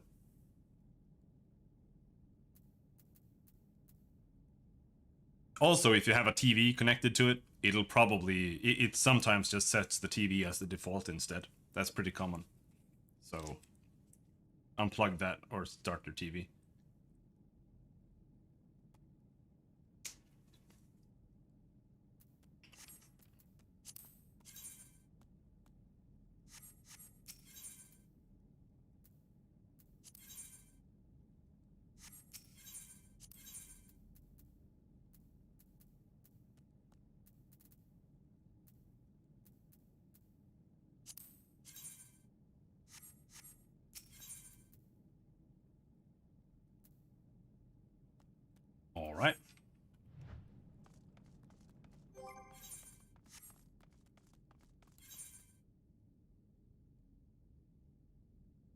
Let's go to the Crystarium again.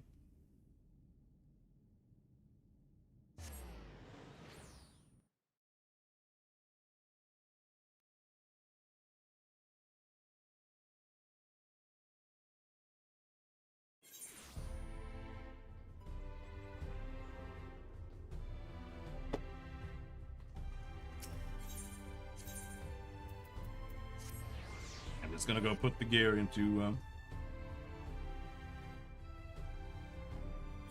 storage stuff. There's like a huge issue currently with space for fitting all your glams. I read something that they were gonna do something.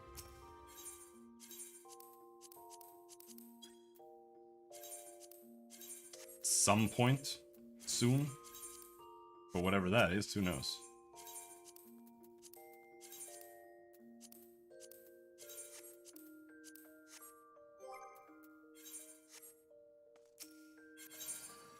Now, this shit is full. So before we do anything, I have to delete some stuff.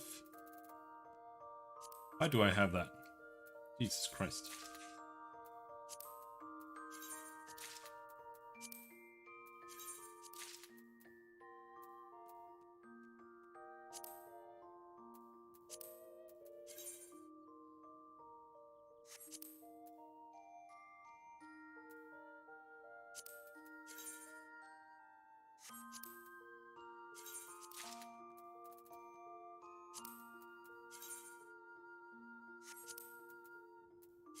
Just put like everything in.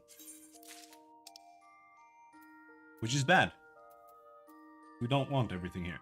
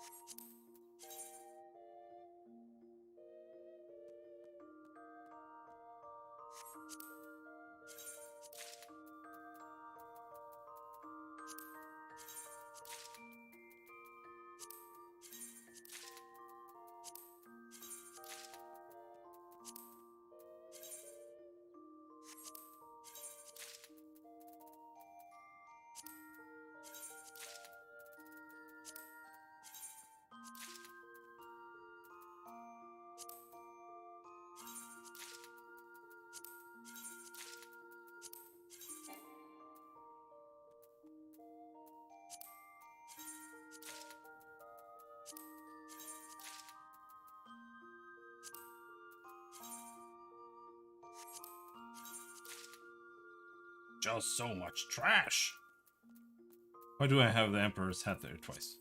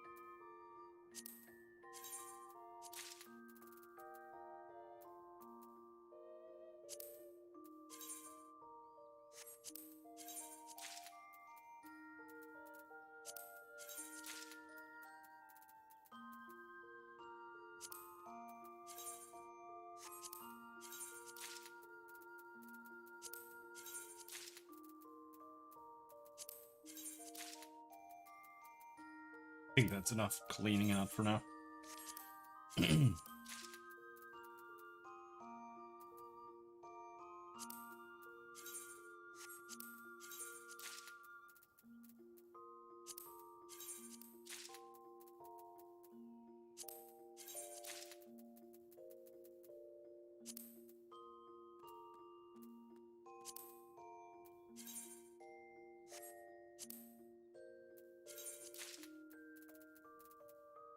This, the melee cyclist, sorcerer's coat. All of these we can destroy. We can just get them back if we ever want them for free.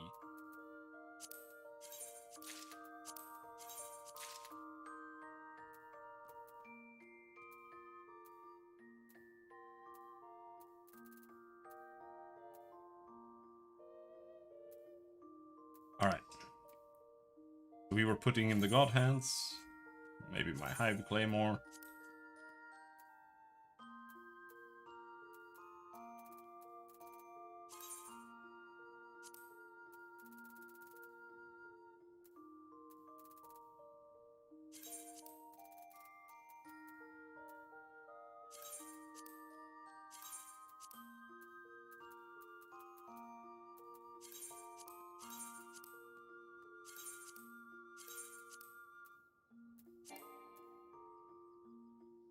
Don't have any glamour prisms. Oh my god, this is such bullshit.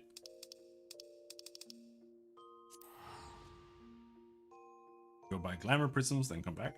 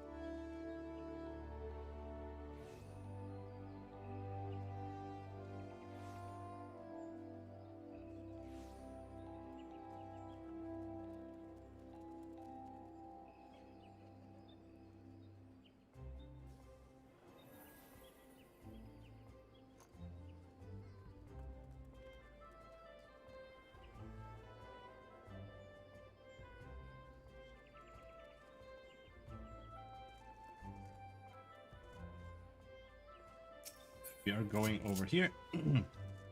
This is where you buy glamour prisms.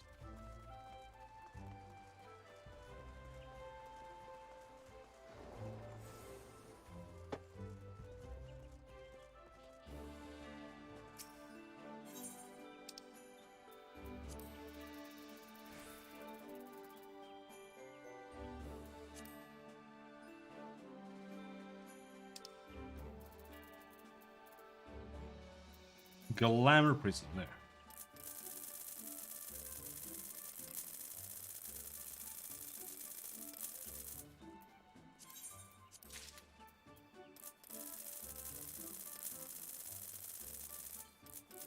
Here we want 30. Yeah.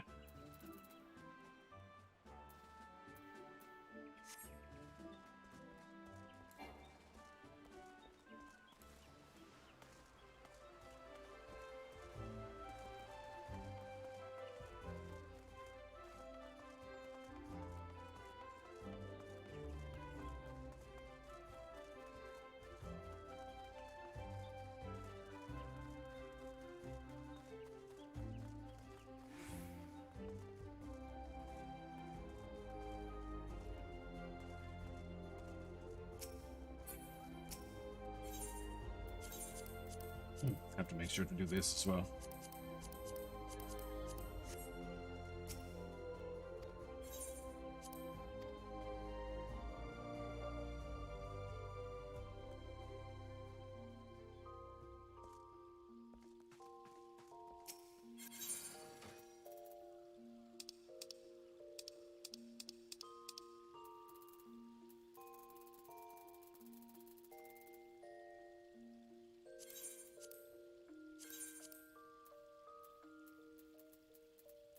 Is there anything there that I was actually going to keep in addition? That one?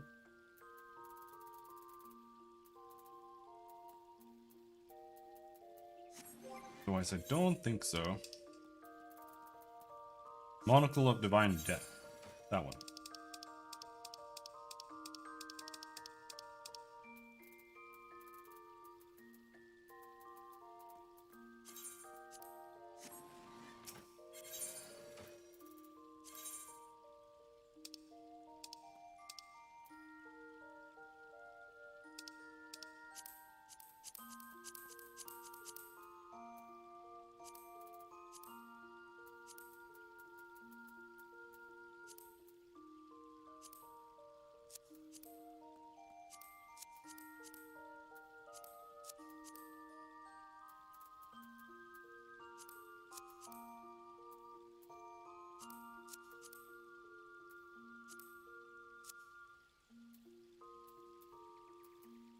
Or I can go for that.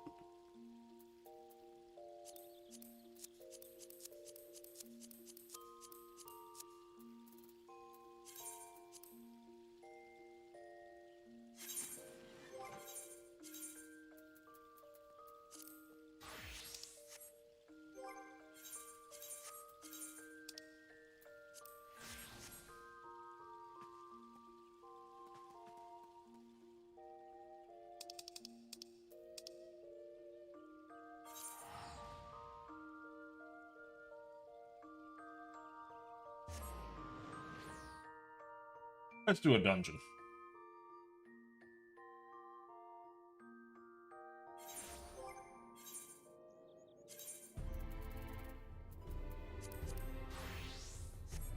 As a scholar.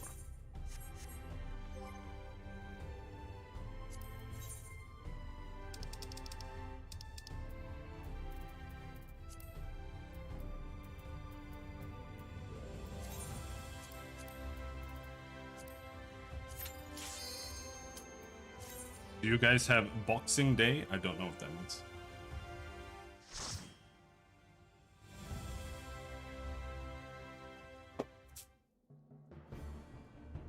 What is a Boxing Day?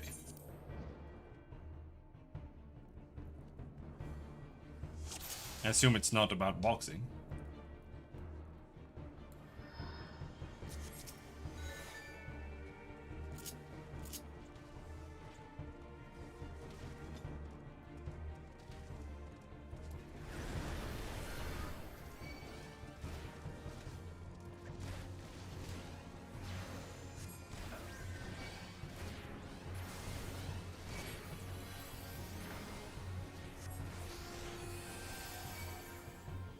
Get that fucking aggro, you bitch! There we go.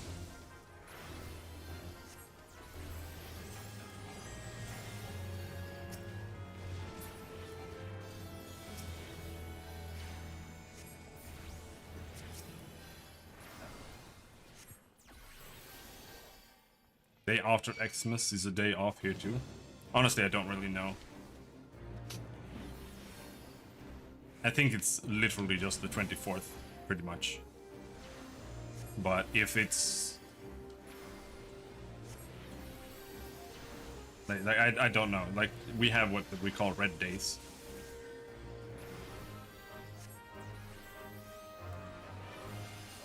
And a red day is a day off. Like, Sunday is a red day. I think. Usually. Maybe not. Anyway. Sometimes if a day is like if Christmas falls on a Thursday, that means that Thursday is a red day. Then you typically have what you call a squeeze day, more or less. And then you get the Friday off as well. Or at least that's pretty common.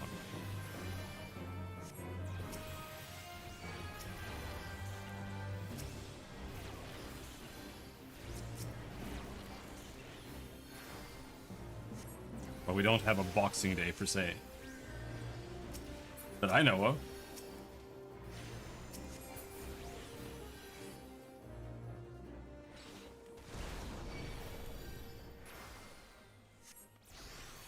I think it's a British thing. Maybe.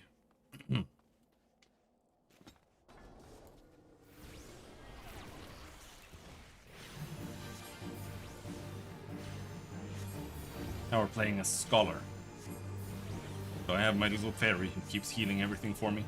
So, for the most part, it's like having a permanent region up. You can just stand there and just DPS a lot of the bosses. Uh-oh.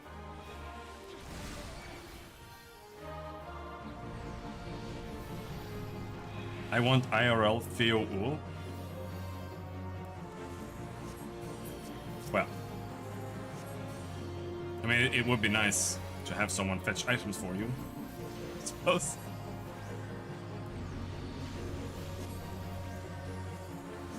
But I can't say that I feel the need for a Theo Ul GF. at the very least. But maybe you weren't talking about Angia.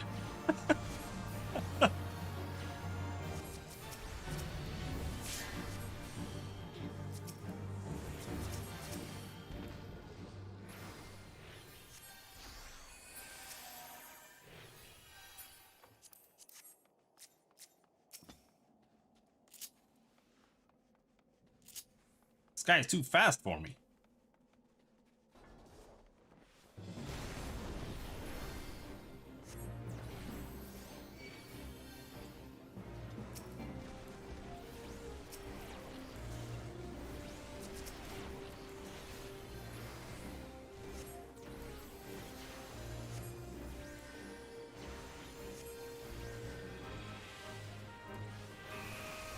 One more.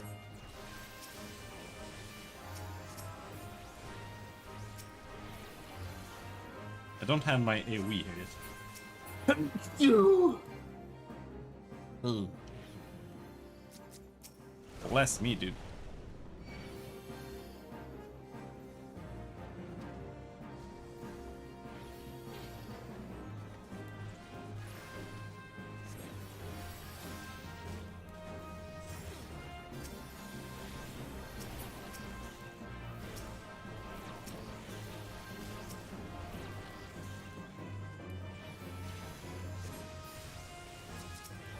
So how's life doing? Did you survive Christmas?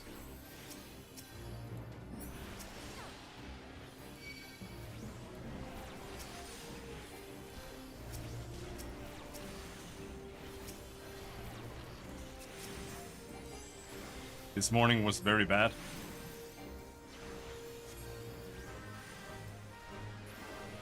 What does that mean?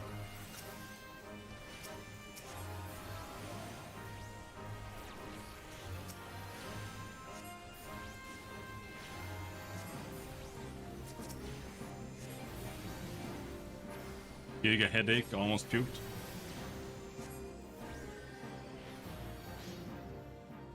Did you have a drink yesterday, dude? You felt like puking anyway. Oh, alright.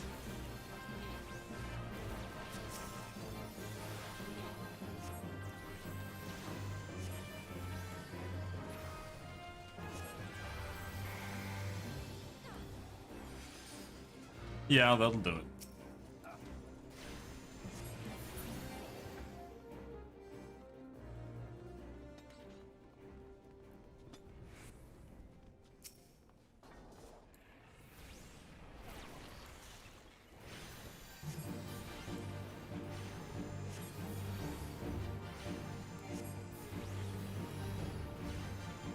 The way this guy is doing this is actually, like, more correct, I think. Because I think when you do, he, like, shoots his lightning balls in the other direction. No, not lightning balls, whirlwinds. See, now he's gonna typhoon me. And instead of going on the cannons, it just goes over there.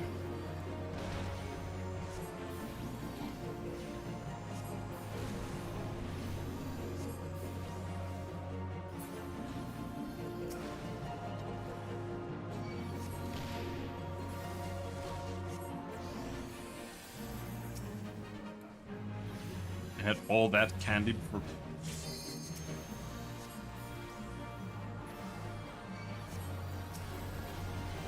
Yep, hope you're feeling better.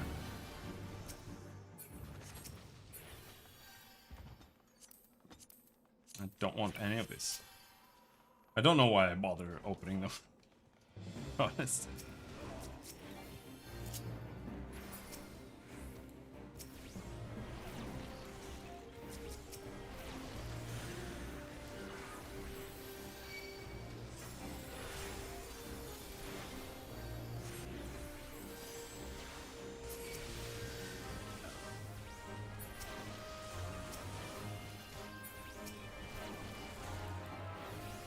I want my AoE!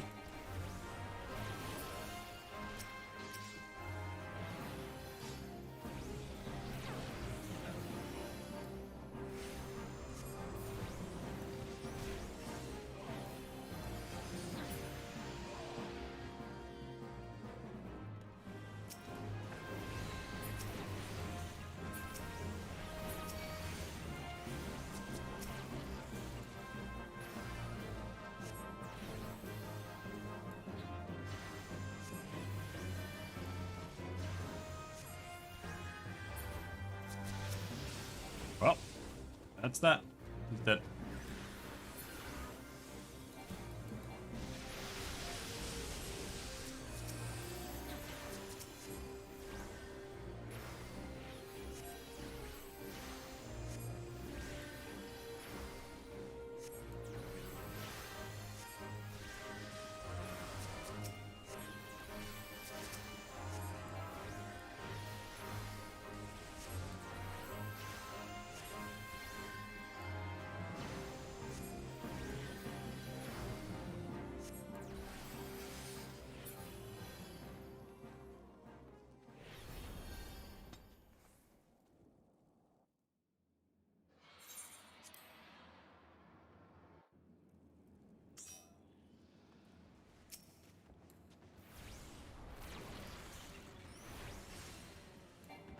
This guy's just too fast for his own good.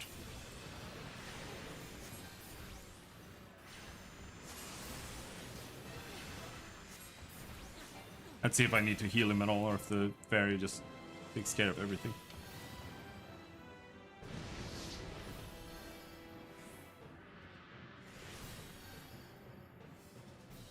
We'll have to do an AoE sometime.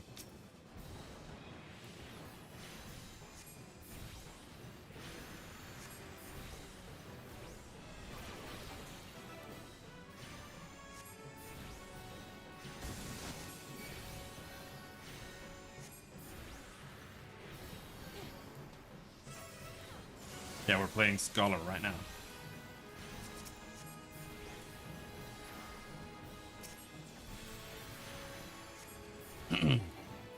Because my monk is level 81 anyway. So I might as well do the roulettes on another class. At least for the time being.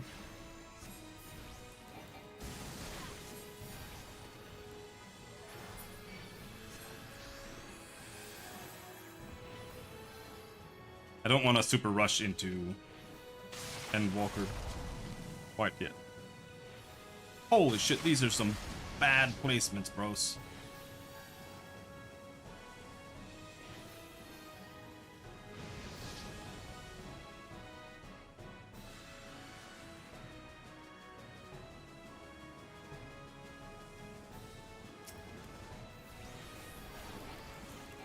$30 DPS. Oh shit, I'm a monster.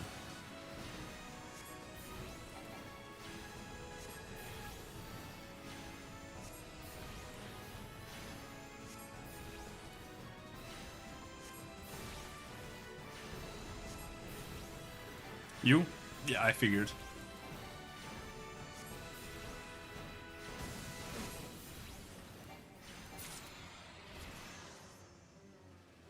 Yeah, I hate autocorrect. But it's not because it corrects. It's because I write something and then I just like press space. Like I'm not actually selecting anything. And it's like, you want this, and then it just does that. I've been looking for a T9 input system for mobile, but I haven't found anything that's like good quite yet. I still think T9 is a much better system than just having a keyboard on the phone.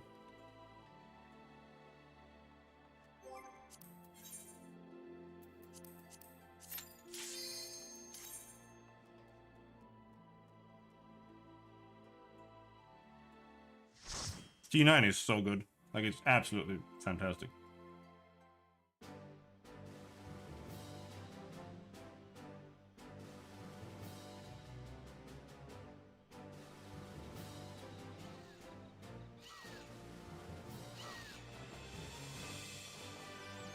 As long as the word is in the dictionary, it's like 100 times better than having a keyboard.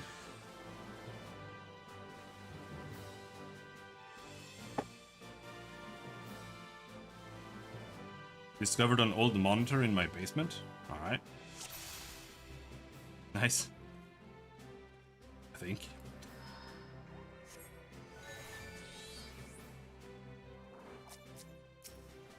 Dual monitor? Yeah. A CRT? No, he's not that old. Or, yeah. What should I do with a small monitor? have a browser on it. That's what you use your second monitor for. Browsers and Discord.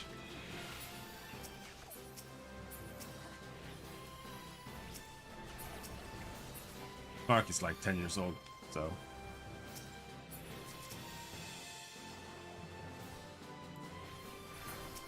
How do you do that? You literally just put it there. Like, I don't... I don't know, dude. I'm 19? Yeah, exactly.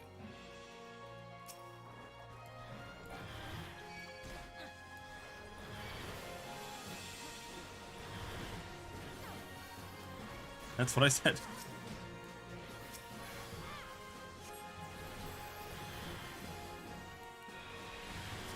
You don't need any NVIDIA settings.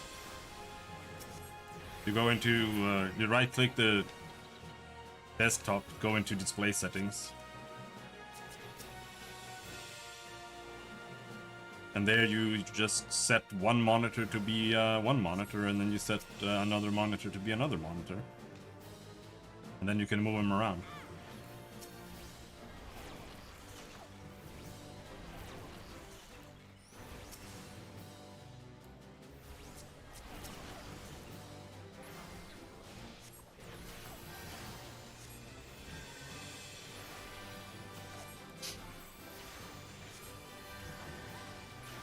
Whoa, what the fuck? Alright. They're retard tanking bees that one-shot you.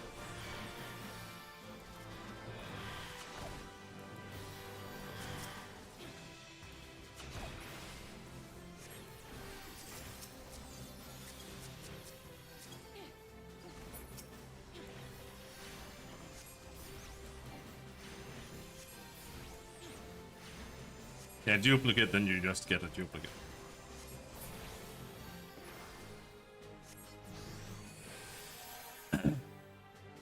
In Windows 10, you can't tell which monitor is which, but hopefully, maybe, like, you only have 2 monitors, so you don't have to worry about it that much. Because it doesn't show the name of the monitors.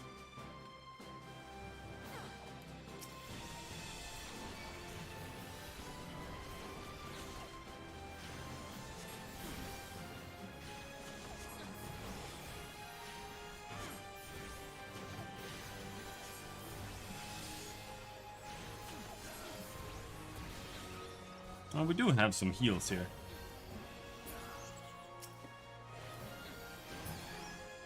I hate the scaling on the HDMI compared to a VGA display. What are you talking about? What's scaling?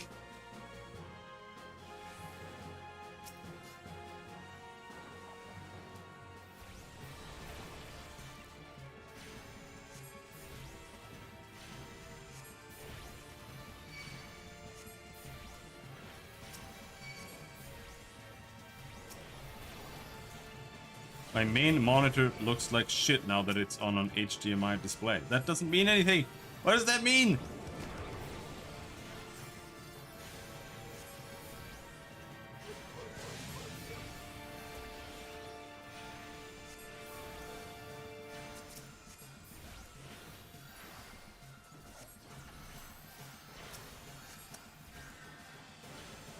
Sometimes Windows sets the screen scaling to 150% by default, because Windows is literally the biggest trash ever made in the entire world. So check that, it's on the same screen. Make sure scaling is set to 100%.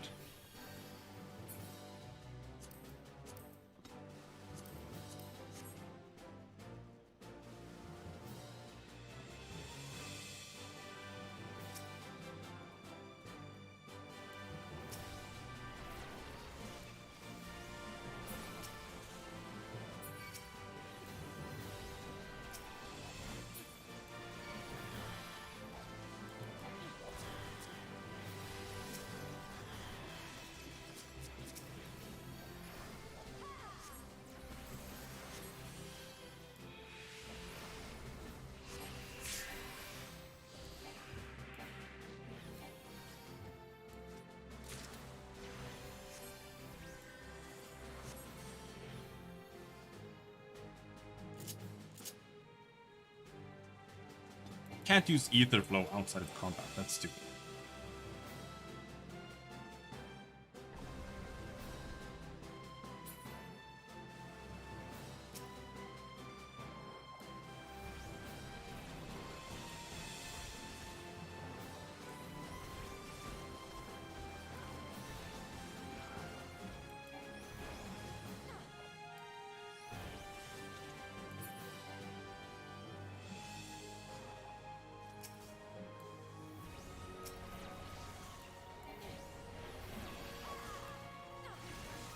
How much damage does Art of War do? 150, 150. The Art of War does the same damage as my single target skill. Cool.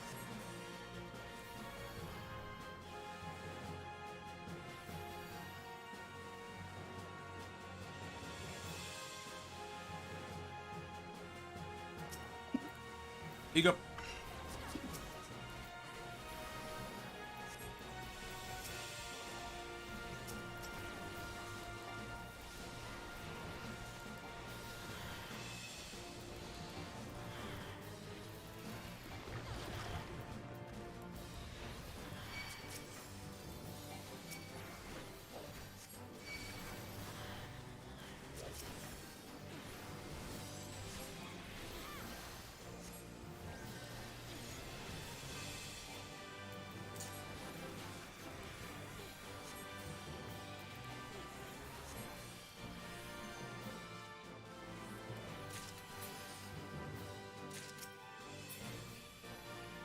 Please don't have this.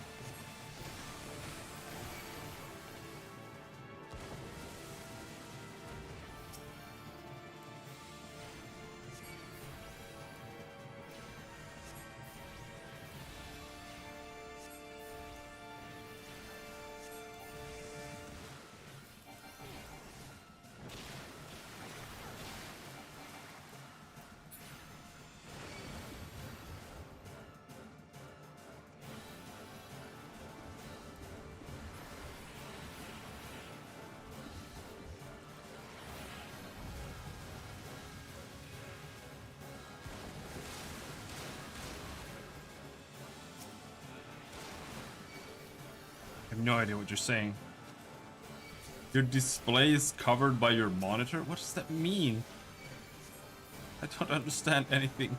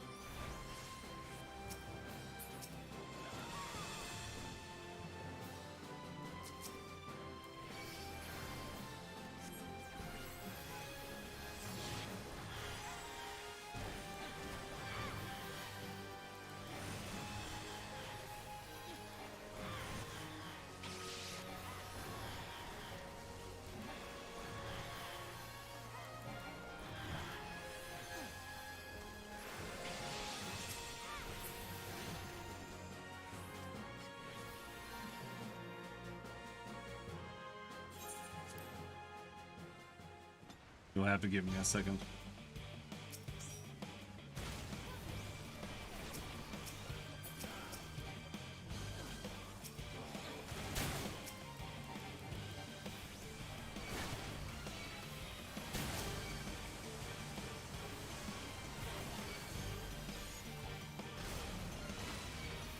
Ow. What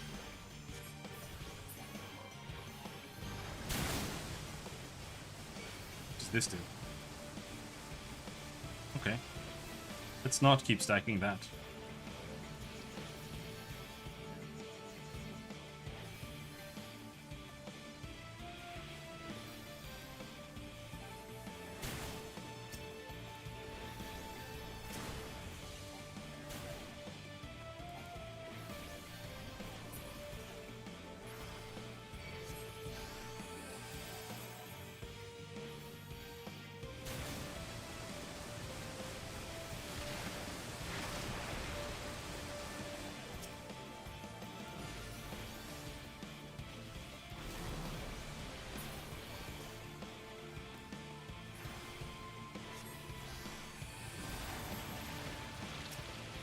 Tentacles! Hello, tentacle.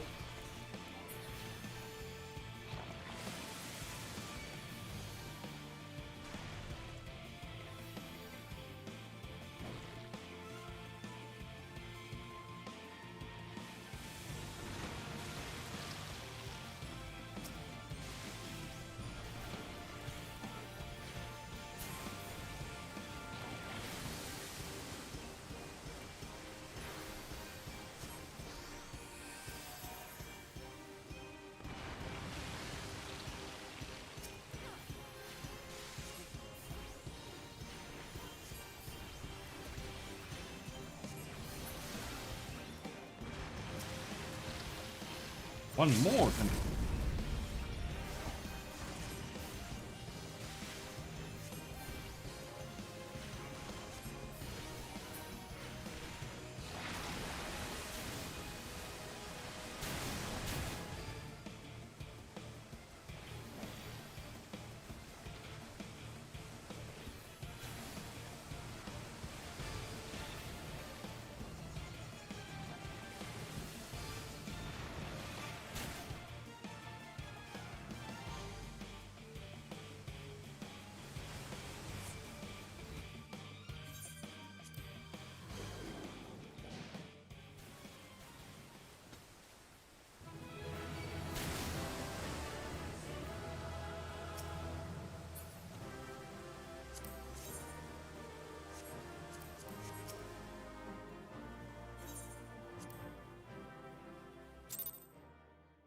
All right, so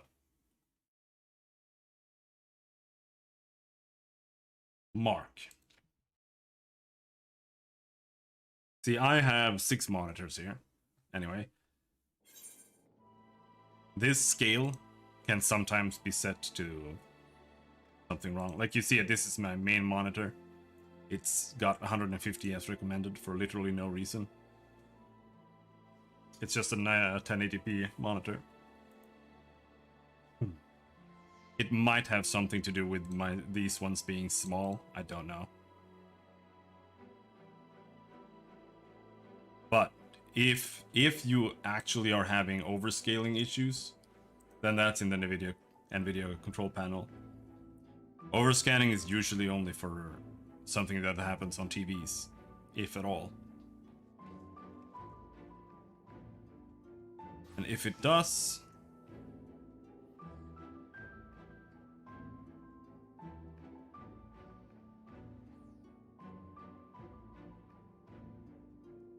where is overscan?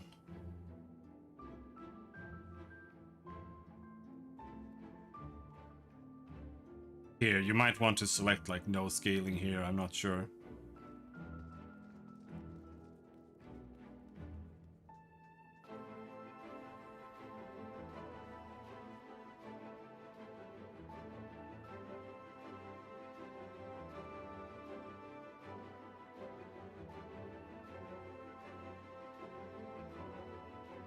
But it's one of something here, I would imagine.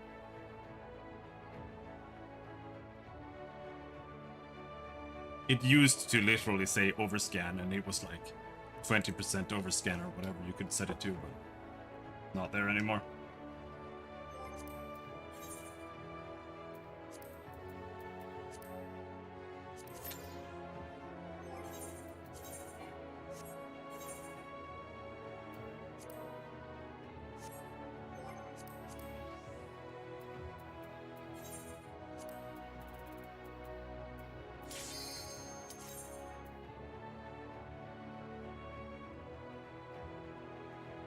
Indomitability.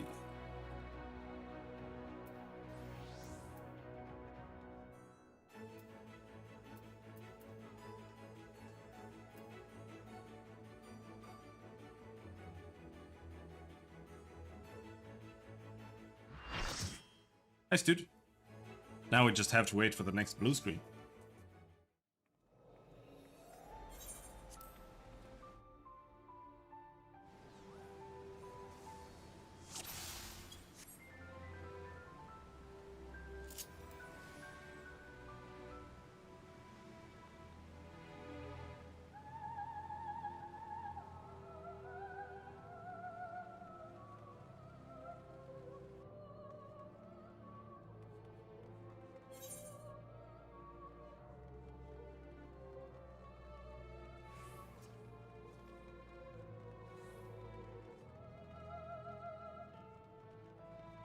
If you play ninjas, you get a cool front flip.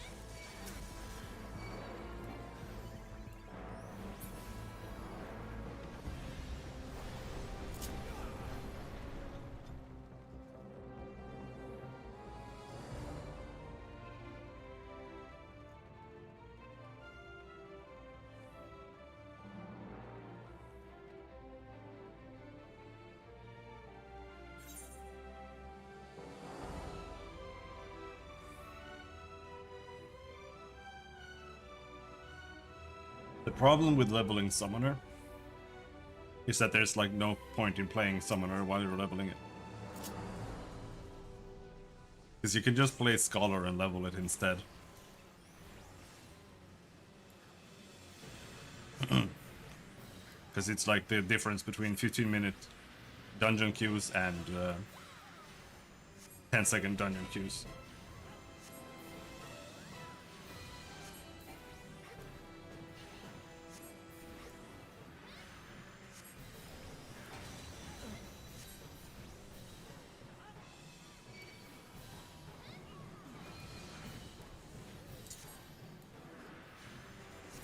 Place the fairy under the boss. That way, if I run around, it's still there healing.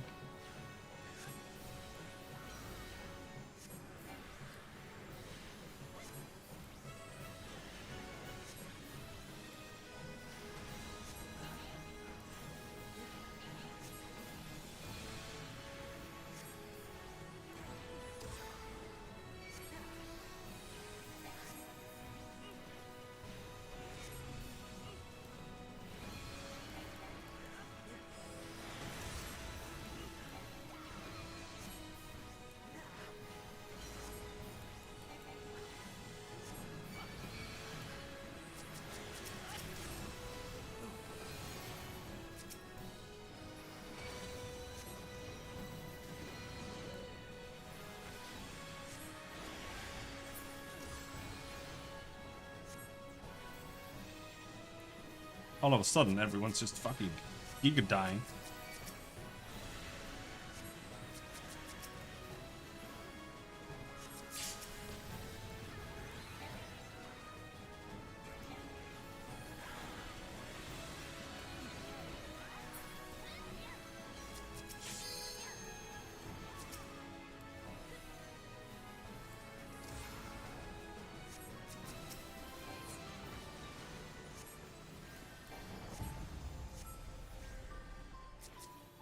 Oh, it will. It's gonna. Gonna do it. Wait for it.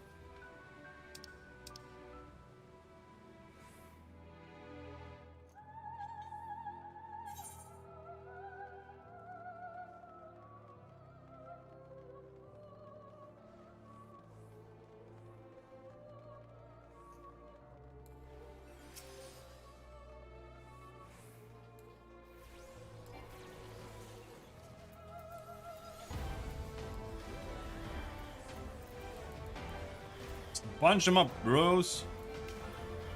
Put them in a bunch and kill them.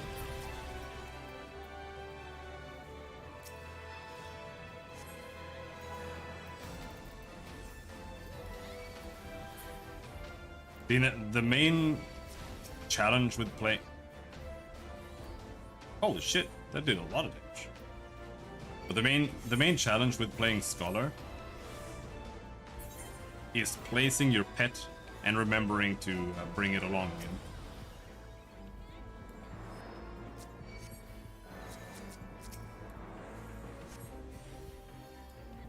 If you don't, then it just gets desummoned.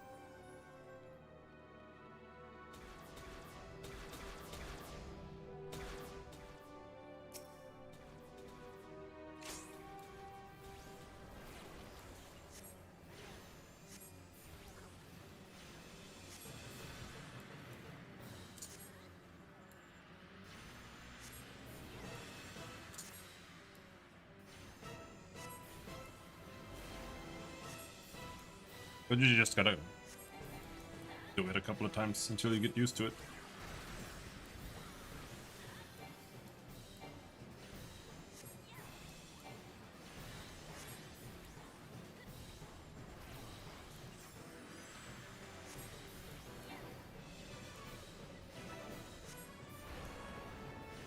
Now next time you'll think twice about playing Minecraft.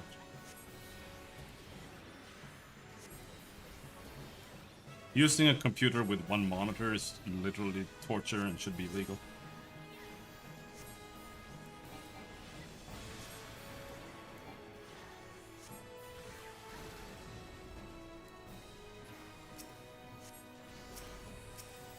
Minecraft got really good lately? No, it didn't. It got really, really bad lately.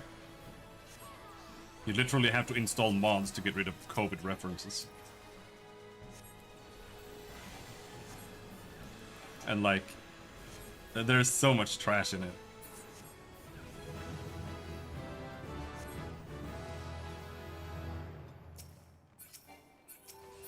They've got like Black Lives Matter references in it. So stupid.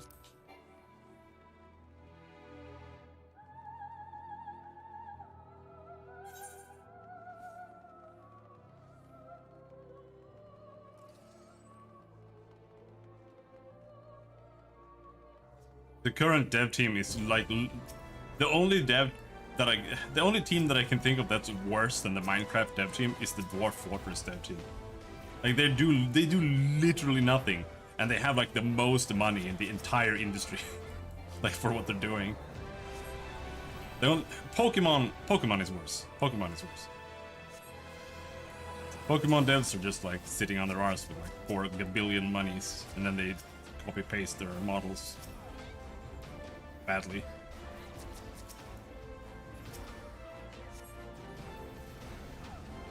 But Minecraft players wait like half a year to get a new patch, and all the patch does is add like a homosexual lizard or something.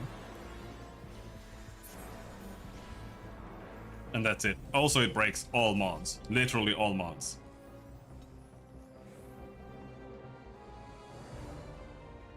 Many of us young tweens back in the day didn't realize the Enderman and the villagers are a derogatory representation of you-know-who.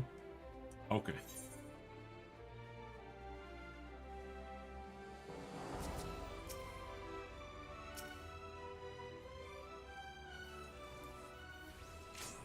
Your people. Your people.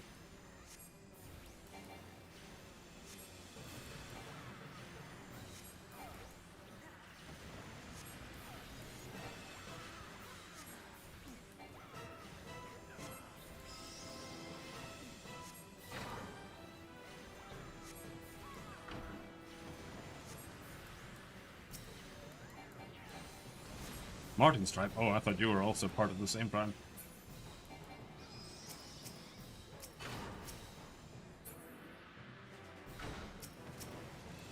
My bad. Did I desummon? Yeah, I desummoned my my dude again. Let's place it there.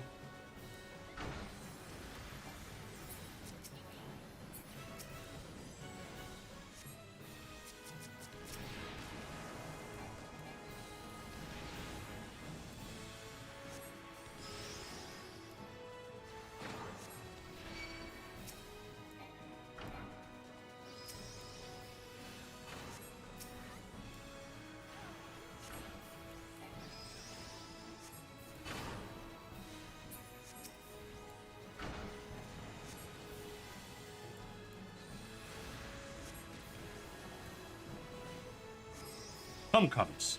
You ever fight cum-cums in your life? I have fought many a cum-cum for my days.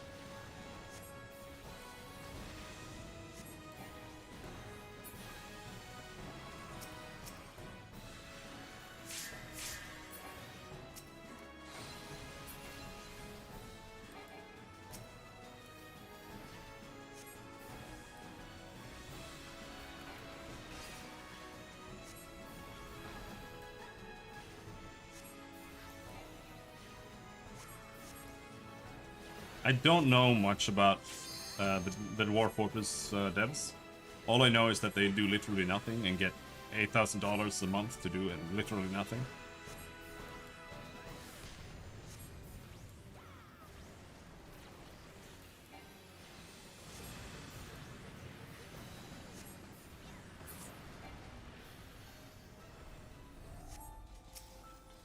CDDA devs are terrible though.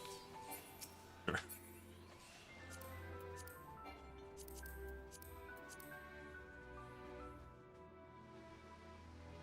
Never heard of Caves of Cud. Sounds nasty.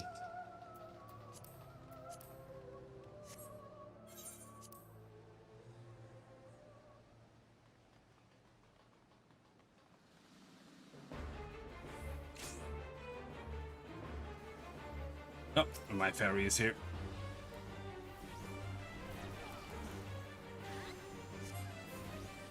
No. It's not that bad. It wasn't that long ago that they released some videos. But still, like, the actual game itself, the normal version, like, all they've released is like a bunch of half-finished, like, mini updates. That's it.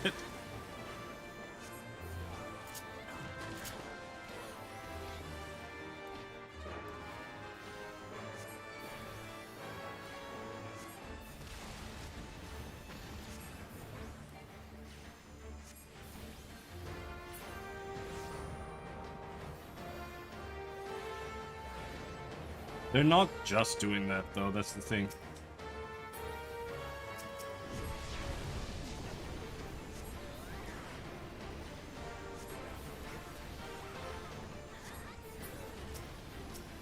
Because you can already do that yourself, but they have to rework the game enough so that it's not trash.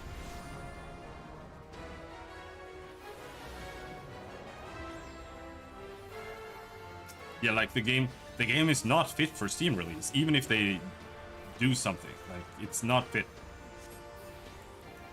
Like, it would be a bad early access game. Even. It's so bad. That guy died big time.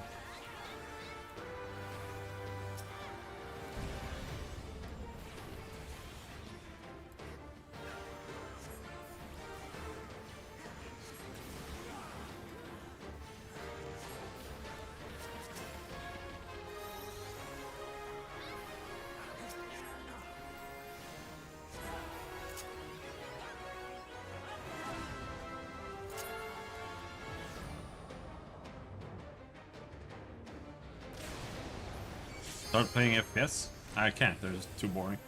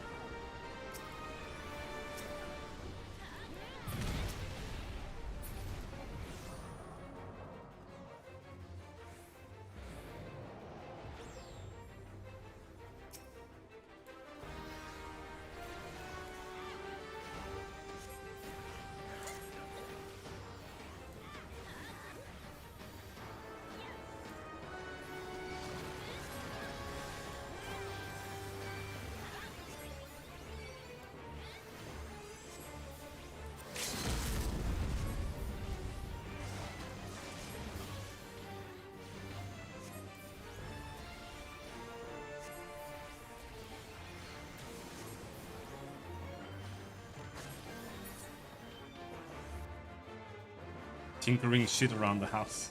Alright. Making sure you don't have bugs in your entire, like, apartment.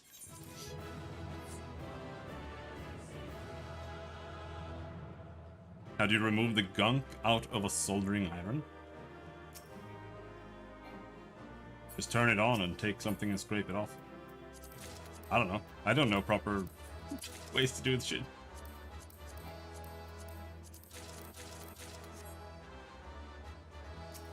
Sponge trick. I have no idea what that is.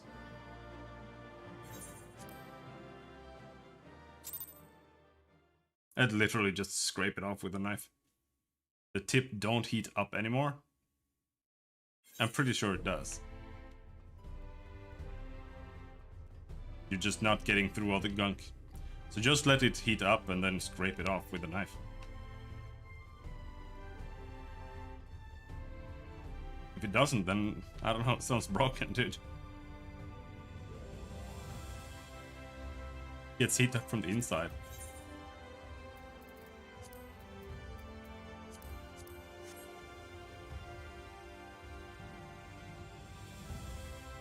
Now we're level 52. And now we are going to switch back to Monk. We're gonna finish this hero's journey thing.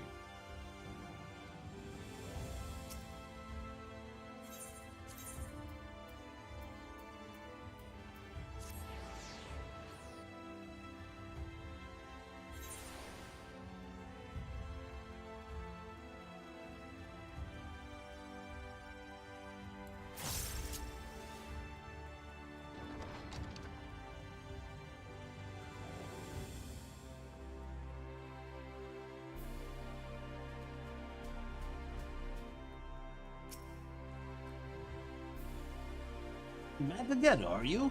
I'm flattered that you've grown so fond of Norrat. Or should I would be. But you have that expression you lot always wear when you're about to ask me for something.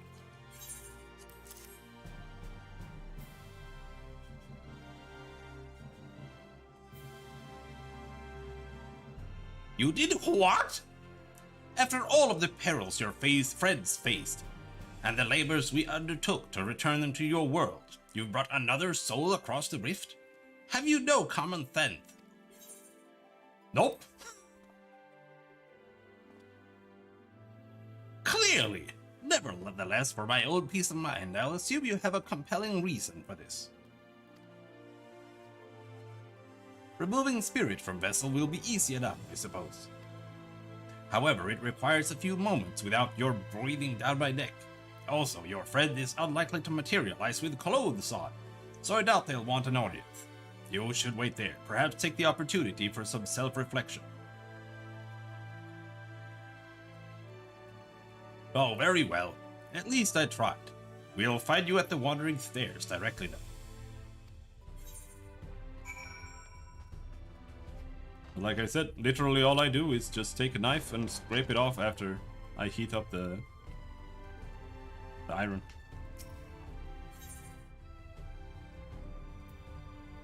I don't know what to tell you.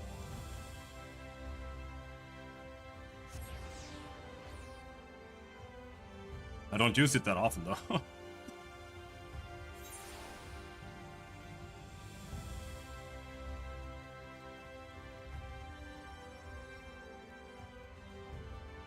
In fact, wait, did my dad get me a new one? I think so. And that one I barely used. You want me to speak with someone? Very well, you've done the same at my request often enough.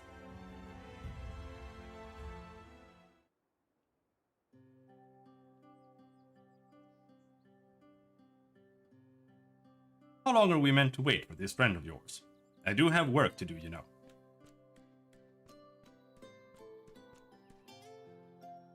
Ah, here you are. Pardon the delay. It took some time to acquire robes of an appropriate size. Is this them?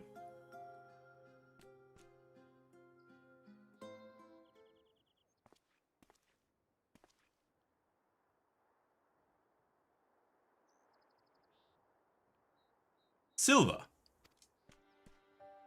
What? Unukalhai? Indeed, it is I. Trust me, I can hardly believe that I'm here myself. I should think so. When I sent Robin to ask after you, it never occurred to me that you might be able to cross the rift without Asian aid. No mysterious mask? Question mark?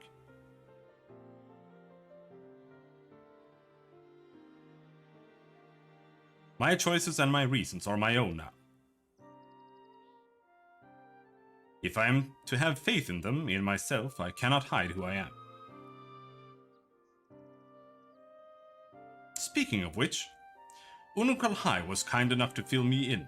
Unlike some, and I was interested to hear of an erstwhile hero of the 13th, serving libations at the Wandering Stairs. But that this hero should be you surpasses the scope of even my considerable imaginings.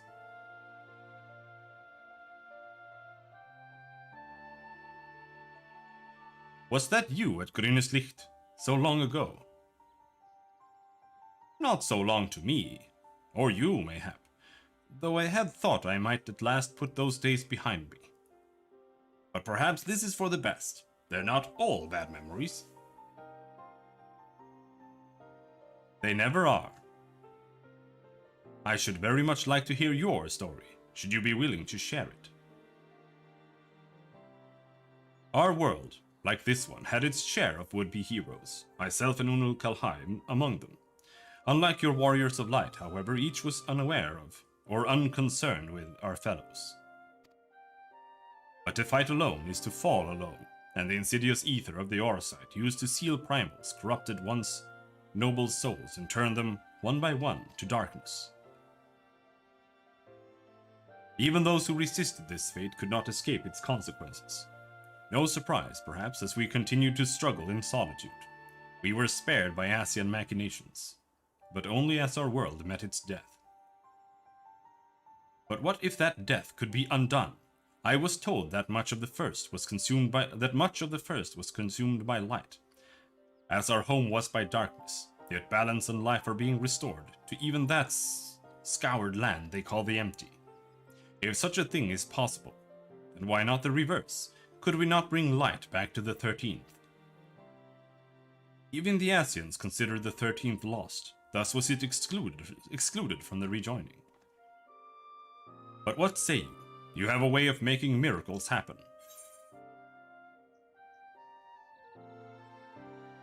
Anything is possible.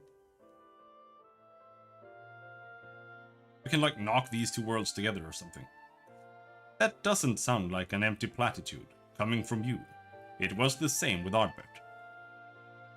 Pardon the interruption, but might I suggest a closer examination of the conditions on the 13th before we form any conclusions? How would we go about that safely? We could use the crystal tower to open a void gate, couldn't we? Please?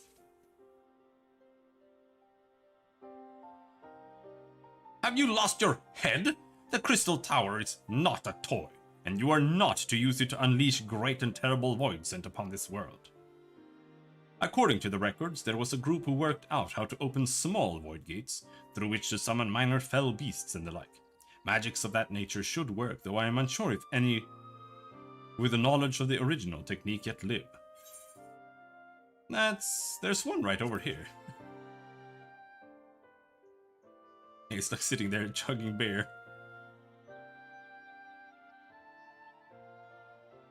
How fortunate! Let us inquire with this Tainer immediately. Yes, you do that. In the meantime, I will ready a means to peering into the depths of the void, without endangering ourselves. Use these to contact me when you're prepared to open the gate.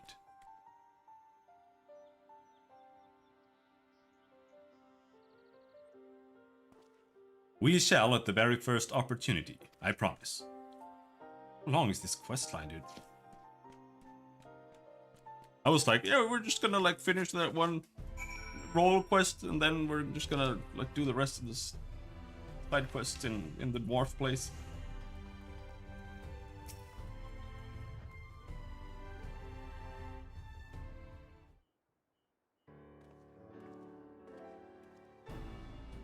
It's always a pleasure, Robin. Aye, but who's your friend? I don't believe we've met. We have not, as I am not from this world. The situation is rather complicated, but I hope that you might be willing to assist me.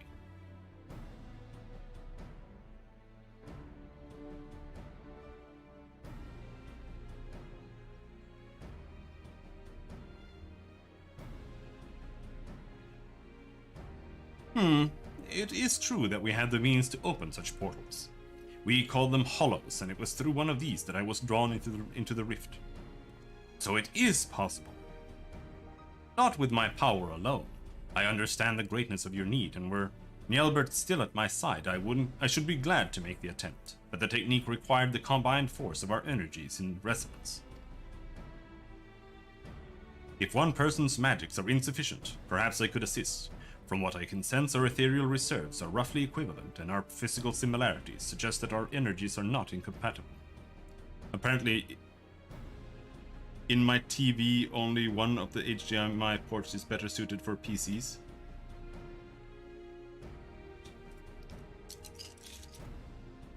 Sounds unlikely, but maybe.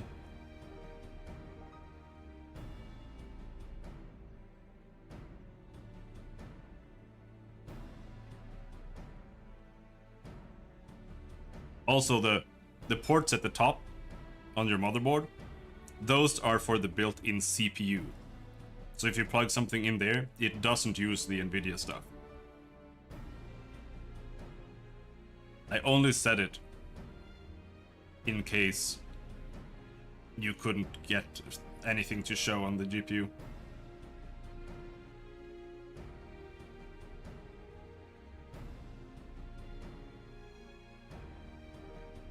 So if you plug your TV in there, it's might not look good.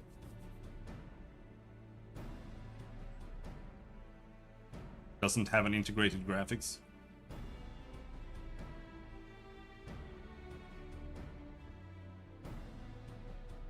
Does AMD not do that?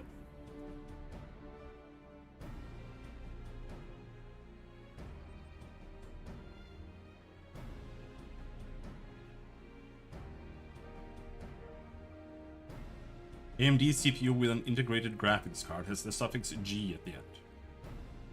Okay. So it would be like AMD Ryzen 5000G. It has. Alright.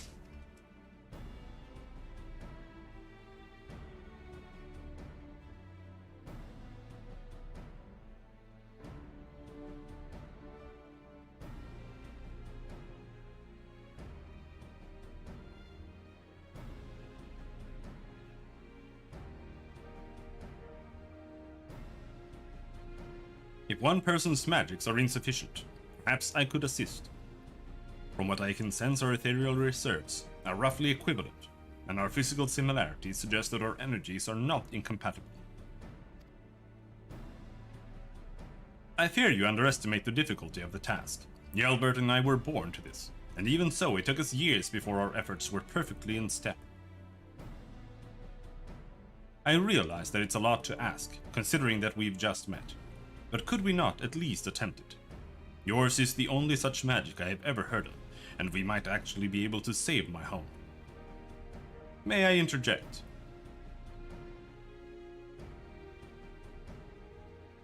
You will recall that the crystals in my possession preserve the memories of the former Warriors of Light, including Njolbert's in ethereal form.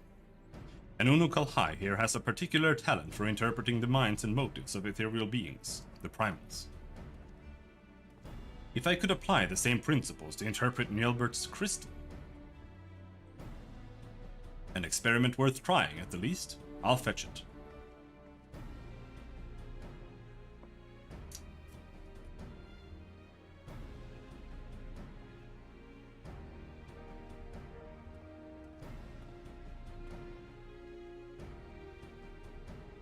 Speak to me, Njolbert. Do his memories of training with Tainor remain? They do, and such strong sentiment with them.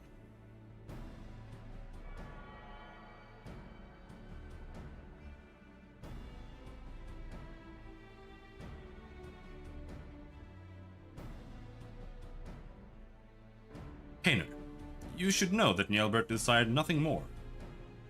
Desired nothing so much as to rescue you, his dearest friend. He held so fiercely to his memories of the technique you mastered together because he hoped they might be your salvation. Oh, Njolbert, I won't let them go to waste. I will do what I can to help see the 13th restored. Thank you. I won't pretend I understand the half of what's going on here. Just keep them from running headlong into anything too dangerous, will you? Going to build an alarm system in my flat? Why, do you live in a bad neighborhood? Nothing to worry about so long as you're around, I'm sure. It's gonna be peeping all the time because you have ants crawling all over your floor. Wicked White. I nearly forgot. I have half a dozen orders to fill. You know where to find me when you've made progress with the gate. There's a mentally handicapped guy in my town. He's dead now, but he used to come into the store I used to temp in, and he would buy marbles. He would buy shitloads of marbles, and he would buy balloons. And what he did with them was he threw them on his floor,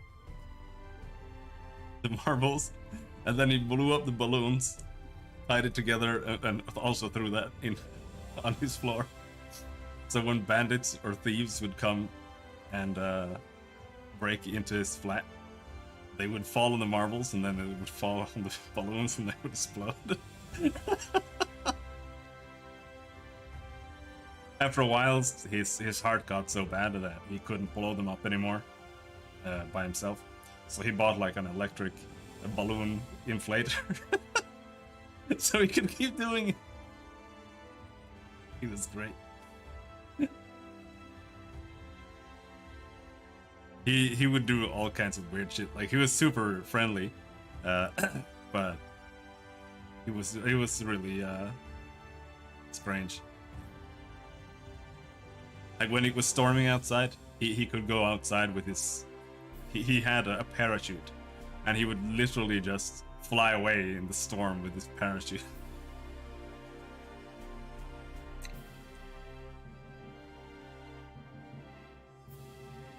The fire department had to come and take him down from like the top of a tree at some point.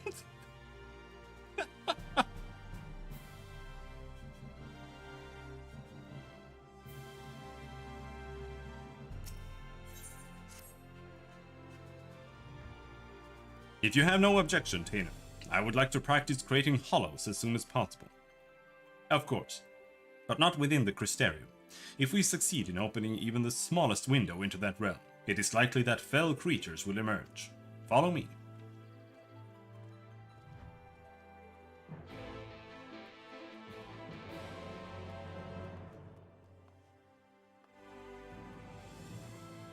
by the Exarch Gate. Ugh.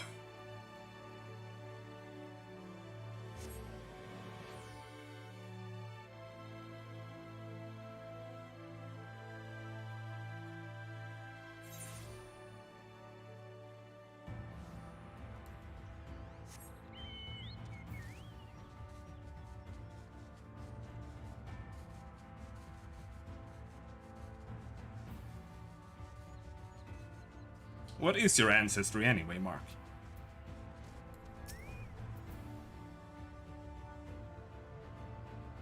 Assuming no one ventures near, this location should be suitable. Unukal High. When I give the word, begin channeling your ether. Nielbert's memories will have told you as much, but it is imperative that you maintain focus on our ethereal residence throughout this process. With that in mind, Robin, I ask that you take care of any creatures that emerge from the hollow. They should not be of a strength to challenge you, and it will allow us to adjust our attunement without risk. Leave it to me, I will fucking kill them. Then let us begin.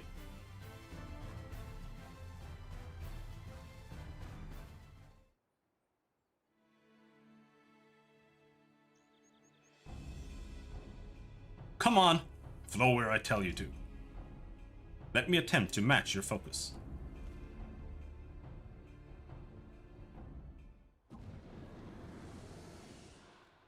Are you a tribesman, Mark? It opened. It's small, but enough to let something through. Be ready, Robin.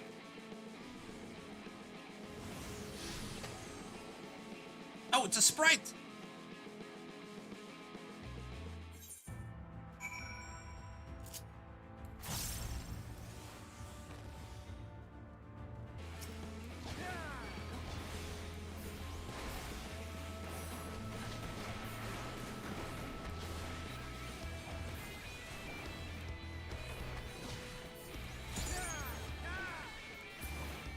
Blam!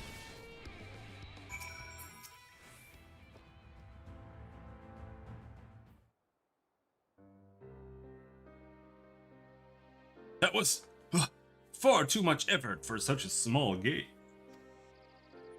On the contrary, given this was your first attempt, it's incredible that we succeeded at all. Now, try synchronizing your breath with mine. Focus on the rhythm of the ethereal flow. Alright, I'm ready.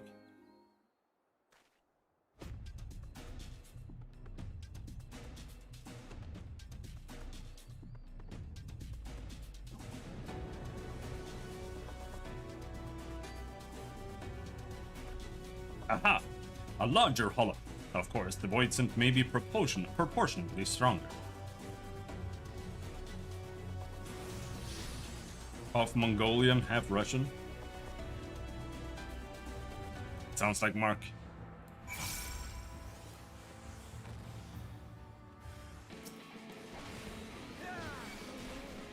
You love money? That's very unbased.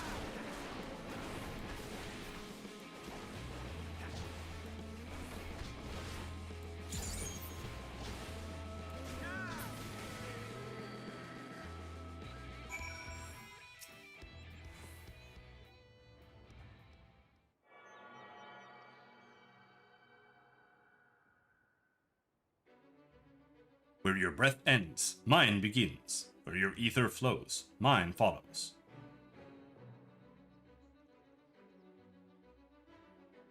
Together! What are we doing? You're just opening like gigantic void gates. This is not safe at all. How is this serving any purpose we're trying to achieve?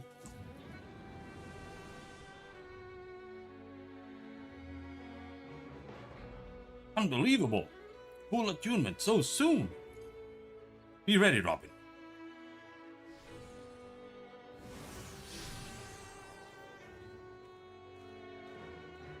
Why are we summoning these?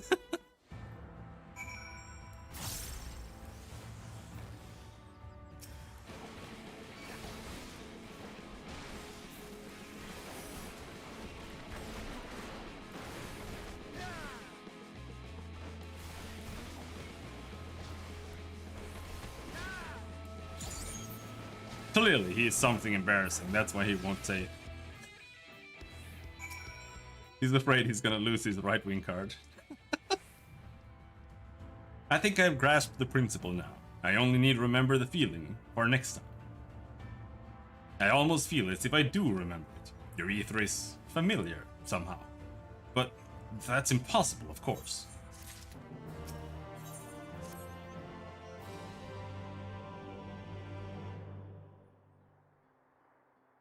Now that Tainer and I are capable of performing the necessary magics, I should like to make an attempt at investigating conditions on the 13th. Might I trouble you to contact Becklug? Robin, are you there? I hope you've not lost focus on the void problem. I have an exciting breakthrough to share, a work of Porksy-related genius, if I do say so myself. Becklug, excellent timing. We've made considerable progress as well, and are ready to open a portal when you are. Well then, what say you meet me at Laxon Loft forthwith? It's far enough from any major Aetherites as to avoid the sort of ethereal interference that would be an hindrance to our observation of the void. Very well, we will see you at this Laxon Loft anon, or as soon as I can locate it. Is the story related to the white-haired chick and the twinks? I'll lead the way. I am too eager to be one step nearer to our goal. You don't mind if I think of it as our goal, do you?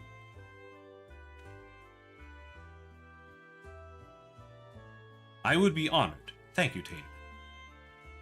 Yeah, it's related, but these are side quests. We're still just doing side quests. I finished the main story like a week ago.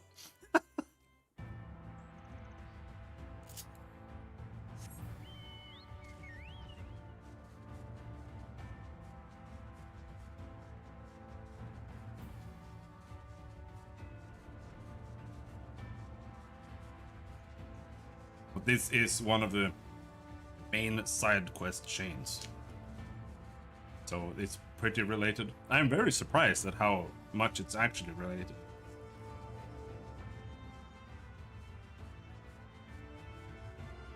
Yeah. In the main story, the world is split into 14 parts.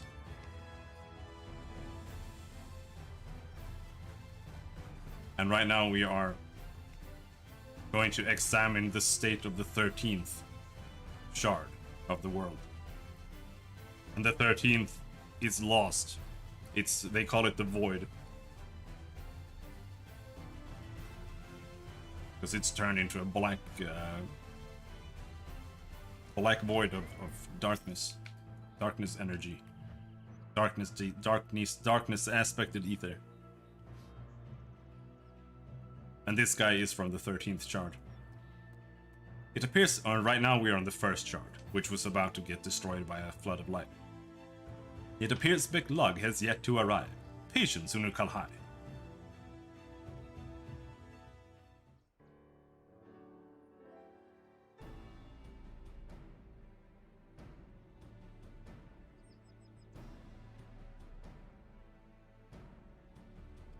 But like, without having paid attention to the full main story, you wouldn't get any of these references.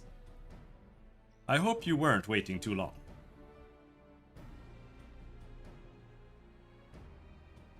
Wait, you didn't think I'd want to see this for myself? The 13th was my home too, if you recall. Quite. Though, as I explained, we won't be the ones doing the seeing, strictly speaking. This familiar will gather all the information we need, assuming you two can create a hollow for it to pass through.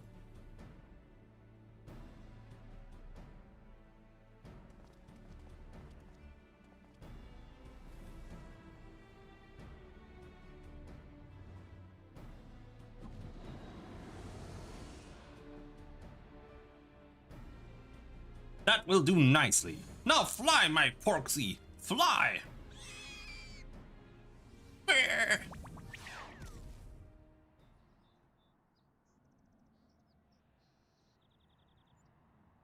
Well, it's made it in.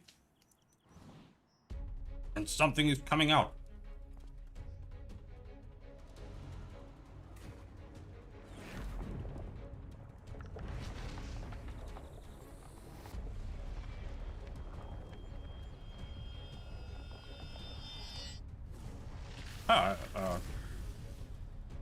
Wait. No. My, that's an ugly one, isn't it? It looks like they modeled this guy after the composer. What is his name? Like, did they really do that?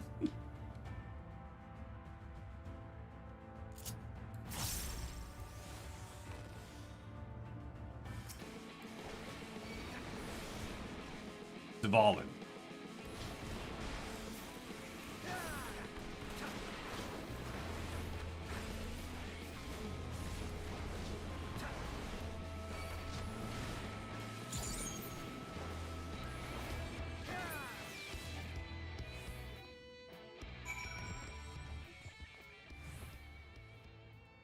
His butt is a big ball.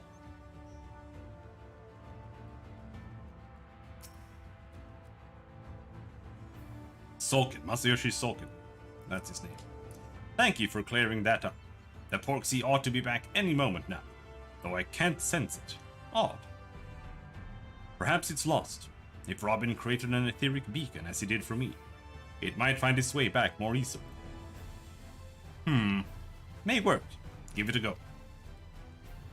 What the fuck am I going to do with 5 pounds of spaghetti sauce and the same amount of pasta? You're gonna eat it, dude. I mean, what kind of question is that? Start shoveling it into your mouth, dude. You're gonna eat it. You're gonna eat it for breakfast. You're gonna eat it for lunch. You're gonna eat it for dinner. And you're gonna eat it for a pre-bed snack. I don't want to get fat. You're just bulking, bro. You're just gonna get swole as shit.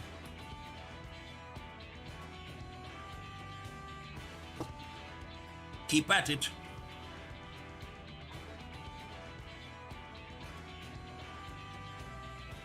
Aha! A distinctly Porksy-like presence. Bulking season is over? No, it's not. It's just about to begin. I see the snout.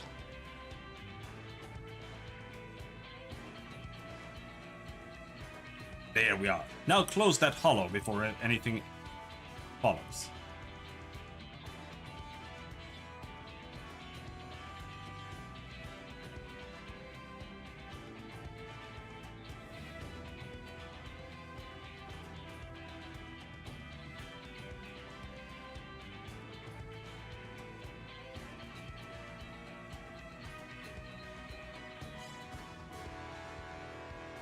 See, Y'shtola is looking for some kind of spells or whatever that can help her travel through the plains. But it's like the easiest thing. Like, everyone has done it. They keep doing it like over and over again. Except they're all just doing it to the 13th. I don't know what the problem is. I believe it has performed its task thoroughly, as instructed. Good, Porksy. With luck, its observations may indeed lead us to a means of driving the darkness from the 13th. However, I will need to review its findings in detail before I can tell you more, and it could take years to deduce a suitable solution. I admit that I am impatient to find a way forward, but I have endured millennia with half as much hope as I have now. If I must wait, then that is what I shall do. These are literally like 12-year-old children, so you're angry at kids right now for being sexier than you for some reason. Like Robin and your warriors of light, I will persevere until my world is safe once more. That is what a hero does. I think you'll make a good one. You as well. If that's the end of the excitement for the time being, we should head back to the Wandering Stairs. Clear out that pall of anxiety Zerig is spreading all over the place. There go the twinks. Bye-bye, twinks.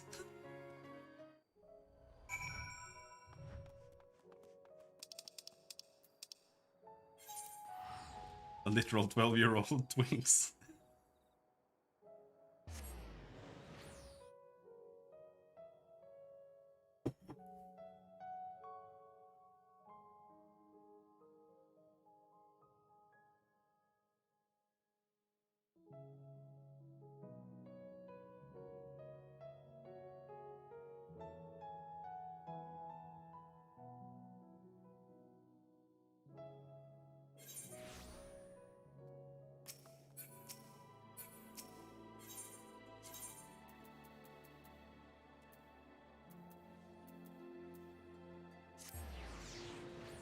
you take supplements? No, I don't take supplements.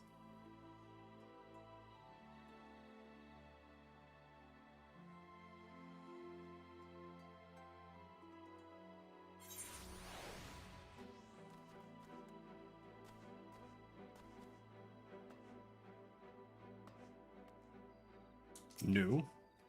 Do you know that fish oils make you smell like poop?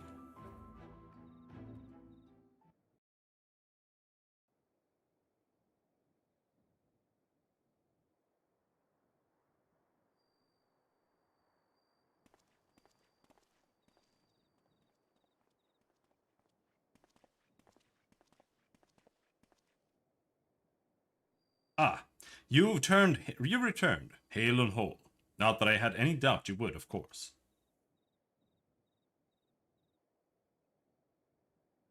And how did your search of the Hollow go? We may have the information we need to save the 13th. It may be some time, years maybe, until we can be certain, but I will be here for as long as it takes.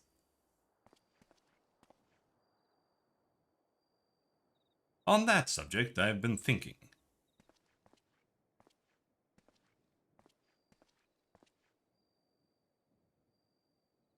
Would you be interested in joining us? As a bounty hunter, I mean. Serig and I hunt down sin eaters and other threats. The first was saved, but it remains far from safe. You could help us protect the people here. I think I would quite like that. Protecting people.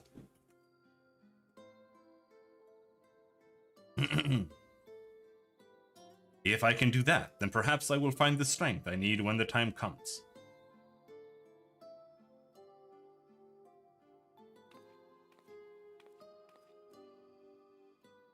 Strength, you say? Sounds like you could use a dwarf with a massive hammer.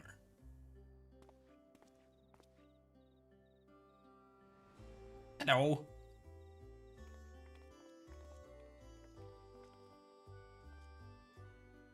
I may have shared the tale of the 13th with a few other noted hunters.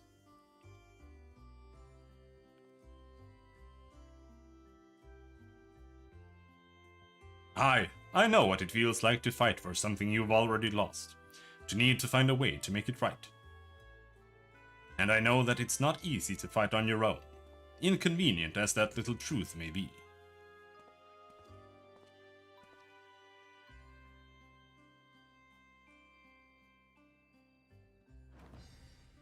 Thus a new team is born. This calls for a toast.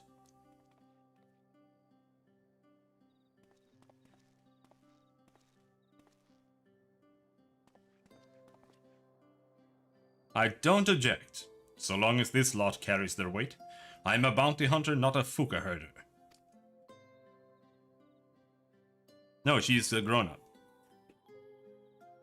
She's a 2,000-year-old vampire lolly. So she's legal. Don't worry about it. Thank you so much, all of you. I would be honored to fight at your side. Yes, the little child is actually like exactly that. That guy. Like that's exactly what he is. I shall do my best to justify the faith you have shown in me, and to save my home. Someday, I hope we can visit it together. The other little girl with the hammer, she is literally just a dwarf. Sister gave me a haircut, all itchy now. Why does that make you itchy, though? Did she bust off all your hair? Hair all over? You should wipe it off. Take a shower. And I didn't get anything from doing all of that. Nothing! Finder of false gods. I just had a shower. Take another one.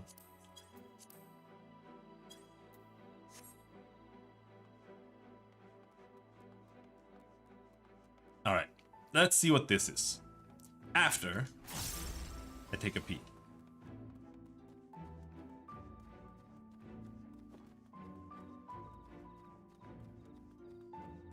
Yeah. My mom insists on doing that as well for me, whenever. But it's very rare that she does it, because I cut my own hair. Manic Pixie Dream Realm. That's what we're gonna do now. Okay.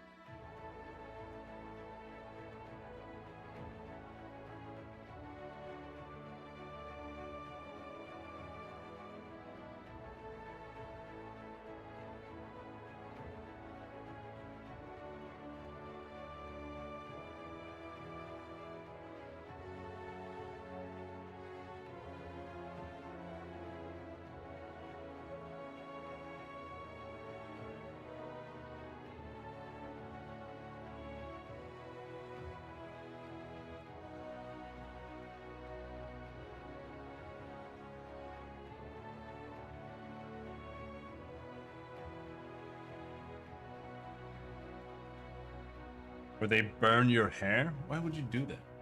That sounds silly. Italians are stupid. They don't even speak English. Like, unironically, they do not speak English.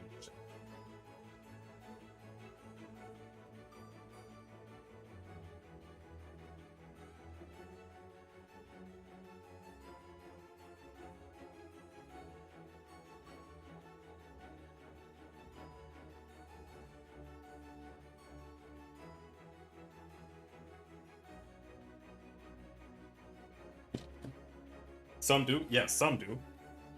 But most don't.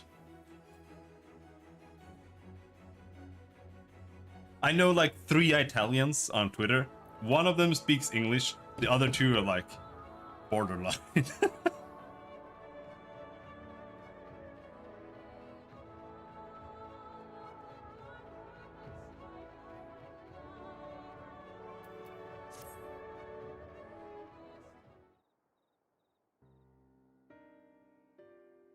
It happened again. I had another scary dream.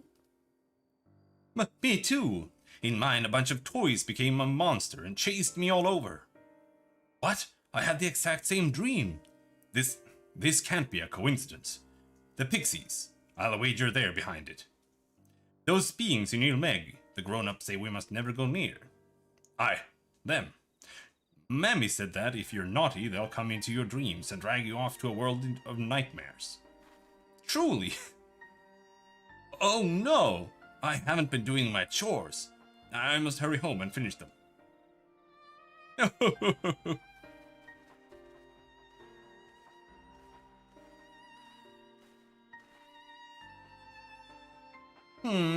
It seems they were right. What a dilemma this is. And to think that they pinned the blame on us. We like fun dreams, not scary ones. I'll have no mischief on mine, watch. Stupid pixies, I'll wring your neck.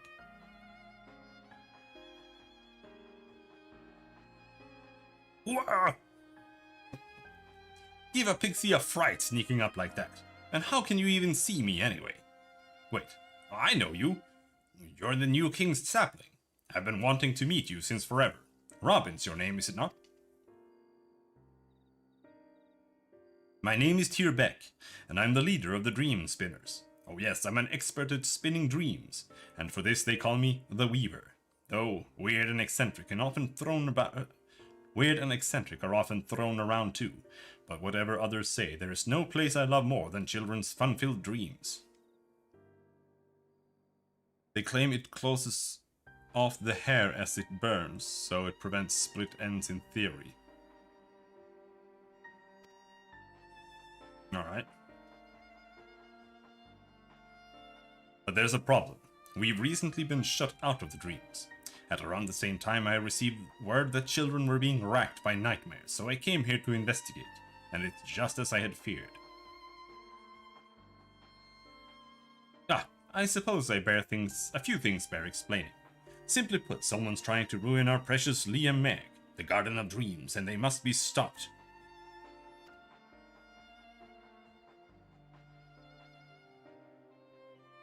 You know, this problem concerns mortals as well. As an upstanding member of your kind, it pains you to see your fellows suffer from nightmares, doesn't it? But of course it does, and that's why you'll lend me your aid. Without further ado then, let's set to work solving this problem. Come with me to the place called Sullen, west of here. We're going to rendezvous with another ally. So how far, I don't know how much you had time to play. Oh, this is a beast tribe thing? Oh, this unlocks the fairy beast tribe. That's what it is.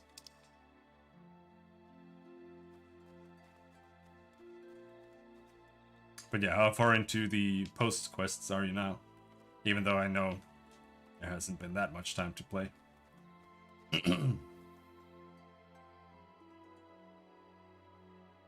Haven't started? Alright.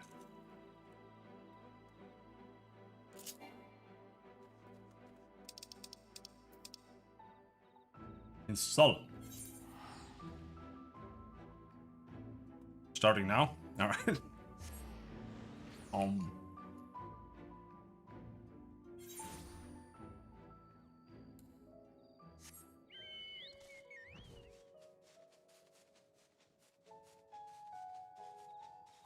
Racist Data is also enjoying Boxing Day. I'm going to take tomorrow off. I don't care about anything. Guess my cue?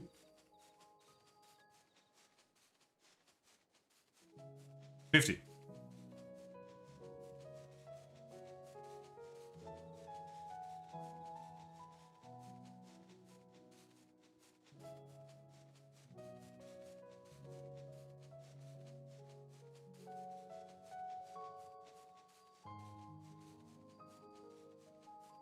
$140.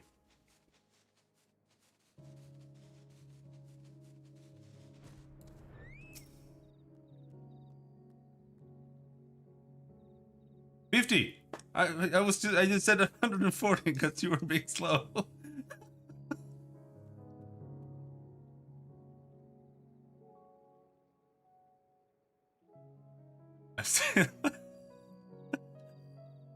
Come on, hurry up! I'm waiting.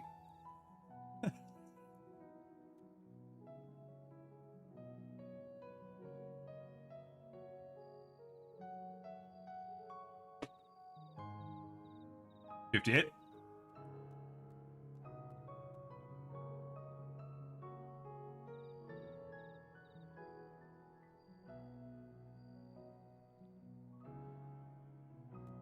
Yeah, I had 40 around like 1 PM or something.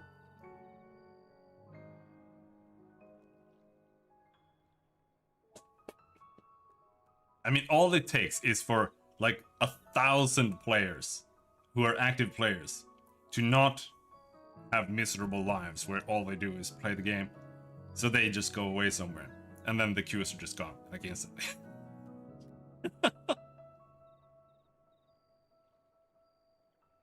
Is there going to be much story to the post-Endwalker content, or is it pretty much wrapped up?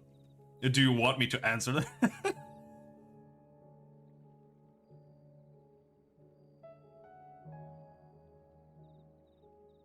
I guess not. I guess we'll see.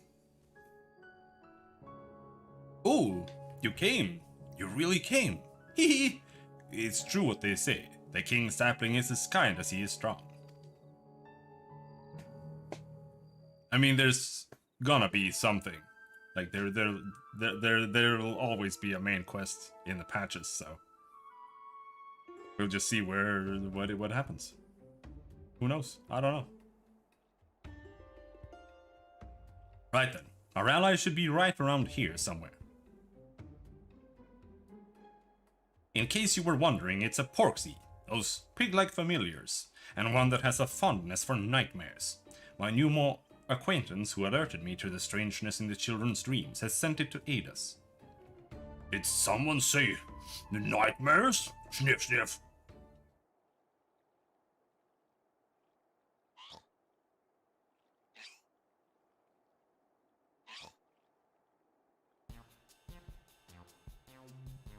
Wow, it's enormous! Well, of course I'm enormous. It would be impossible to contain all of my cuteness otherwise. Nor your vanity, it seems. Ah, but where are my manners? Etzel ill, dream devourer extraordinaire at your service. You show me a nightmare and I'll show you a feast. Snort! Now, you will be wondering what is a familiar doing without its master. Well, by virtue of the hat that my creator bestowed upon me, I am my own master. It's like Dobby, the Dobby sock. The second? No, since they're related, like they're literally created by the Fae folk, that's the kind of names they have. It's like ill and stuff like that. So I'm quite sure it's ill.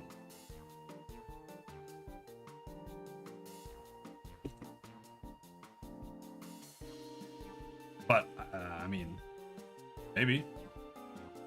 Yes, you're no ordinary porksy. Good for you. Now I trust you'll know about the trouble that's afoot. It's impossible to tell. But it could be Etzel II. Oh, I more than know about the mass nightmares that have been plaguing mortals. I already have a suspect in my sights. Truly. My investigation leads me to believe that a certain pixie bereft of color is our culprit. Of late they have been sighted fluttering about, most suspiciously in the vicinity of Lihegia. Bereft of color? How unusual. Now, this pixie has the ability to manipulate dreams directly, without even entering the Ameg. With such power, they could seal away the garden's gates completely. What? But to be able to do that, you have to be at least the equal of Titania.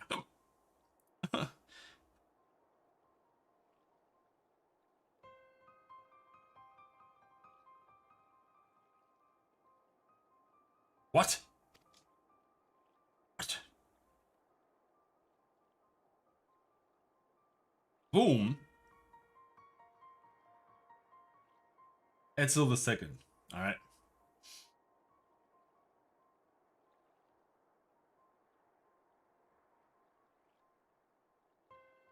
It's Runise.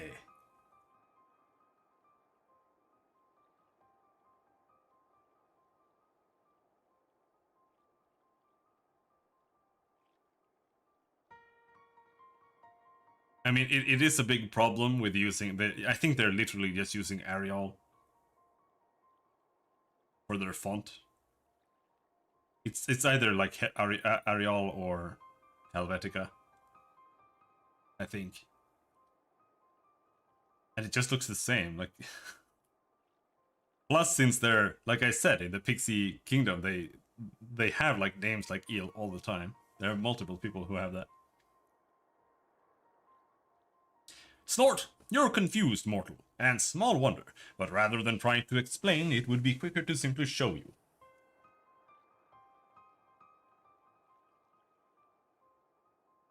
After all, by keeping company with the Weaver, you already stepped into the place between dreams and reality. Come.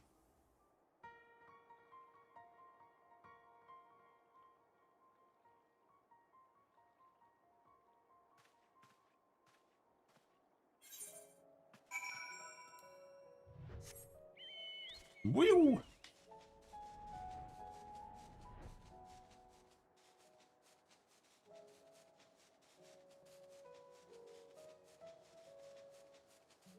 Oh.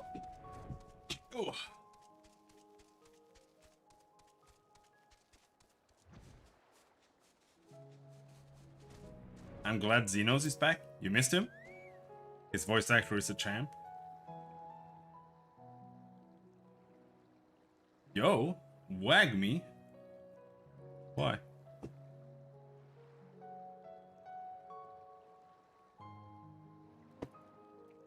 Why are wag me? Do you see that little girl there, moaning and muttering in her sleep? The stench of a nightmare pervades her, unnatural in its potency. Girl agreed with me on a date? See, this guy's like, he's just doing nothing else. All he's doing is just asking girls on dates left and right. It's absolutely insane.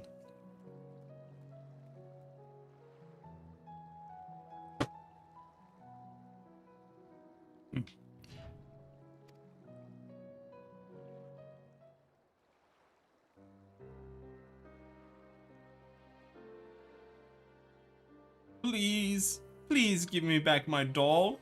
Stop, it's all I have left of Mother. He's gonna be a fake soul before you know it, bro. From what I know, the child is an orphan of Holminster Switch. Not a single cherry pop? Well, I hope not. You're a Christian, right? You're not... You're gonna wait until marriage.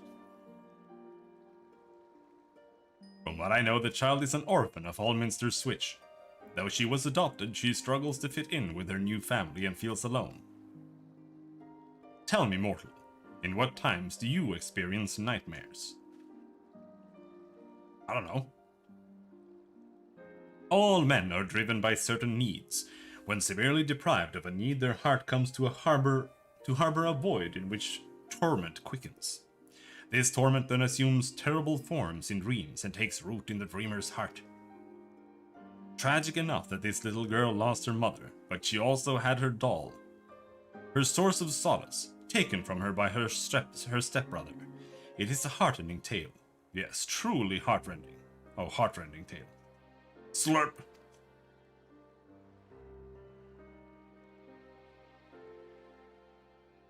Is crafting at the summoning bell?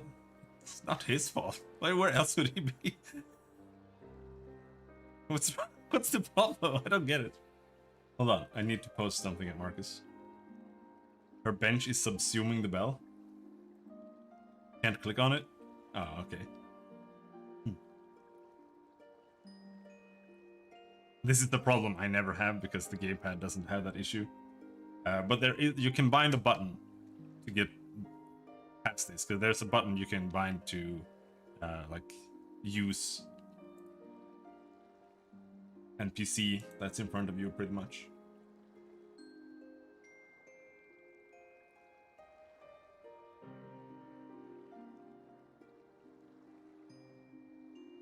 Let's see, where is it?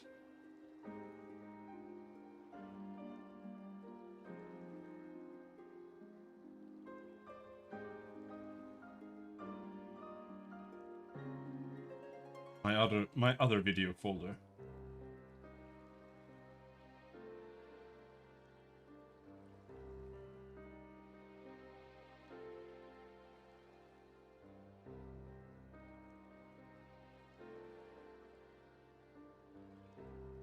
What? Where the fuck is it? It's that.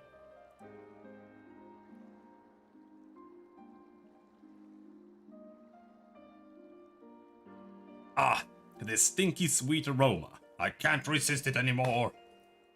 I'm gonna look away. If you'll excuse me, friends, it's time for me to do what I do best. Can I eat the nightmare?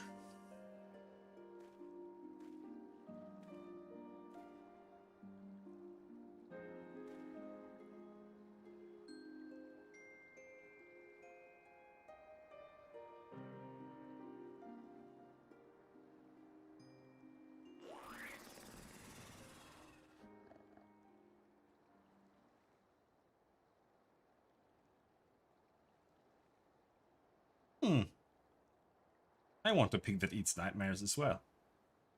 Yes, very flavorsome. Burp. And now the child is free of... Oh, what's the matter? The nightmare. It's richer than anything I've ever eaten. Oh, my belly, I think I'm going to throw up. What? What? You can't! We'd be back to where we started. Leave that child alone.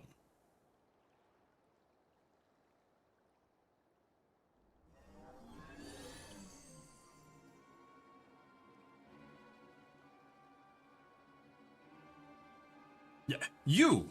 Who are you? Judging by your color, you're not from Lidl. Who am I?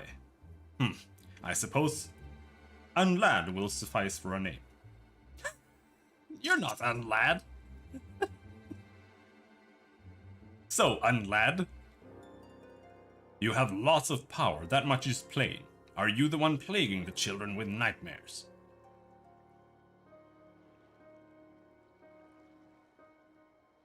Plaguing? We simply share in each other's misery.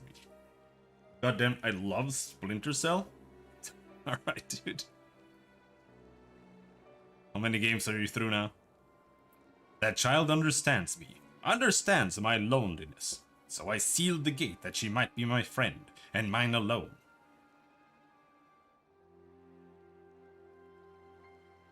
I only ever finished one, I think. There's nothing you can do. No mere familiar can remove the dream I've sown. Even if it could, the dream will always return, for the child's own heart embraces it. There is no two. Is it that bad? Not good.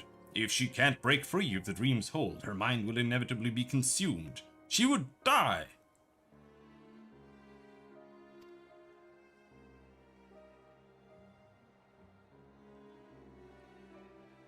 Ah, what a pain this is. It doesn't bother me so much what happens to a few mortals, but it does bother me to have our precious garden ruined.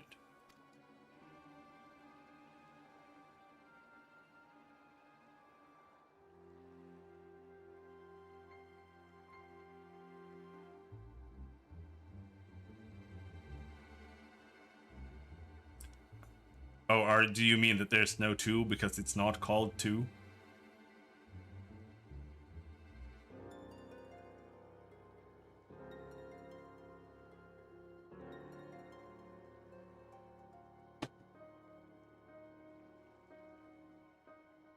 I hate to use my powers this way, but I have an idea. If it's the child's own heart that embraces the nightmare, then we'll just have to change it. Edsel, you can bring that nightmare back up, but first we have to get somewhere far away from here. So that's Tom Clancy's Splinter Cell 1, 2, and 3. Robin, I need your help too. Come on.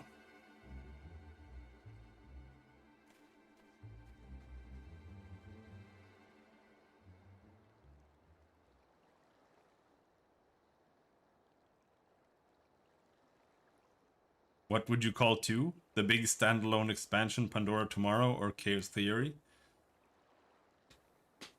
I don't know. Standalone experience. I don't know. 2? I'd call it 2. I'd call it the second game. I don't really care. Why? Why must you torment me? Right, that's my question too. Why must you torment me like this?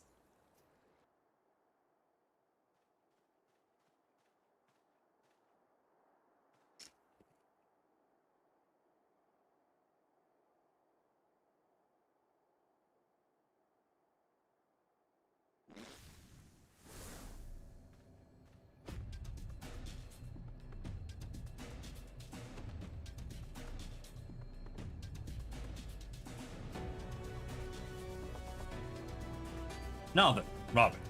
For better or worse, you're about to see why they call me the Weaver. Here I go.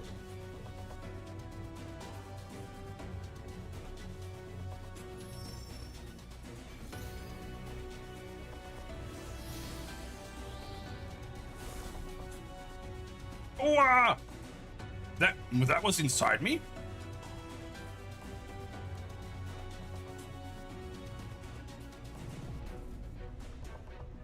Yeah, but that doesn't mean that it's Splinter Cell 2. I mean, you could like make the same argument for like StarCraft. Like, is Brood War StarCraft 2? You know, That's what he means.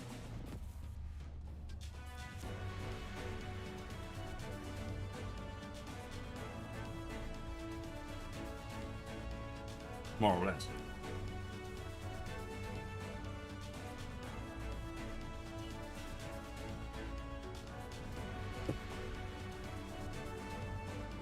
This is where you come in, Robin. Vanquish that nightmare creature. I will vanquish it.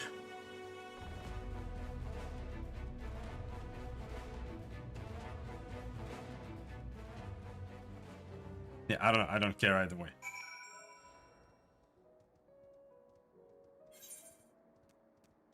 Splinter Cell 5.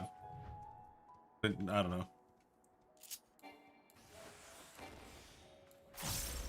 Let's kill the teddy bear.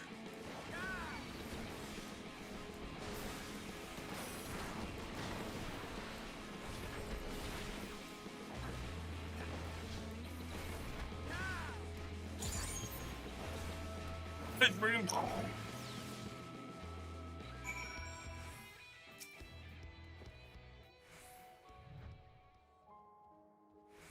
Why? You truly are strong. The king chose their sapling well. Now then, your victory will have changed the ending to the child's dream. She'll awaken feeling as though she has conquered her fears. Had you not felled the nightmare, it would inevitably find its way back to the child. Excellently done, Robin. Right, let's hurry back to Sullen and see how she fares. Etzel and I will hide and leave the talking to you.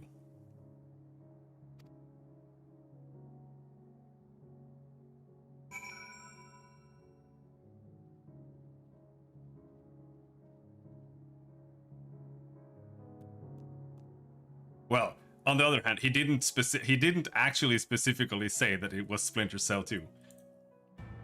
He he just I asked how many he had finished and he said 2. Or he meant that it was on the second one.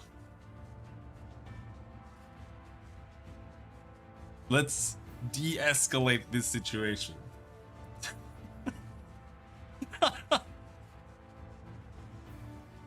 You like to suck on big boobs? I understand. Theoretically, I do as well, but I can't speak from experience.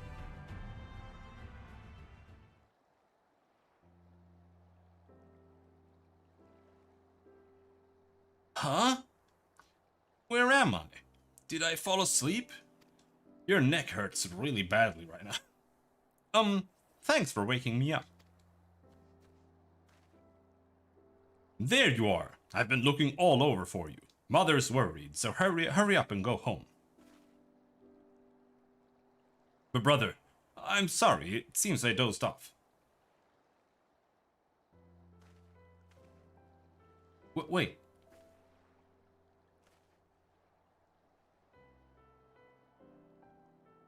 There's something I want you to know. It's been lonely. I didn't know how to fit in, what to say and what to do. What's this all of a sudden? You haven't spoken so much as a dozen words to us before, much less talked about your feelings. I know. I was too scared to, and I don't know why, but I feel I have the courage now to say how I feel. There's one other thing. The doll. It was a present from my mother. She gave it to me so I wouldn't be lonely. Is that the way of it? I'm sorry.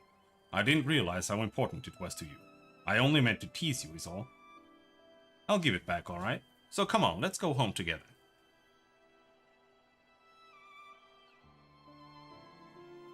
And far from over? New Year's? It seems you've been watching over my sister. Thank you. Please take care and see you again. My presence is demanded. I see.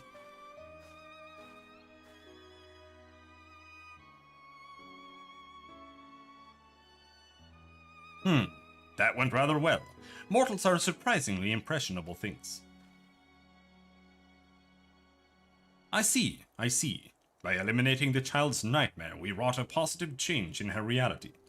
thereby eliminating the void in which her torment resided. I swear her head is hollow.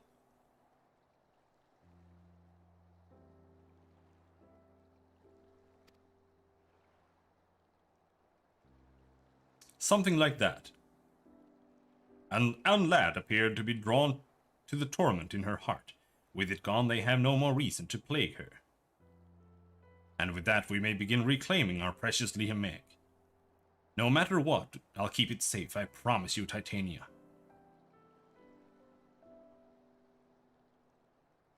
Teehee, you're even more adorable when confused. For now, let's just say you've done me a great service. By way of thanks, it's only fitting that I invite you to our playground.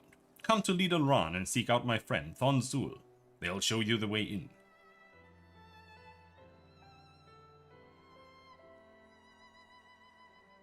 Having played an instrumental part in our success, it goes without saying that I'm invited as well.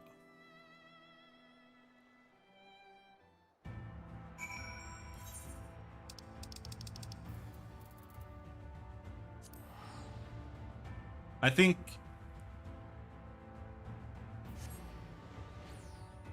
we'll do like another half hour. And then I'm just gonna go and chill.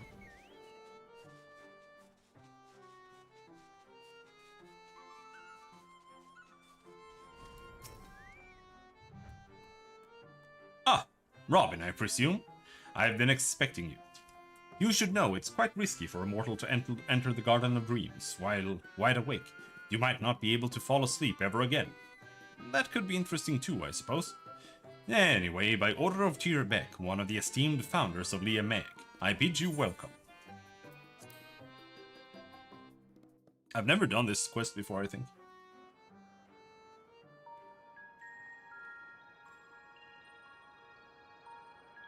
It's way dark in here, dude. I don't know, kind of recognize this.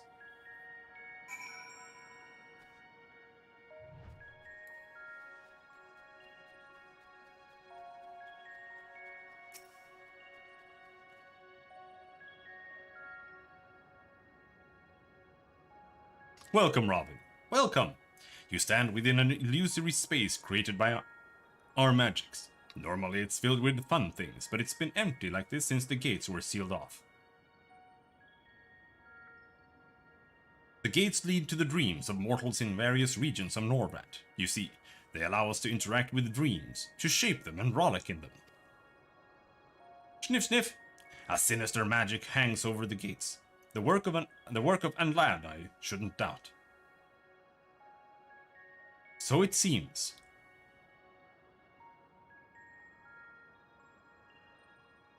How did you get in here? Why, Thon Zul showed me in, of course, and even if I weren't your distinguished guest, my cuteness doubtless would have won them over. Snort! You're not nearly as cute as you think you are, but alright, you can stay. Now, where was I? Right, with that little girl freed from her nightmares, I sense that the magic over the gates has weakened. Slightly, but surely. This is because Anlad has lost interest in the girl. I'm sure of it. We should be able to open one of the gates again. The one leading to Lakeland. I grasp the situation now, but I dare say our mortal friend is confused. Permit me to summarize it all for his benefit. Anlad has identified mortals across Norvrand who strongly share their torment and planted nightmares in them. In order to prevent interference, they sealed off the gates to the locales beyond. These mortals under Anlad's hold have spread their influence to those around them, giving rise to the phenomenon of mass nightmares. Pixies do things for fun, and Lad seems different. It is quite a mystery indeed. Knowing Anlad's motivation will be the key to our efforts, and rest assured I shall continue sniffing about for answers. Snort. Alright, that's enough talking. Let's do something fun for a change. Robin, I'm going to lend you my power. What I want you to do is stand before the gate yonder and reach out to it, while holding an image of Lakeland in your mind.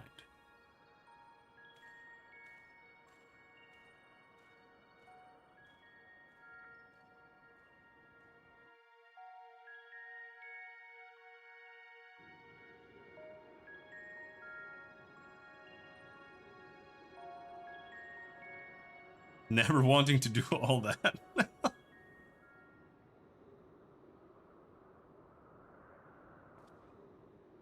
It's not that bad. You can just follow along.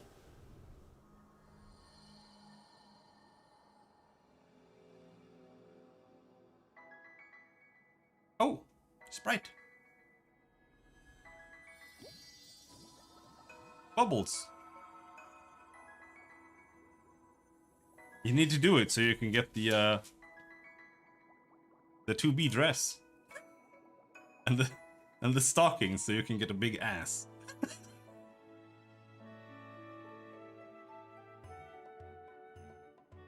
With that, we've reopened the first gate.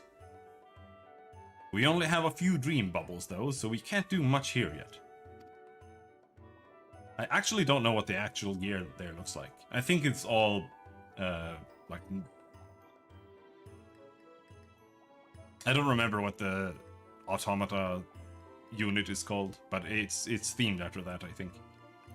The bubbles hold the memories of mortals' fun and happy dreams. They're used to fill our gardens with all sorts of delightful things, and we can never have enough of them.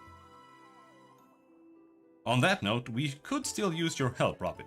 We went through a lot to reopen the gate, and we have to make sure that it stays open.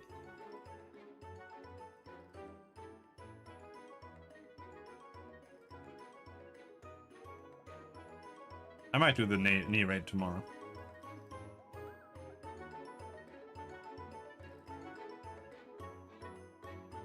By freeing the little girl in Sullen from her nightmares, you and yours have reclaimed the dreams of those in Lakeland. Tyr Beck appears eager to restore Liam Egg to its former fun-filled glory, and for this they require your aid.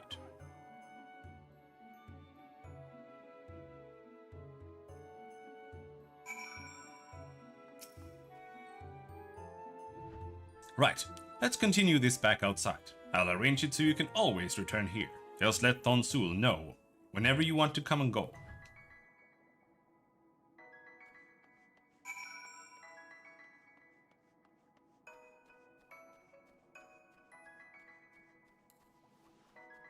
Sprint!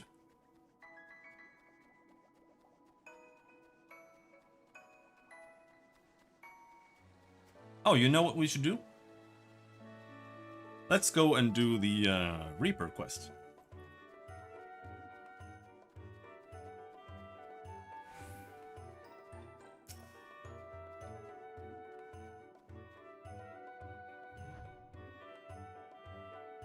Oh, all leaving already?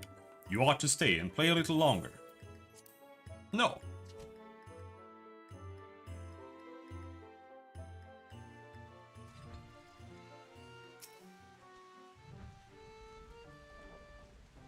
Well, there you have it, Robin. The Liam Egg. It's a bit bare at the moment, I know, but we'll collect more dream bubbles and we'll fill the place with fun things again. What of the gates to the other regions? Shouldn't we try to open them as well? Oh, we should and we will, but first we need to focus on the one that's already open. As it stands, Lakeland is still vulnerable to Anlad's influence. In order to keep them and their nightmares away, we must keep the mortals happy by filling the region with lots of fun dreams. So you see, Robin, there's still much to be done. Won't you keep helping us so that the mortals and pixies can have a place to play together? As long as you don't play tricks on me. Huzzah! Thank you, Robin. Rest assured, I wouldn't dream of playing tricks on you. After all, I'm a good Titania-fearing pixie. Without further ado then, let's get to work bringing smiles to the people of Lakeland. For your part, I want you to gather lots of dream materials, items that we can enchant and use to rebuild Liam Egg. Lakeland is home to many lonely orphans, so objects that would alleviate loneliness would be ideal. My thanks in advance, Robin.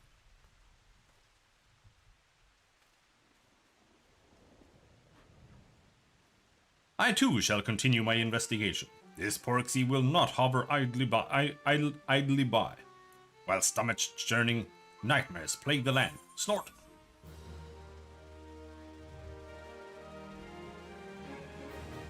Hell yeah, dude. Dream Spinners. Pixie Dream Quests.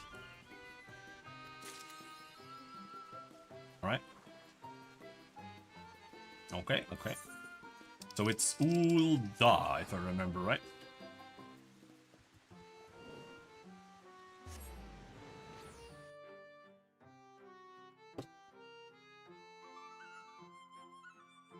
What did you all get for crims?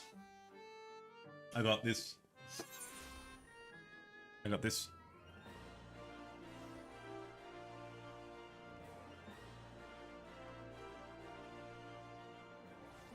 It's a tin for coffee.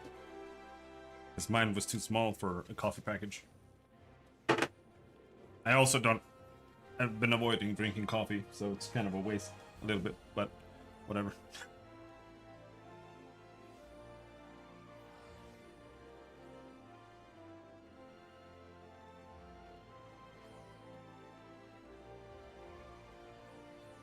I also got this bowl from my mom. This is actually her bowl, but she was like, I can't find it online, so I'm just gonna give you my bowl. And I was like, alright, sure, whatever. That's good. So it's got like a little lid.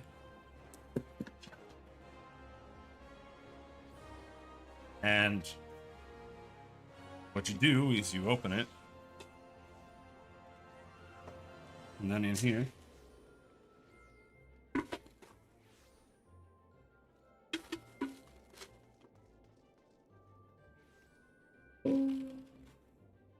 you've got a different kind of a bunch of different kind of graters. This one is finer. This one has a cheese grater, and this one has bigger ones. And then you just put it on there. Sure, exactly how. This way, like that. And then you put it on your bowl. And then you can just... and it all goes into the bowl. And yeah, it's actually really nice.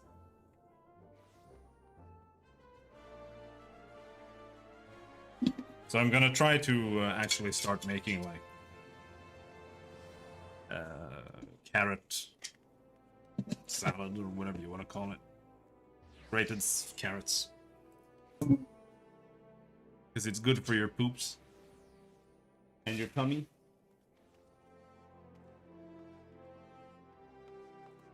Be more grating? Yeah, dude. Prepare to get grated more than you have ever been in your entire life. I'm very grateful, personally. Still got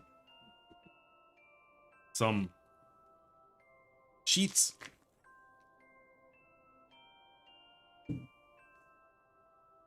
And I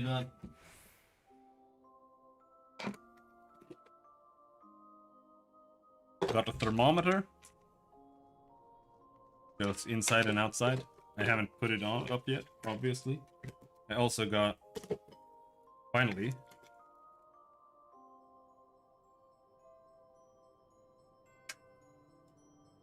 this is just a thermometer for, you know, inside and outside.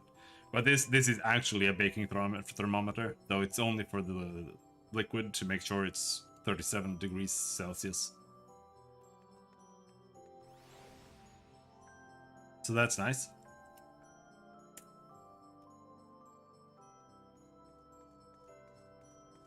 And did I show you this? I got this. This is for putting rice into it, or whatever you want to put into it. I already have an exact same kind. I was asking for like a 4-liter big one, so I could just put all the rice into it right away.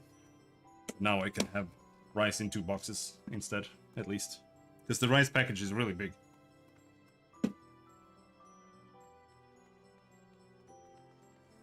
And I got a little bit of money.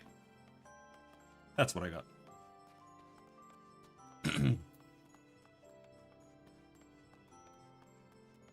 Did you get anything interesting? I don't remember if you mentioned it earlier. Did you give anything interesting? An angle grinder?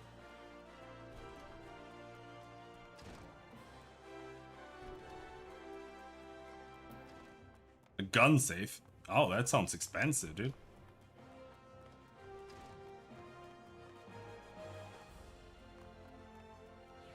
It's an angle grinder. I know like what an angle saw is, but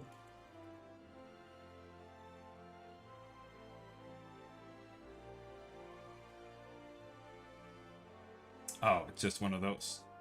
I understand.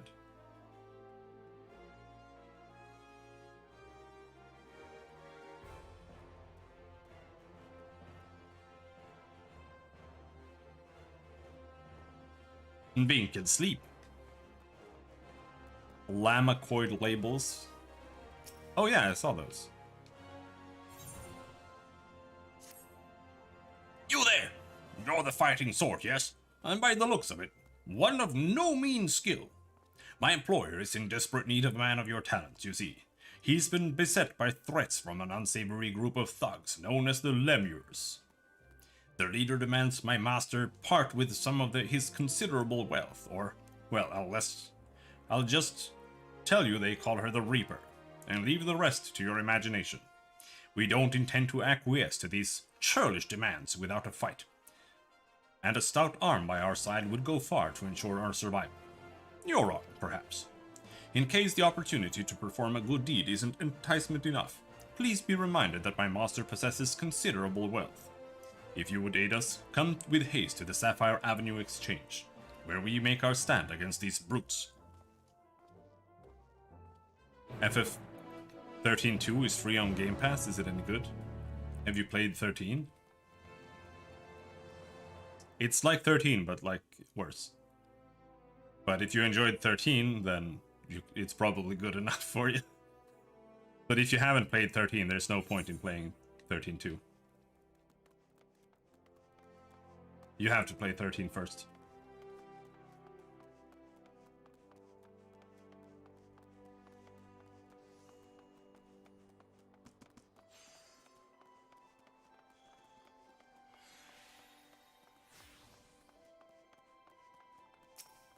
I thought it was like X2. Yeah, it is.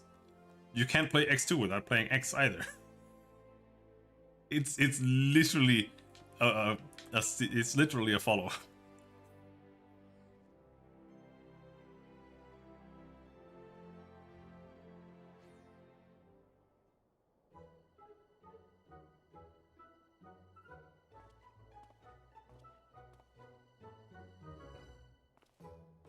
Wow!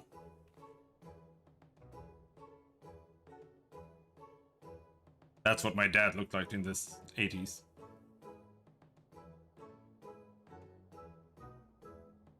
It's nothing like the prequel. It's like literally the entire game is a reference to the first game. And all the characters and the story is a reference to the first game. Like, it's like when my mom starts watching a TV show on series 3. Or on season 3. Like, why? Ah, you! I know why you're here, and if you mean to lay a finger on my coin purse, you'll have to pry it from my cold, lifeless... Master Gigilo. Master... Gigilio. He's a friend. This adventurer has agreed to help. We'll show the Reaper what her empty intimidations are worth. No, it is gameplay-wise somewhat different, yes. But it is literally a follow-up to the game. So I don't really understand. Gameplay-wise, it's good. I see. My apologies, sir. Tensions have been high as of late, as I'm sure you can understand. For reasons that elude me, these Lemures have made my life a waking nightmare. Sight unseen, they have demanded I begin paying them for the luxury of my own life. Rumors abound of their origins. Some say they are the detritus of some barbaric nation. They flaunt our laws and threaten their betters with impunity. They're led by a dead-eyed killer who draws her scythe at the smallest slight. Refuse their payments of coin and she takes her share of your lifeblood instead. Rubbish, I say. The Reaper is naught but a toothless bandit. Interesting theory you have there. Care to test it?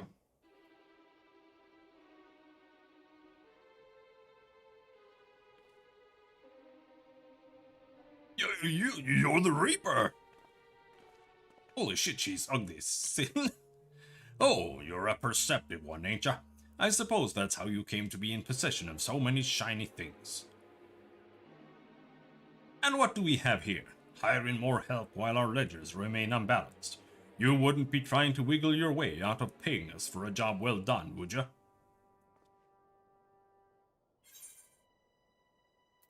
You've hired these lemures before.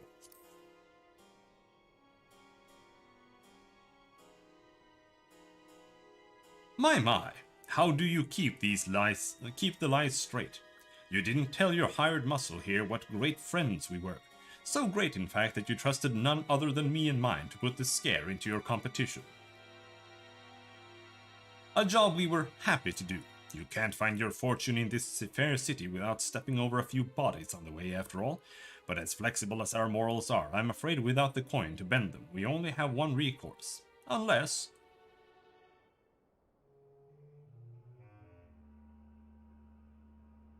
Think I'm sexy?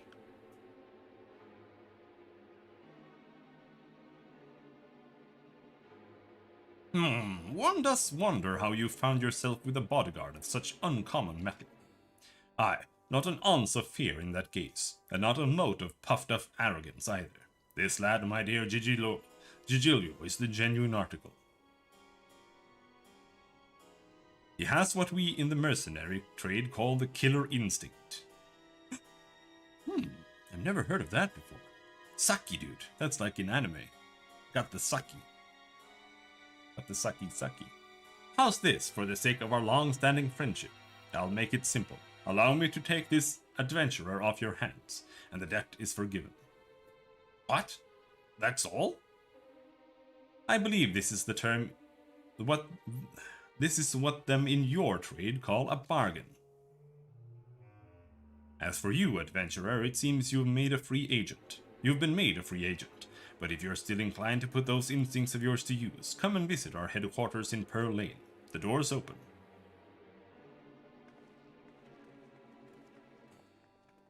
Okay.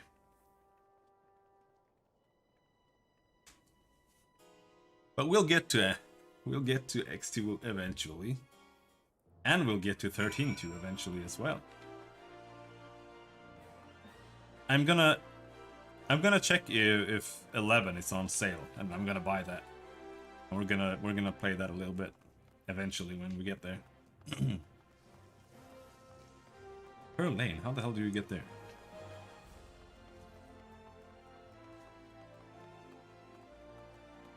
Are there private servers? I think so, but you can just play the normal game. It will take you long time to get through all the games. Not really. Like, it's not really that bad. It's still running? Yeah, dude, they released a new expansion like a year ago. Something like that.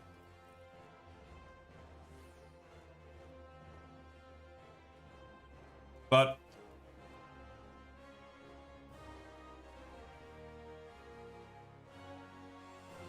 it is... It's finished. They actually released the last expansion like ages ago. But for some reason, I don't remember. I read about it a little bit. They made a new one after like 10 years almost, or something like that. 50 hours in the newer games. Yeah, that's not that bad. That's pretty quick. We've been playing this game for like 800 hours. We've been playing this game longer than it's gonna take to finish all the Final Fantasy games. Don't worry about it.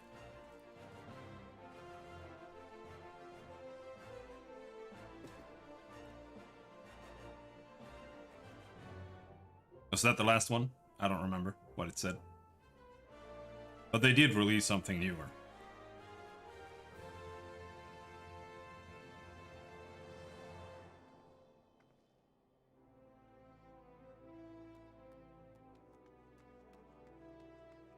What the fuck is Rebel Hunters? The boss told me you would be along. Coming in? You have been in pain through the whole game? Skyrim itch has always been there? No. There's literally never a Skyrim itch in my blood, ever.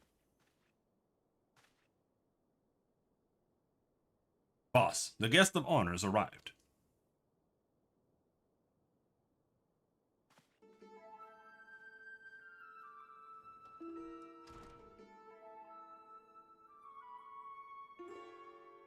It could be herpes, yeah. It would have more content, at least, than the game. Ah, the savior of Alamigo and Doma deigns to appear before me. Aye, I've heard all about you. It's hard not to in this line of work. The stories paint you as ferocity incarnate, a force of nature few have survived. Peace, friend.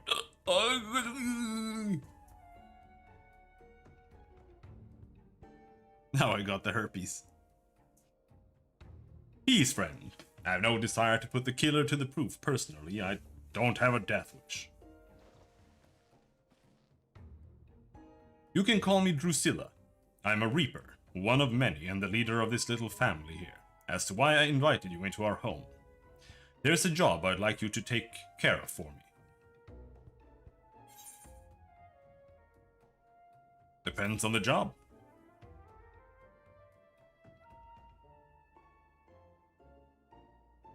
Now don't you worry that virtuous heart of yours, eh? I wouldn't ask you to do so much as bend the law. This job is purely for the benefit of your fellow man. I had shingles when GTA 5 released. I don't even know what shingles is. All you have to do is kill one for me. Though perhaps kill ain't the right word, seeing as he's already dead.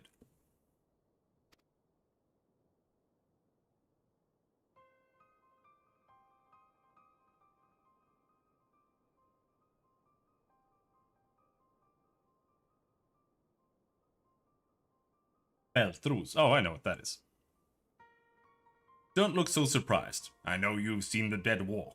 This time you'd be up against a void scent, come here to unleash its singular brand of wickedness upon the world.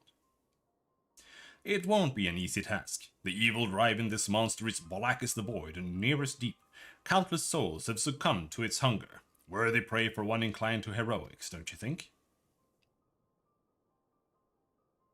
You can't face it as you are, though. Storied as your strength may be, I'll need to train you in techniques.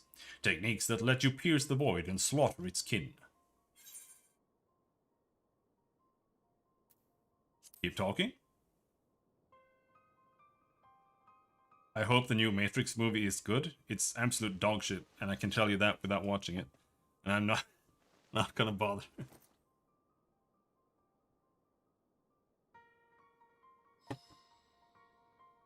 Jeez. Garlean. Don't see many Garleans in Ul'dah, do you? Let alone ones as savage as this. Save your startled gasps. I'm not out of surprises yet. Did you like the older ones? I like the first one, but I also know that the people involved have become ultra omega SJWs since then, so like it's over, dude.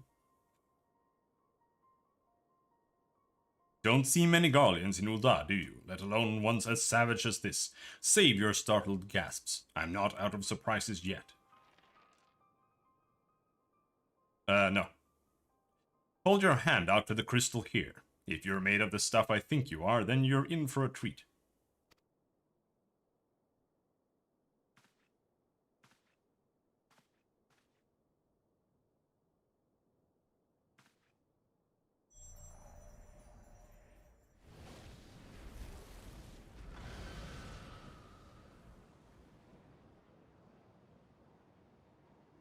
That's it. I knew you had what it takes.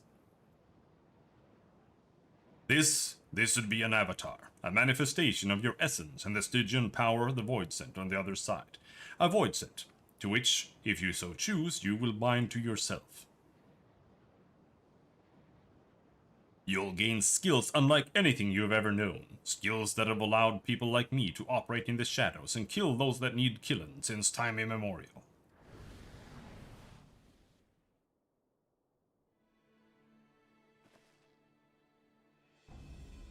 And your first assignment, should you walk this path, is to use the power of one voidsent against another for the betterment of the realm.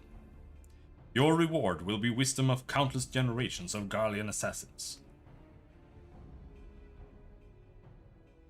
But if siding with my kind makes your stomach churn, something something. If the thought of having one foot in the void makes your stones shrivel, something something. And if you've any concern for the sanctity of your soul, then take your virtue, something something. However, if you have none of the aforementioned objections, and you don't mind walking the knife's edge twixt life and death, then you'll have the tools to see your justice done, and done right, every time. This is the choice you must make, and soon. Every moment our quarry stalks the land is another opportunity for it to do harm.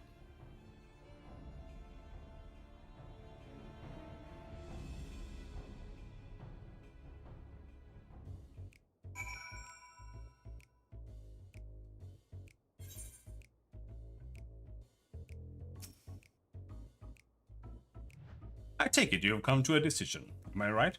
Let's see what she actually said.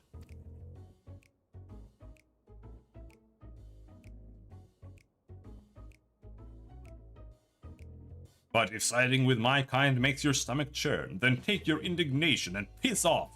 If the thought of having one foot in the void makes your stones shrivel into your belly, then take your cowardice and piss off. And if you've any concern for the sanctity of your soul, then take your virtue and piss off. That's what she said. However, if you've none of the aforementioned objections, and you don't mind walking the knife's edge twixt life and death, then you'll have the tools to see your justice done, and done right, every time. This is the choice you must make, and soon, every moment our quarry stalks the land is another opportunity for it to do harm. I take it you've come to a decision, am I right? There'll be no turning away once you've chosen, mind you. You'll dance with death and return as its envoy, and you won't return it, or you won't return at all. So, what'll it be?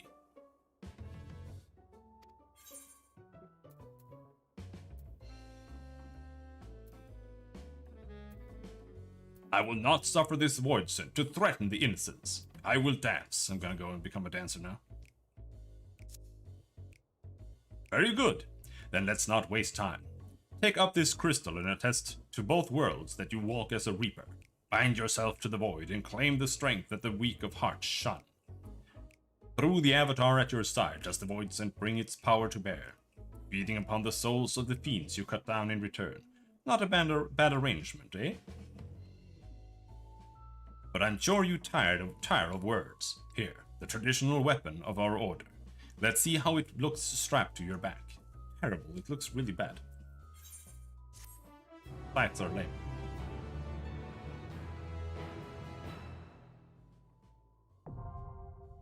Reaper unlocked.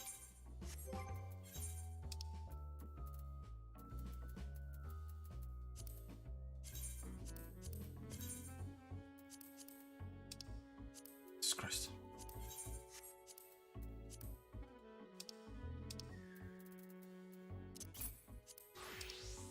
Oh, I'm naked!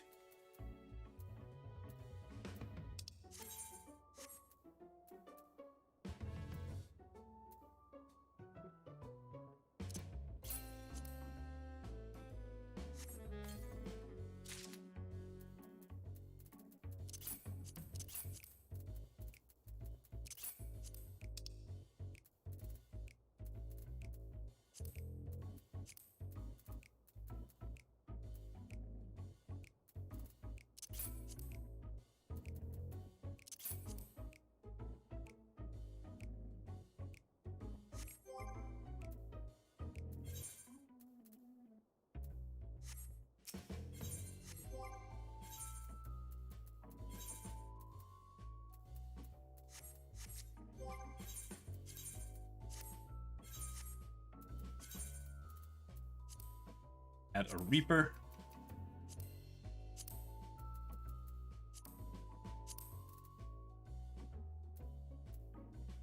Come on, it's gotta be easier.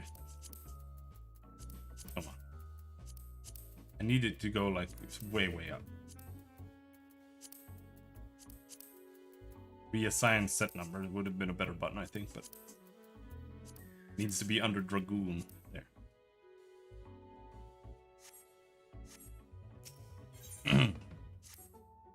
How do you find the weight of the scythe in your hands? Pleasing, I hope. Now that we have a bit more in common, it's time we became better acquainted. What's the name of our newest reaper? Robin. Doesn't quite roll off the tongue, but so it is with the Orsian names. With every new one I learn. One more is forgotten.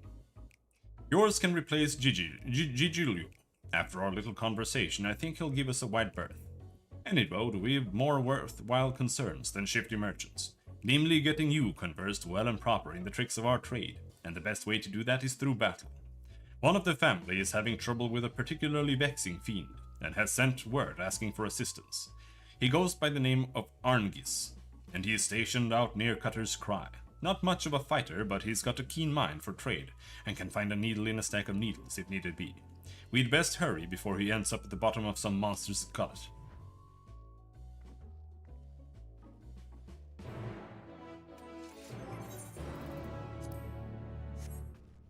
Alright.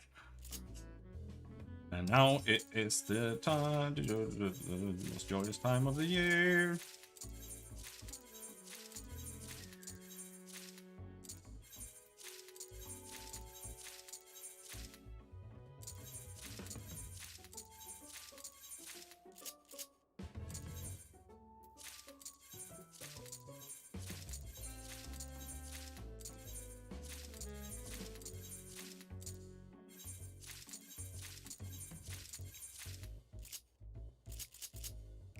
There we go.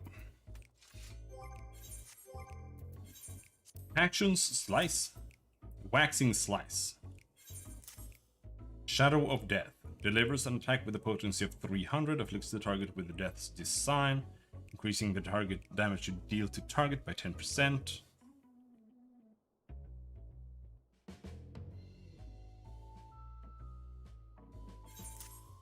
Put it there for now. Harp spell deals unaspected damage with a potency of 300, range 25. Okay. Quickly dash 15 yalms forward. That's there. Maybe. Allows the next harp to be cast immediately. Hell's Egress, dash backwards. Put that there then. Spinning Scythe. Here we. Infernal Slice. Delivers an attack way over the Waxing Slice. That goes there. Wall of Death. Delivers an attack with a potency of 100 to all nearby enemies. Afflicts target with Death's design. There. Grim Swath summons your avatar to deliver an attack with a potency of 150 to all enemies in a cone before you. Grants Soul Reaver.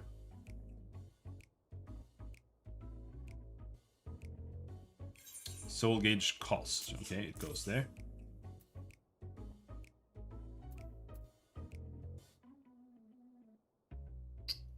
Here we have... I think we'll actually do this.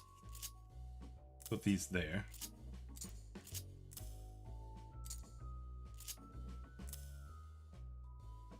Got any good movie tips? Not really, I don't watch many movies.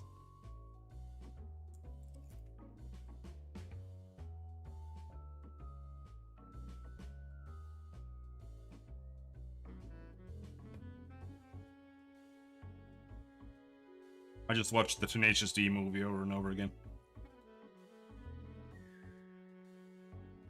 Pick of Destiny, it's pretty good. Not even when you go to sleep? No. If anything, I've watched some TV shows. But not movies.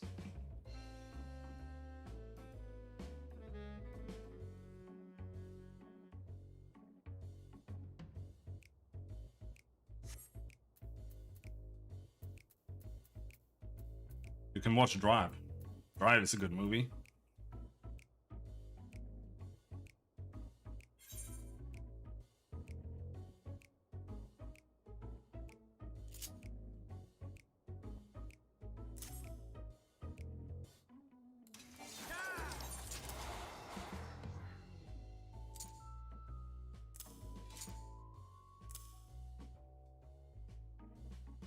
My big titty GF gets her face blowed off though.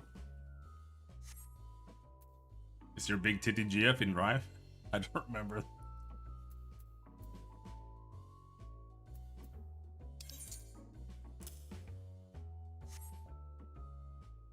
Christina Hendricks. I'm not sure who that is. Gibbet. Delivers an attack with a potency of 400, 460 when executed from target's flank. Enhanced Gibbet potency 460, flank enhanced potency 520. Additional effect grants enhanced gallows, duration 60. The action Bloodstalk changes to unveiled gallows, while under the effect of enhanced gallows.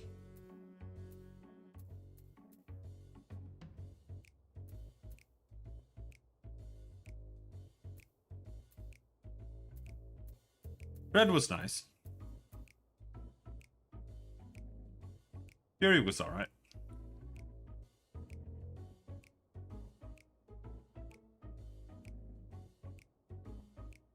Rewatch all of the Harry Potter movies and all of the Lord of the Rings movies and all of the Hobbit movies.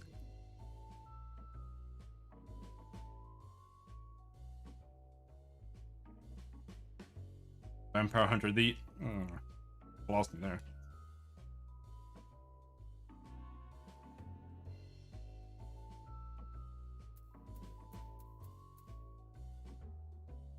Where the hell do I fit all of these?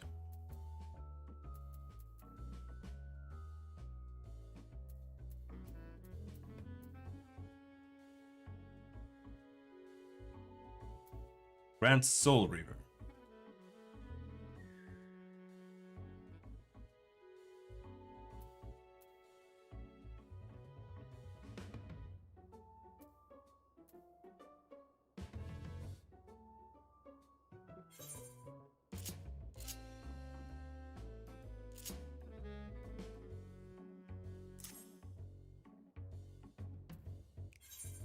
I'm not sure where to put these.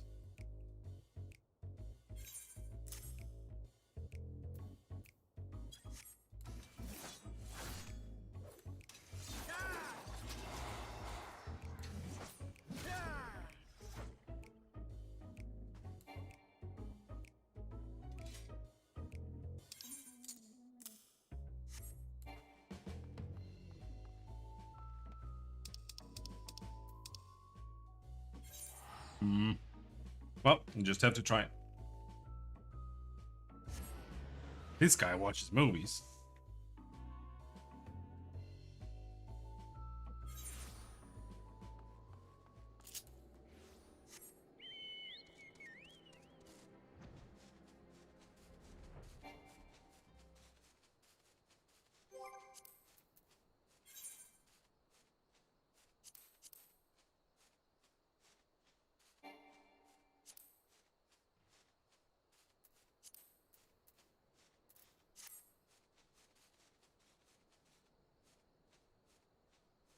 During my headache, I had to rebuild my Plex this morning.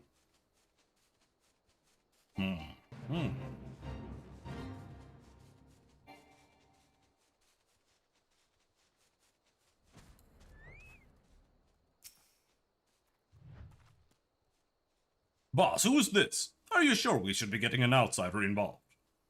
Thank you for your discretion, Arngeese, but it ain't needed. He has a personal contract with me, so consider him a mercenary in service to the family. Whatever you'd say in front of me, you can say in front of him. By your will, boss. Our chimera has been making these sands a living hell for anyone who dares to venture into its territory. Which should be us, since our trade route cuts right through it. The men I have hired to carry my goods are scared to death, and I can't blame them. None of us are fit for monster hunting, so I sent for you. We'll see what we can do, Arngeese. Might want to find a rock to hide behind though. Chimeras ain't known for being the most discriminating of beasts. Installed it on my server that I took from work. Runs a lot better now. The NAS had so little CPU it didn't really work well. Yeah. Time to put your new skills to good use, Robin.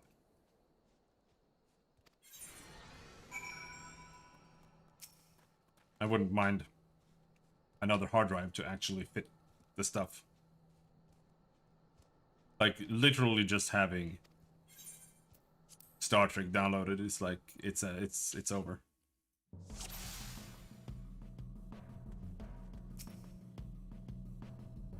Let's get on with the hunt, eh? We'll need to draw out the Chimera with Myrmidon meat. Now, to accustom yourself to the Reaper's tools, harvest the souls of the fallen to call forth your avatar.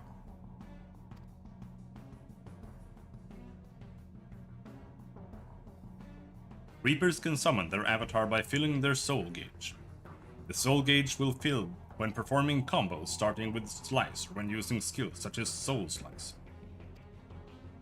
The best Reapers fight in tandem with their avatars. Let's see how you do.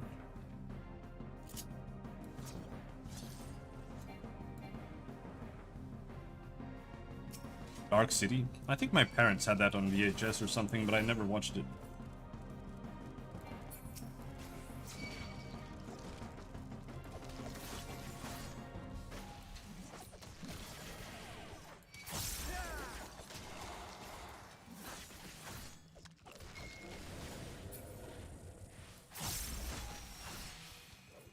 Oh, okay, you do that, and then that skill becomes fatter. Okay. I don't know who Jennifer Connelly is. Ah.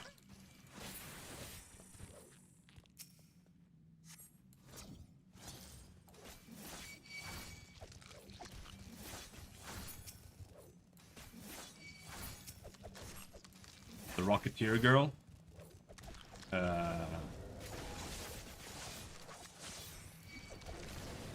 I don't know who the Rocketeer girl is.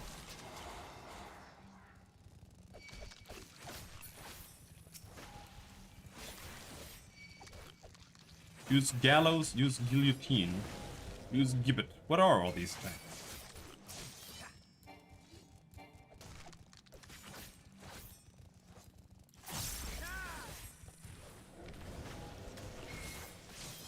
Use guillotine.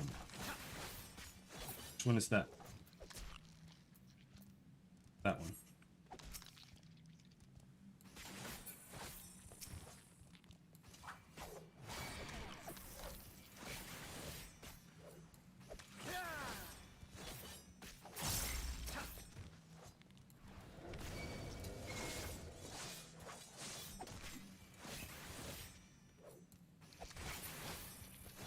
I haven't watched A Beautiful Mind. Like I said, I've never been much for movies. I have watched Rocketeer, though. I remember the bubblegum. Unless that's another movie. Our target arrives. Finish this and I'll let you keep its head as a trophy. So long as your avatar is by your side, monsters like this are nothing more than easy prey. Show me you've been listening, Rob. Give your avatar a feast to remember. Remember to position yourself. Gibbet from the side, gallows from the rear. Simple enough, eh?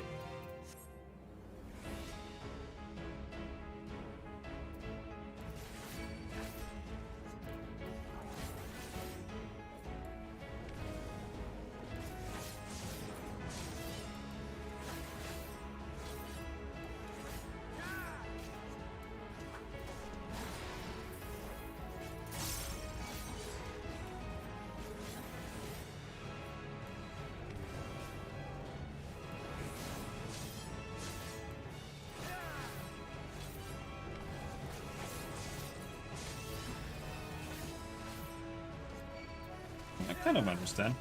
I think I want to move the gibbets down to that side, though. I downloaded Miami Vice. It's not a movie, but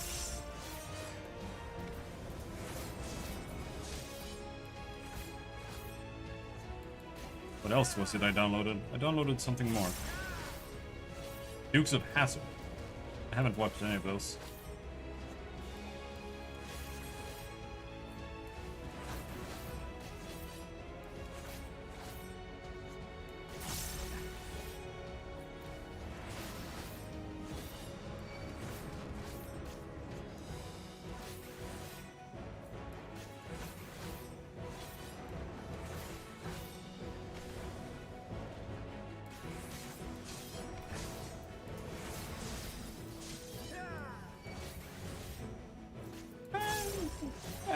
That makes sense now.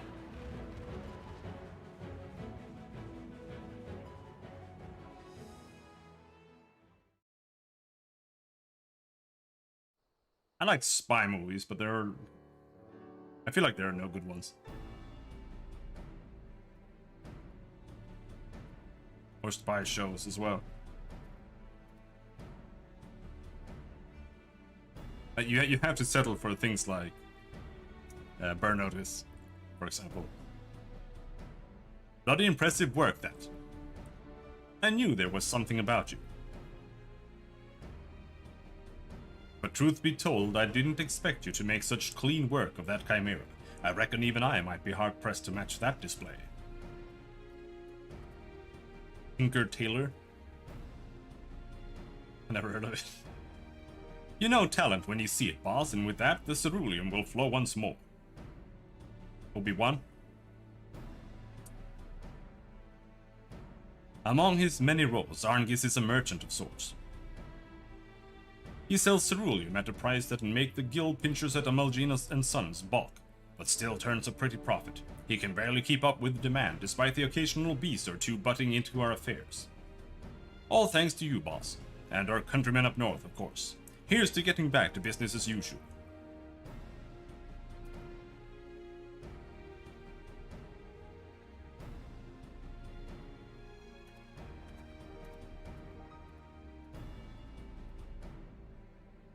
Ceruleum ain't easy to come by, as you well know.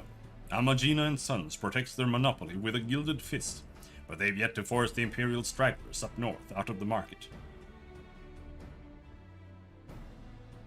Now before you go running off to the flames, let me assure you that this arrangement is entirely above board. Selling goods to Imperials is forbidden by law, but there's nary a word writ about buying from. I know you Eorzeans like to call Garleans by all sorts of colorful names. Bastards, tyrants, invaders, and we've got all those and worse. But while many a foul deed has been committed for the glory of the Empire, we ain't megalomaniacs to a man. Even amongst the purebloods, those that serve don't always do so by choice. Could be argued that we're all casualties of the great Machinus' ambition.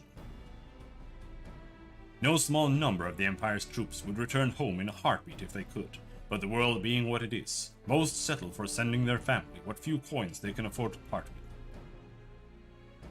Most Eorzeans wouldn't suffer a whit of color to complicate their black and white view, but if you're going to fight with us, you should learn the truth of our past.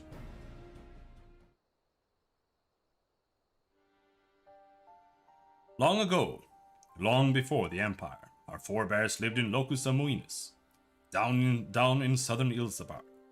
With temperate climes and fertile earth, the land provided. Many of us were but simple farmers harvesting abundant crops, with the self-same scythes the reapers would eventually wield. But gifts are ever the object of envy. When not tilling the fields, our ancestors were forced to defend them. Every year they yielded a few more ilms, and some 800 years ago now they were driven from Locus Amuinus completely.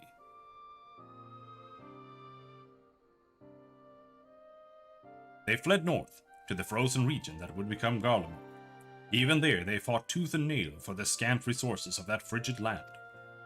From the fires of hardship were the first magic devices forged, and with innovation upon innovation, that humble group of farmers grew into an insatiable empire. But before that miraculous twist of fate, we were a dying breed, bereft not only of magic, but of hope itself.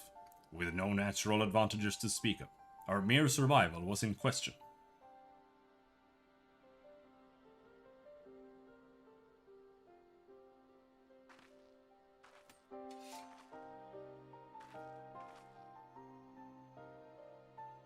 From harsh necessity were the reapers born.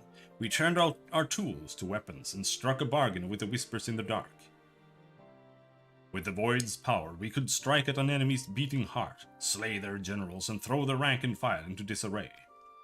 Our way is to end battles before the sparks catch, to sacrifice the one for the many, to keep avaricious hands away from family, friends, and lovers. And now this power belongs to you.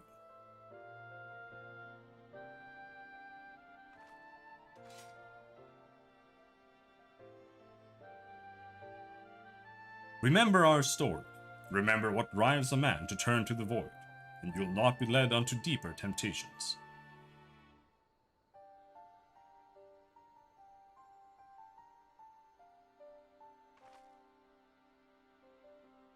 Our work here is done. I'll see you back at headquarters.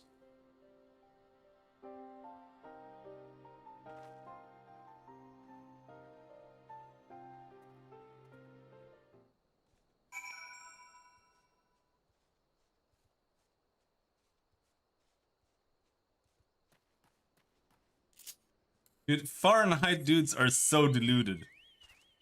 Non-Americans, when someone uses a temperature scale better suited to the human experience rather than the relative boiling and freezing temperatures of water.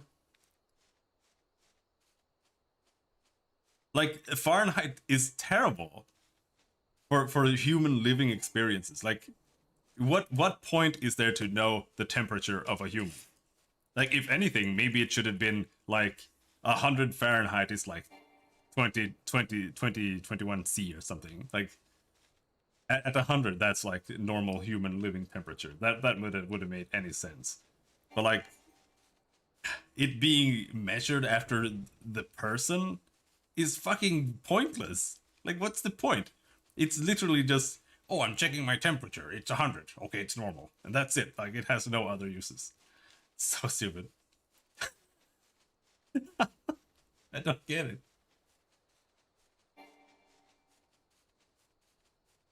I think knowing where 0 is a lot more useful. And boiling at 100. Yeah, right? They just are. It makes no sense to me. I don't understand. Anyway. I will check out Tinker Tailor. However, like, I'm still watching Star Trek. I still also have that Chinese show that you showed me way back that I haven't really checked out yet. I watched like half an episode or something.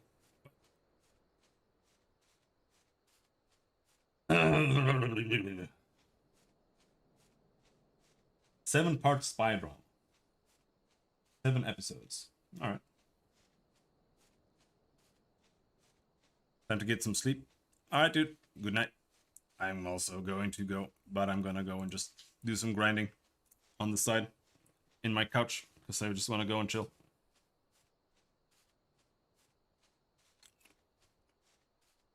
We'll stream tomorrow. So, until then, thanks for having it. Have a good night. Bye-bye.